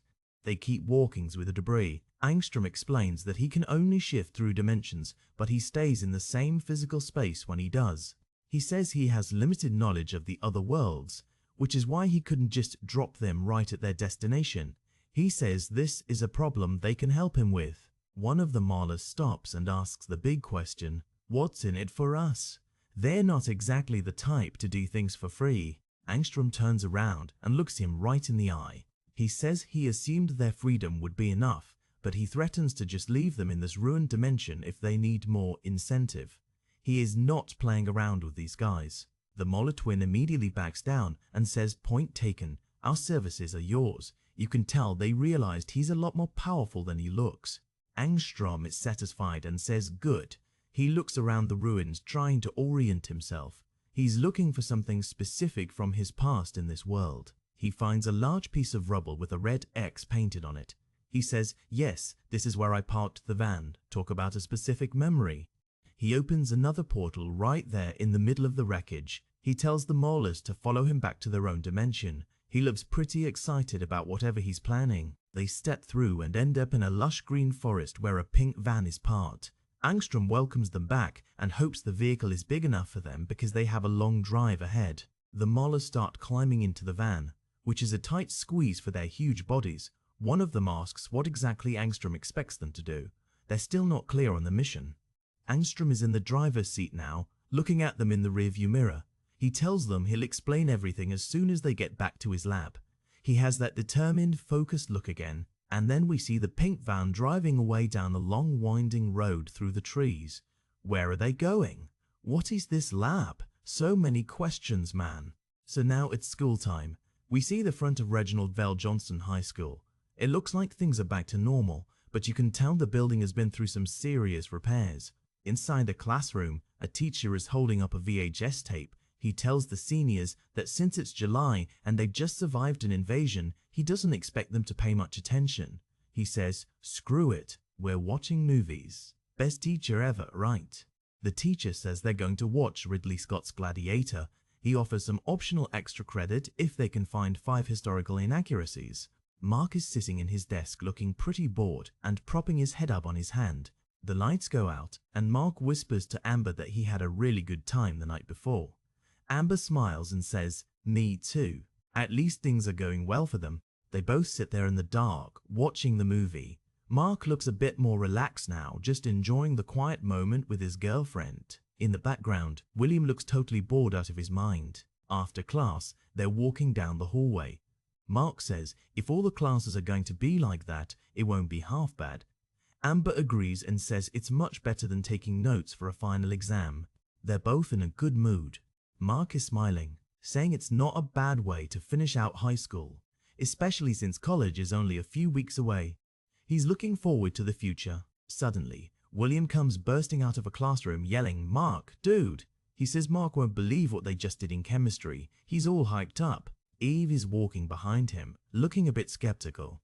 Mark just asks, watched a movie. William stops, looking totally deflated and asks, yeah dude, how'd you know? Mark tells him that's what they did too. Seems like the whole school is on movie mode. William gets his excitement back and says this is so cool. He loves the idea of not having to do any actual work. Mark and Amber just share a little smile at his enthusiasm. Eve just looks up at the ceiling and rolls her eyes. She's probably seen enough movies for one day. She looks a bit over it, honestly. Next morning, we're back at the Grayson house. It's a nice sunny day and everything looks peaceful again. Mark walks into the kitchen and finds his mom reading the newspaper. She asks if it's a big day today, and Mark says, "Yeah, finally." He's got his backpack on, ready to go.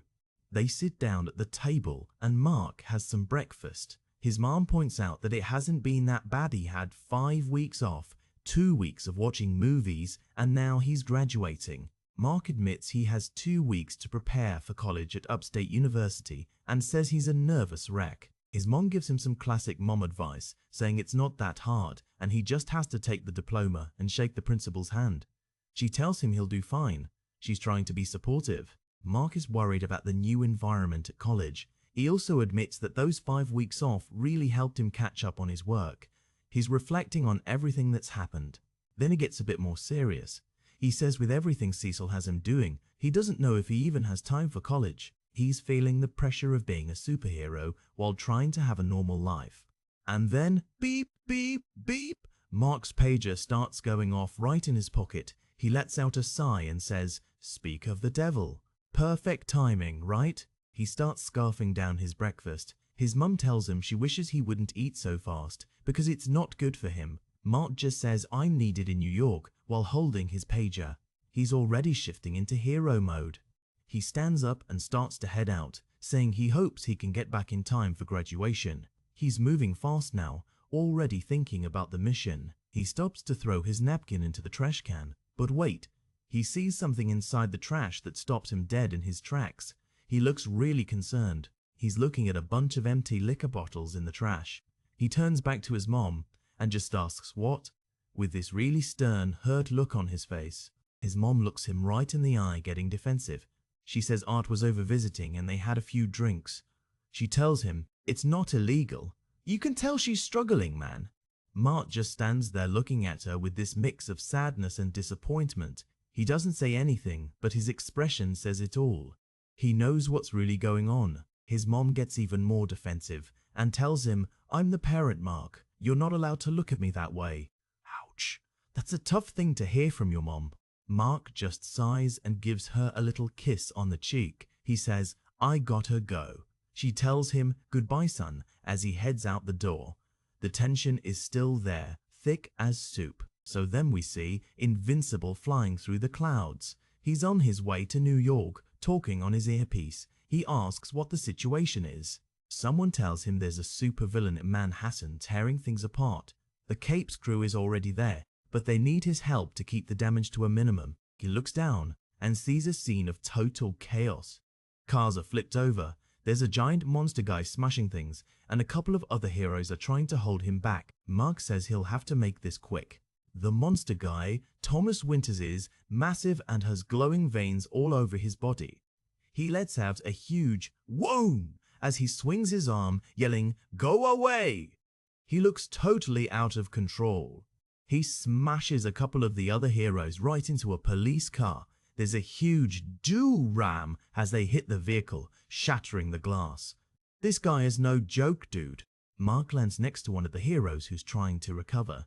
The hero, named Bolt, recognizes Mark from TV and says it's good to see him on the side of the angels. Mark asks what the story is with this monster guy. Bolt pulls Mark up and starts explaining. He says the guy's name is Thomas Winters. Apparently, a lab accident made his wife immortal, and he tried to duplicate the experiment so they could live together forever. But something went horribly wrong. They start running towards the fight. Bolt says Winter cells regenerate so fast that it messed up his brain. Now he's super strong and indestructible, and he tries to kill any man who even looks at his wife Holly. Mark asks why he's beating on that other guy. Bolt explains that the other guy is Commander Capitalism, and he's been dating Holly for about 2 months. Winters is clearly not a fan of the new guy in his wife's life. Talk about an awkward ex situation. Winters is screaming, "Hello, mine! Mine!" And as he tries to smash Commander Capitalism with his huge fists. Another hero with a giant hammer is trying to help too. Mark says they need to stop him before he kills someone. Winters grabs Bolt and lets out a grunt as he throws him aside. Mark just watches, looking totally focused and ready to jump in. Mark flies in and grabs Winters from behind. He's trying to hold him back with all his strength. Winters is huge and powerful, struggling against Mark's grip. Bolt is recovering from being thrown, holding his head. Mark asks if this guy needs to breathe and how long he can hold his breath. Bolt just asks, what, why? He has no idea what Mark is planning. Mark doesn't explain, just says, never mind. He's got Winters in a tight hold and is starting to lift him up into the air. People on the ground are watching in total awe. He flies Winters high up into the sky, way above the clouds. The monster is still struggling and yelling, but Mark isn't letting go. He's taking him somewhere very specific. And then they're in space. The stars are everywhere and the Earth is a huge blue globe below them.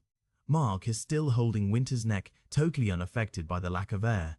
Winters is starting to panic, his eyes wide as he realizes where they are. Mark lets out a little "twam" as he keeps his grip tight.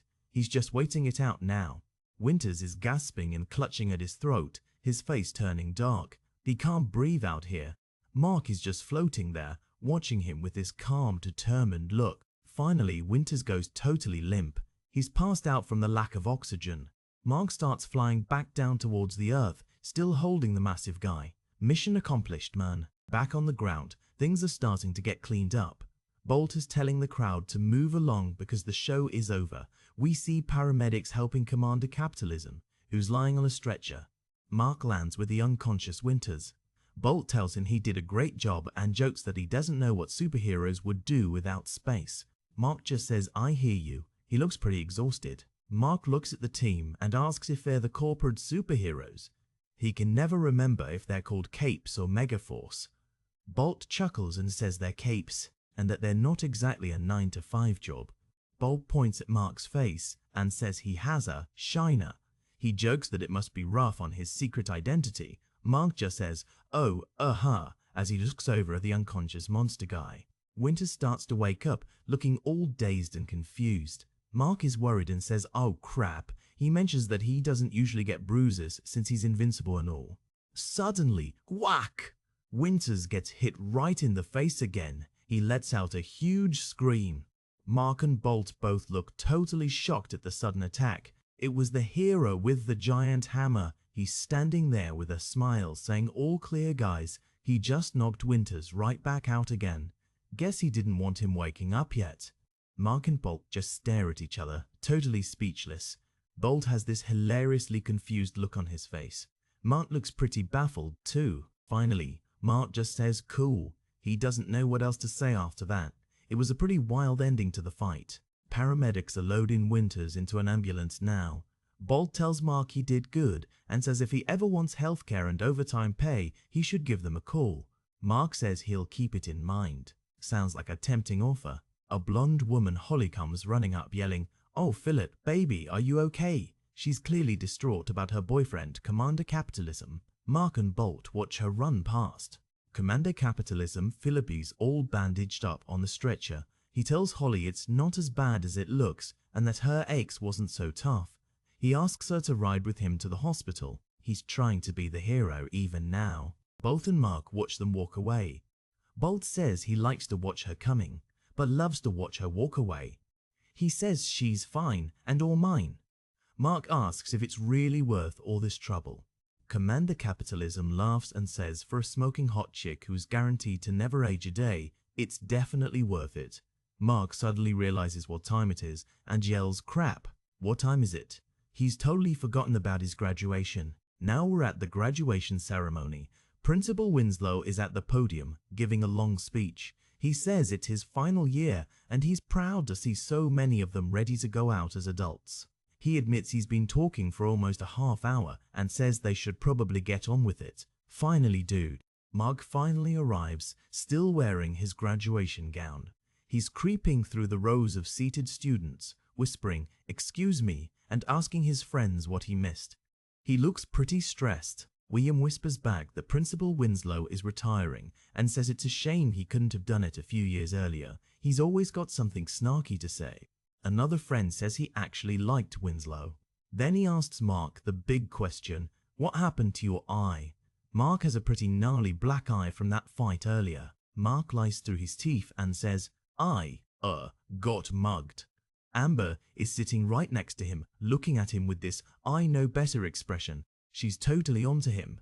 The principal starts calling out names. Chadwick Thomas Anderson. Everyone is cheering as the students walk up to the stage. Next is Amber Justine Bennett. She looks beautiful and proud as her name is called. She's definitely ready to be done with high school. Then William Francis Clockwell. He's probably got the biggest grin in the whole building. He's so excited to be graduating. Next is Samantha Eve Wilkins. That's Atom Eve, and she looks great in her cap and gown. She's finally finishing this chapter of her life. And finally, Marcus Sebastian Grayson. Mart stands up, feeling a mix of relief and excitement. This is the moment he's been waiting for. We see a wide shot of the stage as Mark shakes the principal's hand and takes his diploma. The whole crowd is clapping and cheering. It's a great triumphant moment for everyone. Mark stands there with a huge smile, holding his diploma high in the air. Even with that black eye, he looks like a total champion. He's finally a high school graduate. He looks off-panel bit confused and just asks, Sebastian. Seemed like he wasn't expecting his middle name to be used. It's a funny little detail to end the ceremony on. And then, the classic moment. Everyone tosses their caps high into the blue sky. It's a symbol of their freedom and the new life they're about to start. So epic, dude. We see one cap flying way higher than all the others, leaving a white trail behind it. I wonder whose cap that is. Maybe Mark gave his an extra little super toss. Down in the crowd, everyone is cheering and hugging. But Mark is standing there looking a bit overwhelmed. He just says, oh crap. He realizes that real life is about to start and things are only going to get more complicated from here. Another letters page for the fans. People are asking about Mark's future and what's going to happen with the Guardians. The excitement is definitely building up. Even more fan mail and answers from the creators. It's cool to see how much people love this series. Everyone is hooked, man. Check out this pinup of Atom Eve. She's surrounded by floating mathematical equations and symbols. It really shows off her intellect and how her powers work. She looks amazing and super focused. And here's a close-up of a smiling black man. He's got this great, friendly expression, and his teeth are super white. He looks like a guy who's just happy to be here. And one more close-up, it's the Immortal. He looks super intense with his dark beard and serious eyes. He definitely has that leader vibe going on now.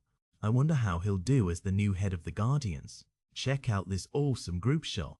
We've got Mark, Amber, William, Eve, Robots, Omni-Man, Debbie, and even that one-eyed alien dude. Everyone is looking at the camera like they're posing for a family photo.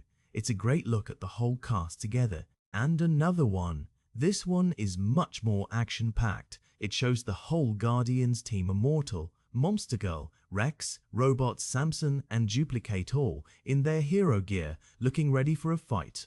They look like a force to be reckoned with, dude. Finally, we get a teaser for the next issue. It says Off to Mars and shows Invincible flying high above the Earth towards a red planet. Looks like things are about to get really cosmic for our boy Mark. Can't wait to see what happens next. So here we go. Invincible issue 18 starts off with Mark flying right alongside a massive space shuttle in the middle of the stars. Classic Image Comics intro here, keeping it sleek and bold. Shout out to the creative team Kirkman, Otley and Crabtree.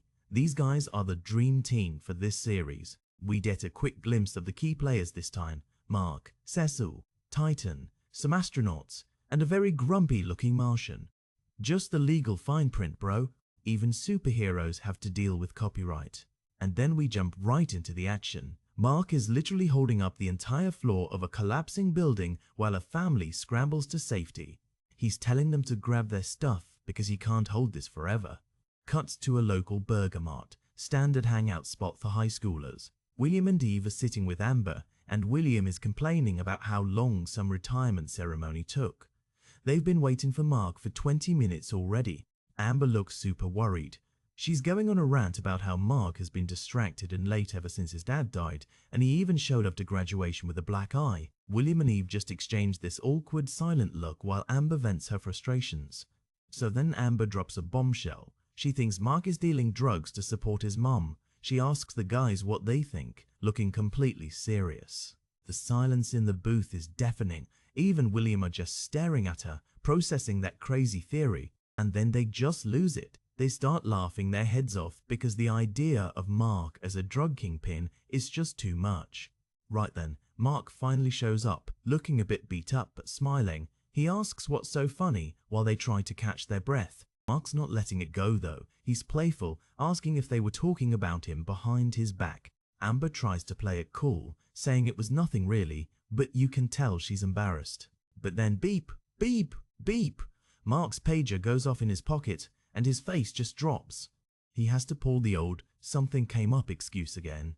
He's looking at his pager while his friends watch him bail yet again. As Mark runs out the door, Amber is left stunned, asking if she just imagined that. William and Eve are still chuckling in the background. Mark is diving straight down from the sky toward a massive government building. He sticks the landing right in front of Cecil Stedman, asking, "You rang," and wondering what the new mission is. Cecil explains that ever since the invasion, the space program is a top priority. He wants Mark to accompany a NASA team to Mars to make sure nothing goes wrong. Mark is actually excited. He always wanted to be an astronaut, but Cecil says there's a catch. The public can't know superhumans are involved. The catch is, he has to stay outside the shuttle the whole time. He's basically an invisible space guard for a 2-week trip. Mark realizes he starts college in 2 weeks and a day, so he asks how soon they're leaving. Cecil just says, "Soon," and boom, we have liftoff. The shuttle roars into the sky while a crowd watches from below. Cecil's voice comes through the radio, checking if Mark is in position. Mark is literally holding onto the side of the ship as it leaves the atmosphere. Mark mentions his mom packed him some sandwiches, but he's worried Amber didn't buy his family emergency excuse for being gone. Cecil drops some more intel. The real reason Mark is there is because of Martians. They're usually subterranean, but they aren't exactly friendly. Cecil tells him the mission is just to collect minerals and get out. He wishes Mark luck as the Earth starts to look like a small blue marble in the distance. Meanwhile, back on Earth, we see a quiet harbor with a purple van parked on the pier. Inside, a bunch of different guys are standing around 2 massive blue-skinned giants. It's a crowded room and everyone looks confused. A man named Angstrom Levy is talking to one of the blue giants. He explains he's been collecting his own counterparts from other dimensions to gain their knowledge. The 2 giants, who are definitely Mauler twins, tell him they can do the knowledge transfer if they have the right equipment and space to work. Back in the void of space, the NASA shuttle is cruising along silently. There's Mark, still holding on for dear life, looking out at the endless darkness. He lets out a massive yawn. Space travel is apparently a bit boring when you're hitching a ride on the hull. He settles back into his position, just drifting along with the ship. The shuttle continues its long journey through the stars, switching gears to a high-rise office building during a sunset. Titan is standing before his boss, Machine Head, who is sitting at a desk with a guy in a green suit named Isotope. Machine Head is not happy about Titan working with some costumed clown named Invincible. Machine Head's face is literally a robotic mask. He tells Titan he better live long enough to make it up to him. Titan, looking like a man made of stone, apologizes and promises to turn things around. Isotope just smirks, looking like he knows something Titan doesn't. Machine Head dismisses Titan but warns him that he'll be keeping a very close eye on him. Back to the shuttle. Mark is still there, floating in the cosmic silence. He decides it's lunchtime and starts reaching into his pack. He pulls out one of the sandwiches his mom made. It's wrapped in a little plastic baggie. He looks at the sandwich through his visor. It looks pretty normal, right? He takes a big, hopeful bite, and his face just crumples. The sandwich is frozen solid, and he's nearly breaking his teeth on it. Coldest lunch ever, bro. He just stares at the frozen bread, looking totally defeated by physics. Finally, the red planet is right there. The shuttle is approaching Mars, and it looks massive. The astronauts step out onto the surface, planted the flag. One guy is joking about Neil Armstrong eating his heart out, while the others bicker about who got to go first. They're still arguing about who's more famous, the first guy or the third guy on the moon. Mark is actually standing on top of the shuttle, watching them from above. The leader tells them to get to work before they run out of air. Then one of them notices something weird and points it out. One astronaut looks up toward the top of the shuttle. eyes wide behind his helmet. We see the tip of the shuttle, but it looks empty now. The guy insists he saw a man standing on the shuttle, but the others just tell him he's seeing things. The leader tells him to get it together because they're all alone up there. Little do they know. Suddenly, a group of Martians riding big multi-legged beasts surrounds them. The leader on the beast tells them they are all coming with him. The astronauts look terrified. Their eyes are glowing pink for some reason as they stare at their captors. The Martians lead the group toward a mechanical platform that's descending into the Martian soil. Mark flies back over, panicking because he was only gone for 2 seconds and now the astronauts have vanished. He spots the opening in the ground and their discarded gear. He realizes they must have been taken below the surface. He lands near the opening, checking the ground and trying to figure out where the secret entrance is. He finds a hatch and starts to pry it open with his bare hands. He thinks he's found the way in. As soon as he opens it, a bunch of weird pink squid-like creatures fly out at him. He lets out a yell as they swarm over his suit. Mark is struggling, trying to pull these pink things off his helmet. He's completely confused by what they are. They're wrapping around his hands and trying to find a way inside his gear. These things are persistent. Suddenly, bolts of electricity hit the pink squids, frying them right off him. Mark looks around to see who his savior is. 2 Martians standing nearby with energy stays tell him he needs to come with them. Mark is still on the ground, trying to recover from the swarm. Mark gets up and agrees to follow. He's just glad to be away from those pink things. They lead him through a high-tech corridor into the heart of their underground city. The Martian leader apologizes for the attack. He calls the creatures sequids and mentions they've been in a frenzy since the solids arrived. Mark is confused by the term. Mark tells them those solids are under his protection and demands to know where they are. He's not messing around now. The Martian explains that Mark's resistance to the sequids earned him an audience with Monad Prime, who may or may not answer his questions. Mark is ready to talk to whoever is in charge, but then he stops and realizes, wait, are you guys speaking English? The Martians have no clue what English is. Mark just sighs and tells them, never mind. Telepathy, bro, it's a trip. They step onto a transporter pad and get beamed further into the city in a flash of yellow light. They materialize in a massive throne room. Mark is impressed by the tech, but he's still focused on finding the astronauts. Monarch Prime turns around and tells Mark to listen. He explains the sequids crashed on Mars hundreds of years ago and became a mindless slave race for the Martians. The problem is that sequids need a host to link their minds. Martians are shapeshifters, so they're incompatible, but human solids are the perfect hosts. If a sequid bonded with a human, they could overthrow the Martians instantly. Mark explains he isn't human, he's a Viltrumite, which is why the sequids couldn't puncture his skin. The Martian leader has never heard of Viltrumites and asks where they come from. Mark just says it's a planet called Viltrum, far away. He's keeping it brief. He pleads with the leader to give the astronauts back so they can just leave and never come back. He even offers to make sure no sequids attach to them on the way out. But the leader says it's impossible. To protect Mars, the astronauts are scheduled to be executed. Mark's jaw just drops. Executed? He's not going to let that happen. Mark rushes out to the execution grounds just in time. He yells for the astronauts to run as fast as they can while he holds off the Martian guards. He flies into the Martian formation, creating a huge explosion of dust and rubble to cover the astronauts' escape. It's a total chaotic brawl. Mark is punching Martian warriors left and right, even knocking them off their giant beasts. The astronauts are hauling it back to the shuttle. One of them asks who the heck Mark is, and another just screams, "Who cares? He's our ticket home." They reach the shuttle and scramble up the ramp. They're following Mark's orders to the letter. Mark is being swarmed by Martian guards, desperately buying the crew just a little more time to get the engines hot. The shuttle engines start to glow as they prep for an emergency launch. Inside, the astronauts are strapping in, looking shell-shocked by the whole experience. The pilot is working the controls like a madman, yelling that he's on it. They count heads and realize everyone is on board. It's time to get this bucket of bolts into the air. The leader double-checks that everyone is settled as the ship begins to vibrate with power. The shuttle blasts off, leaving a trail of fire as it shoots away from the Martian city. Mark flies right behind them, waving goodbye to the angry Martians. Inside the cockpit, the crew is safe. One of them says they don't know who Mark is, but they think they're going to marry him for saving their skins. The rest of the crew is just staring blankly. One guy says they'll live, but he's never coming back to space again. They all sit in silence as the shuttle cruises through the void, heading back toward Earth.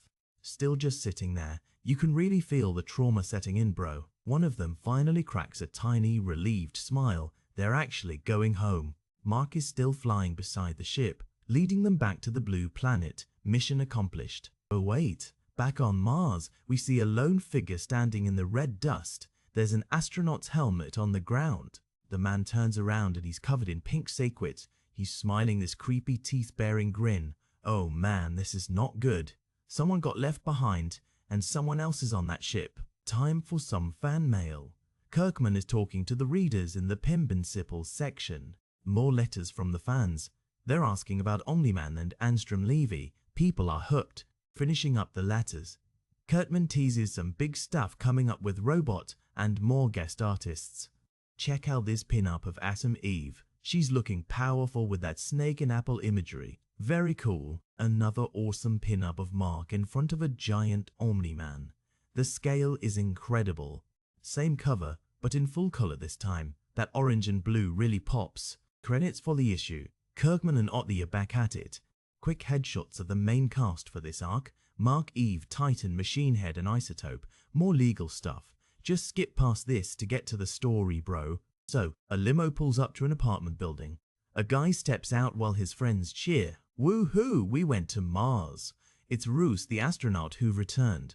His friends are trying to get him to stay out and party, but Roos says he's exhausted and needs to sleep since it's 8 a.m. He looks at the mailbox for Roos Livingston. He seems a bit out of it, just repeating his own name under his breath. He grabs his mail and his key, heading inside the quiet building. He's walking up the stairs, still mumbling his name and apartment number, Russ Livingston, apartment 6B. He reaches the door and fumbles with the lock, looking completely drained. He steps inside and closes the door behind him. The place is dark and quiet. He tosses his mail on the kitchen counter and just stands there for a second in the middle of the room. He gives a little sigh of relief, his face starting to twitch and change. And then whoa, his human skin starts to melt away and those green Martian antennae pop out of his head. He fully shifts back into his Martian form and collapses into a chair. He says he couldn't have held that human shape another minute. Talk about a long-distance undercover mission. Cut to a sunny suburban house. Everything looks peaceful. Inside, William is coming down the stairs in his boxers. He sees Eve on the couch and mentions that Mark might be back soon. He also tells Eve she could have slept in his bed with him since his parents are away. Eve just gives him this stone-cold, angry stare. She is definitely not in the mood for his jokes. William immediately backtracks, looking nervous. Or not, forget I mention it. Ha, sorry. But Eve is done. She tells him he's fun and all, but this just isn't working out. She's breaking up with him right then and there. Meanwhile, Mark finally gets home. The house is quiet as he walks up to the front door. He finds his mom in her bedroom, still in bed with the curtains drawn. He calls out to her softly. She jumps and screams, totally startled to see him. She says she didn't know he was home yet. Mark mentions he got in late, but then he looks at her nightstand and asks, "Mom, what's with there?" She's got a bunch of liquor bottles on the table. She tries to brush it off, saying it helps her sleep and relax. She even offers to make him breakfast to change the subject. Mark looks really concerned. He tells her he's meeting Amber for lunch and that they can have dinner together later. He tells her he loves her, but he looks heartbroken. Later, Mark is at a restaurant with Amber. She arrived late on purpose because she figured he would be late too, and she's being pretty blunt about it. Amber tells him he's basically late every single time. She's looking at him expectantly, waiting for a real answer. Mark just rubs the back of his neck and says he's not a very punctual guy. It's a pretty weak excuse, man. Amber leans in, asking if that's really it, or if something else is taking up all his time and attention, something he won't tell her about. Mark's eyes go wide. He's sweating, stuttering that he has no idea what she's talking about. And of course, right as the tension peaks, beep, beep, beep, his pager goes off again. He says it's his mom and he has to run. He ducks out of the restaurant, leaving Amber sitting there alone. She yells after him, "Mark, where are you really going?" She's clearly hitting her limit. Mark is flying over the city listening to Cecil through his earpiece. Cecil mentions some villain is demolishing condemned buildings just to get attention. Mark spots the guy, it's Titan. Titan says he was hoping Mark would show up. Mark jokes that he's already kicked Titan's butt twice, so why the warm welcome? Titan raises his hand saying he's not there for a fight. He needs Mark's help to take down Machine Head for good. Mark lands and just asks who. He's still relatively new to the big crime scene.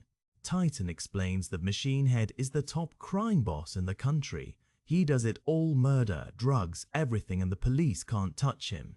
Mark asks why someone powerful hasn't taken him out yet. Titan says even if he's caught, nobody is brave enough to testify. But Titan is fed up and ready to do what it takes. Mark tells him to hold on a second. He's checking in with Cecil through his earpiece. Cecil tells him Titan seems sincere and to go for it. Titan says if they're doing this, he needs a new shell, because his current stone skin is too busted up. He starts to shatter his own outer layer. He explains that a year ago, he nearly killed Machine Head, so now the boss is rarely without a bunch of superpowered bodyguards. Titan asks Mark if he can fly him to the location. Mark is a bit surprised, asking, "You mean carry you?" Mark grabs Titan, and they blast off into the sky. Titan points the way while the police below just watch them go. As they fly, Mark asks Titan what his plans are after this. Maybe he could go straight and work for the Guardians of the Globe? Titan just scoffs. He says heroes risk their lives for nothing and every villain wants them dead. He prefers his carefree life as a criminal. Titan then complains that being carried isn't exactly comfortable. Mark just apologizes, trying to adjust his grip. Titan continues his rant about how hero work is a fool's game. He says even the best prisons won't hold super villains for long. But he admits that after betraying Machine Head, he might not have many friends left on the other side. Mark is now carrying Titan like a baby, and Titan admits it's awkward. Mark just says, "Don't say it, I know." They arrive at a massive skyscraper, the headquarters of the crime syndicate. Inside, Machine Head is sitting at his desk, asking Isotope for some revenue reports.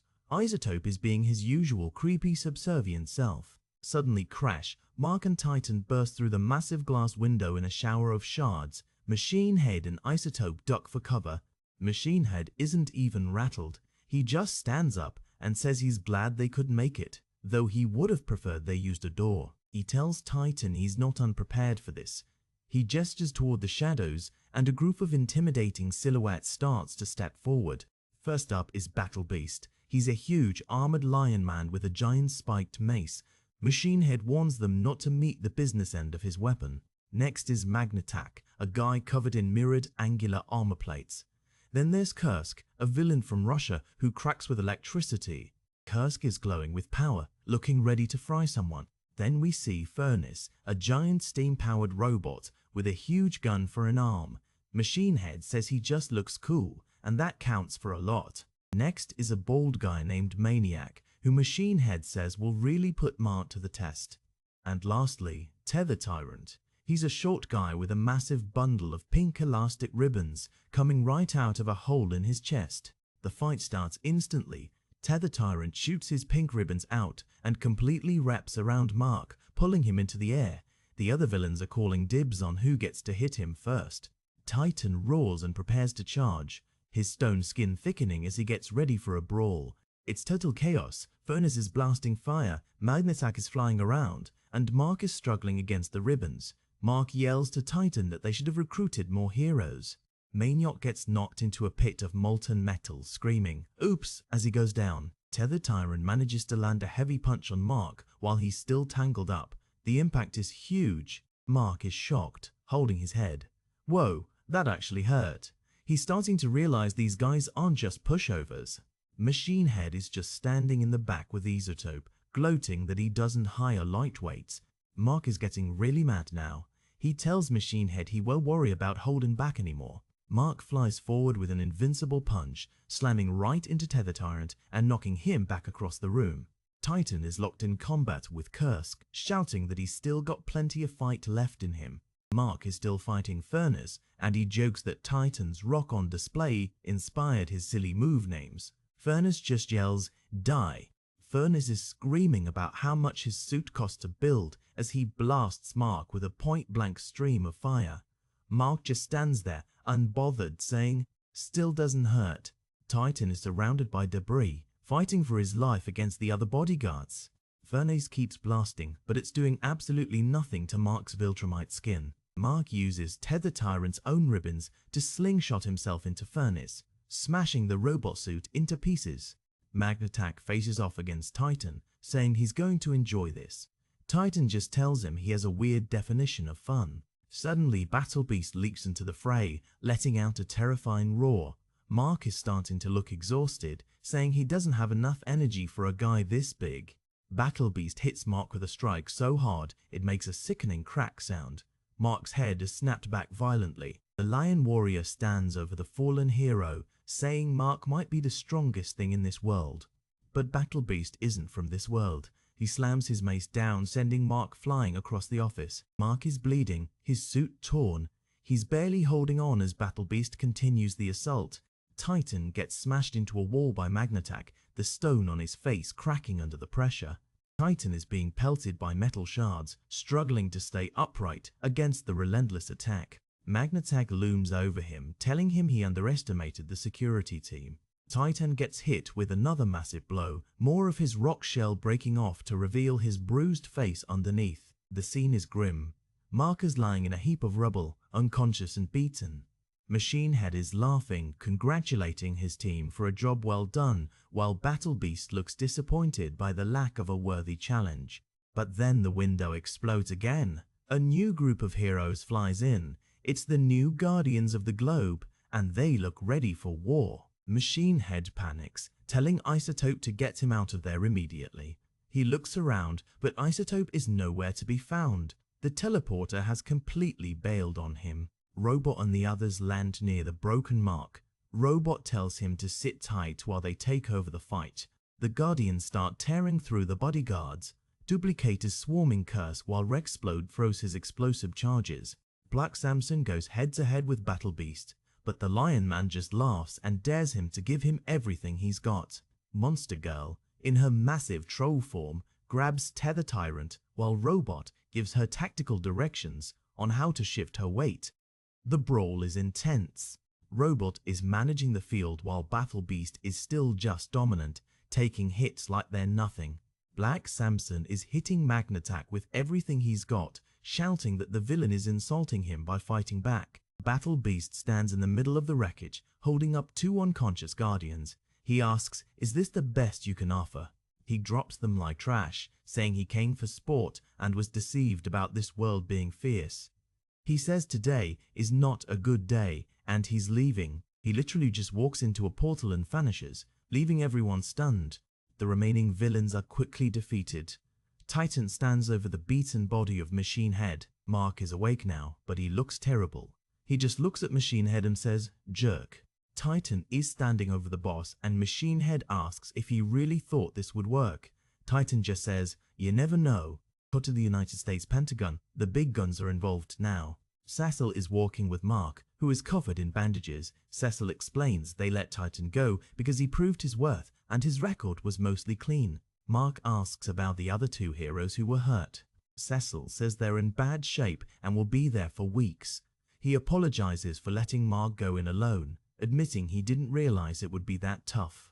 Mark is sitting in a chair looking miserable. He says he has to earn his pay somehow after a 2-week trip to Mars and this mess. Mark mentions his mom bought a new washer and a car while he was gone. He's going to use the rest of his money for college books since he starts in 2 days. Cecil wishes him luck, saying college was the best of days. Mark just hopes it's an improvement over the last few months.